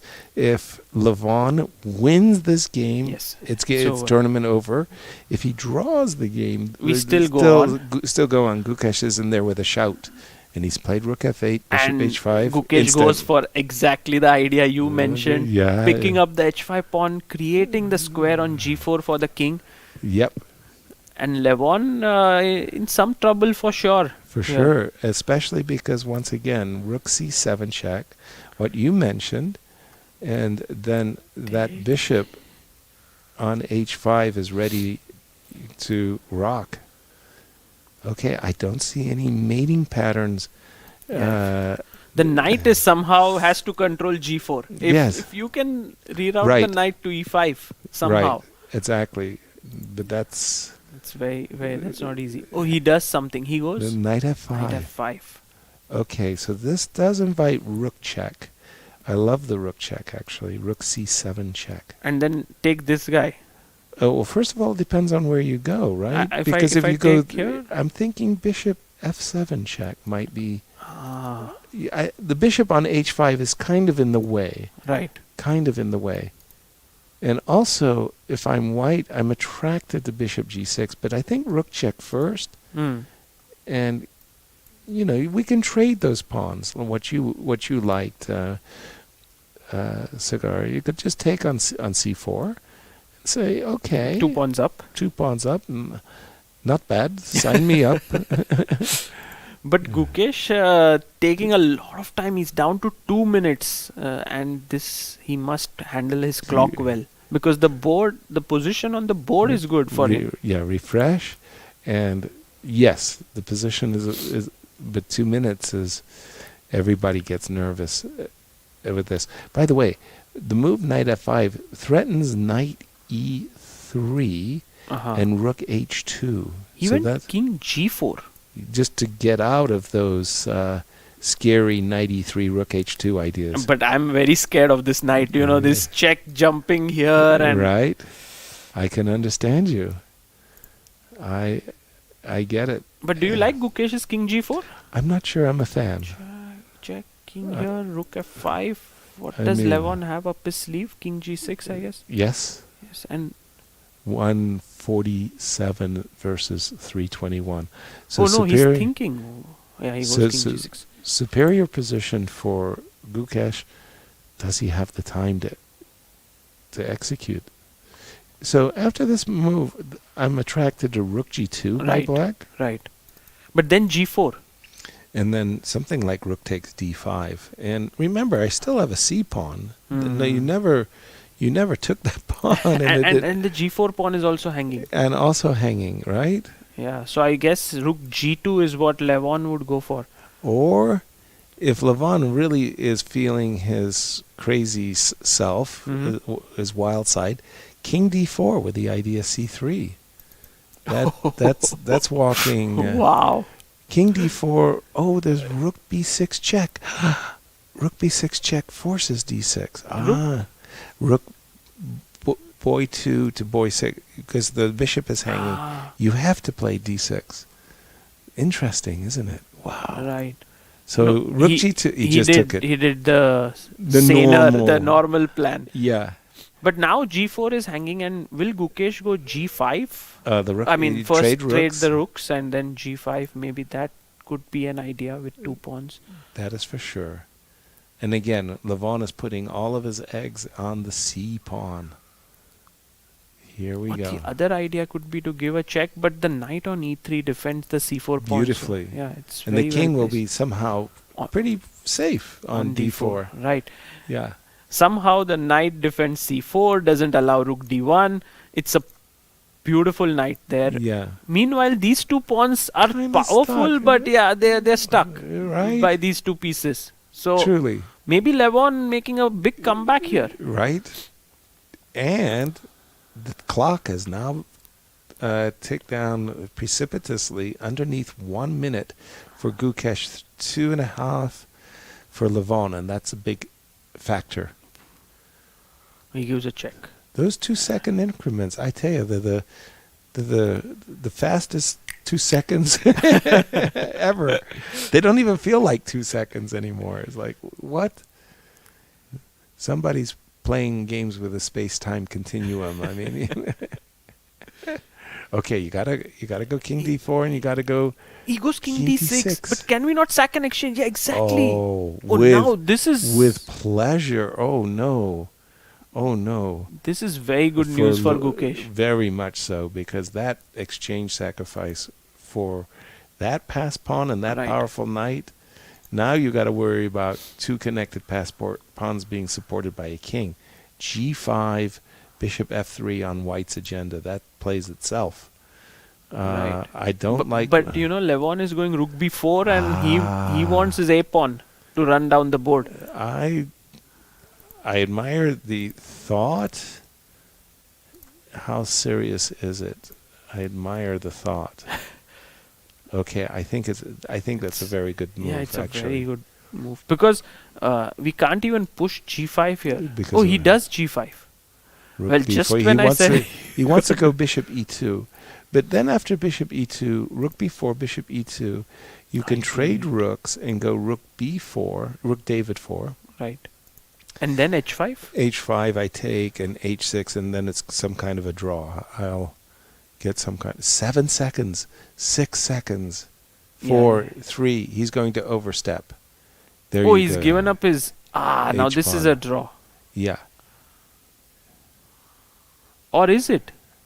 Is the g pawn too strong? No, I'll go king e7 as in Levon, and I'll never let the king out. Right. I'll just keep my rook on the h file, and the king will sit on g8 nicely, and nothing will happen. Right. So a beautiful save by Levon, and I think with this he would just need another draw to seal the deal in this tournament. But it does mean that the tournament continues. A win by Levon in this game would have sealed it completely. But do you think Levon will still try for some tricks here, because the draw is not going away for him? Right. He's the one who can play for tricks.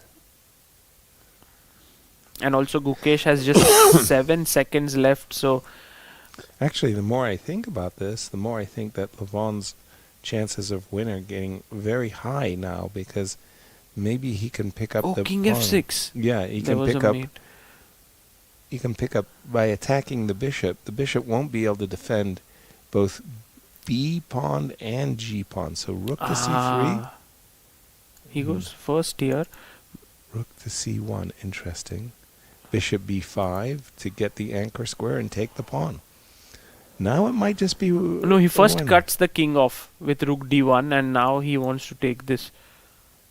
Okay, that was probably an excessive nicety. He didn't need to do that, but okay, he'll just put the rook on c5 and march the king to b4.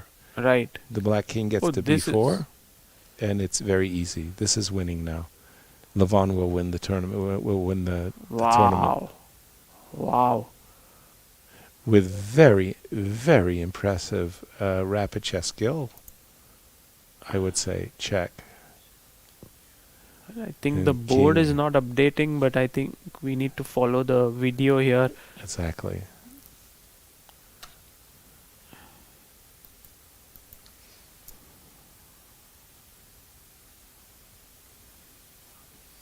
And we can see it better on the video. Yeah. I'm impressed that Gukesh has been finding a series of only moves with and he's not going under 5 seconds, I want to say. But yeah, sir, if king b3 and rook takes a4, isn't that already game over?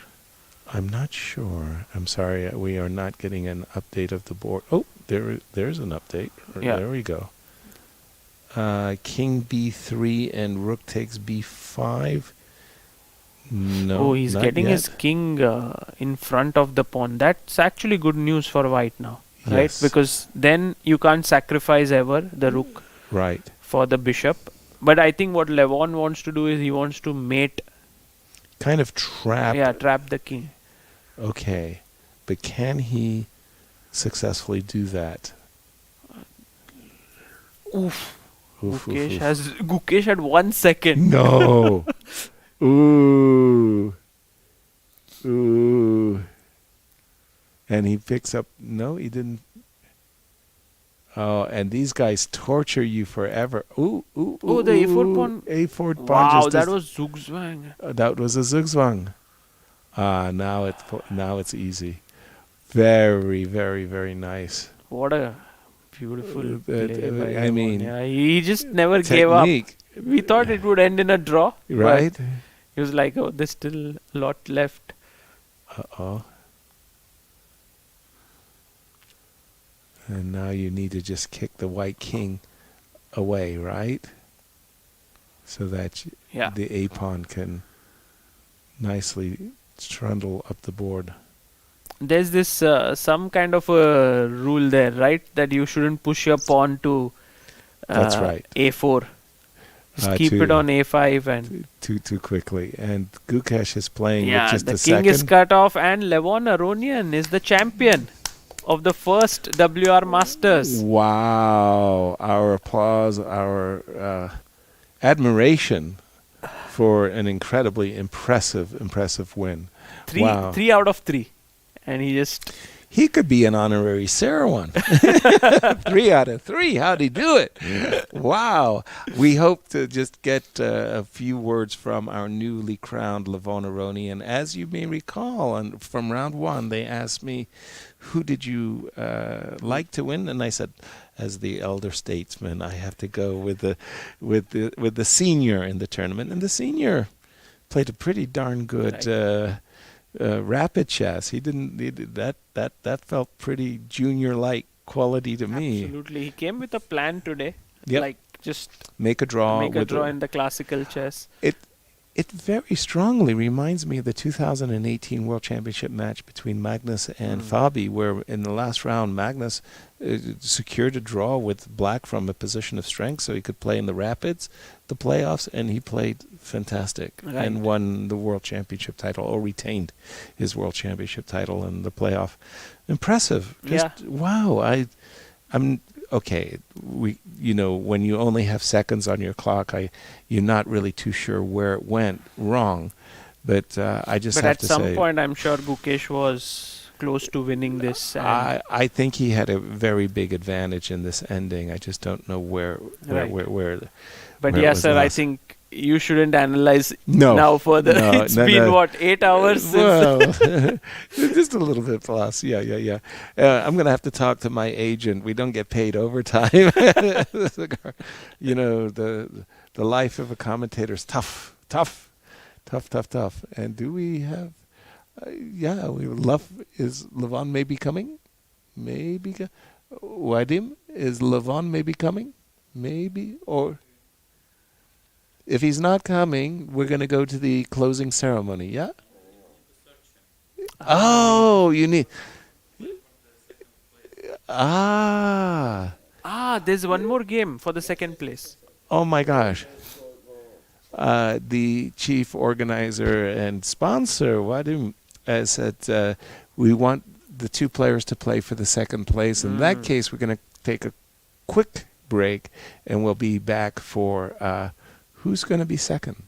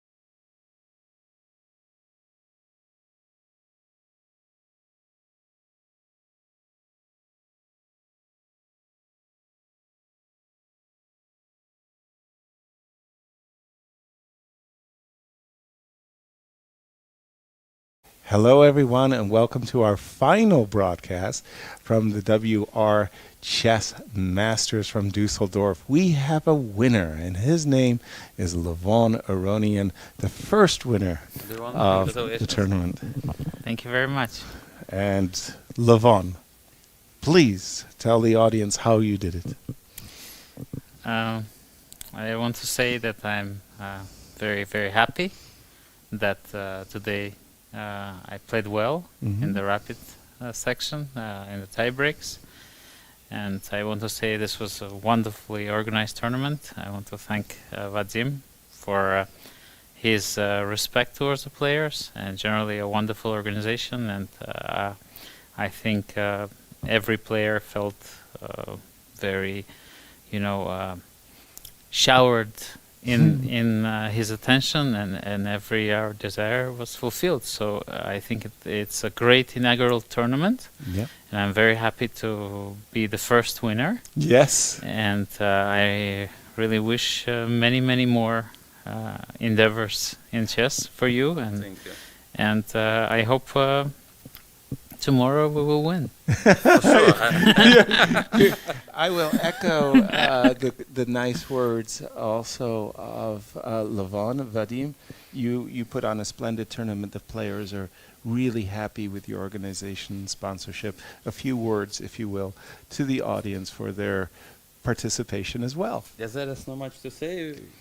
My team tried the best to make a wonderful tournament. I hope we succeed. And I hope everybody had fun. Well, we certainly did. And we will see you all tomorrow for the Bug House European rules. And these two guys are, are the early favorites. We'll see you all tomorrow.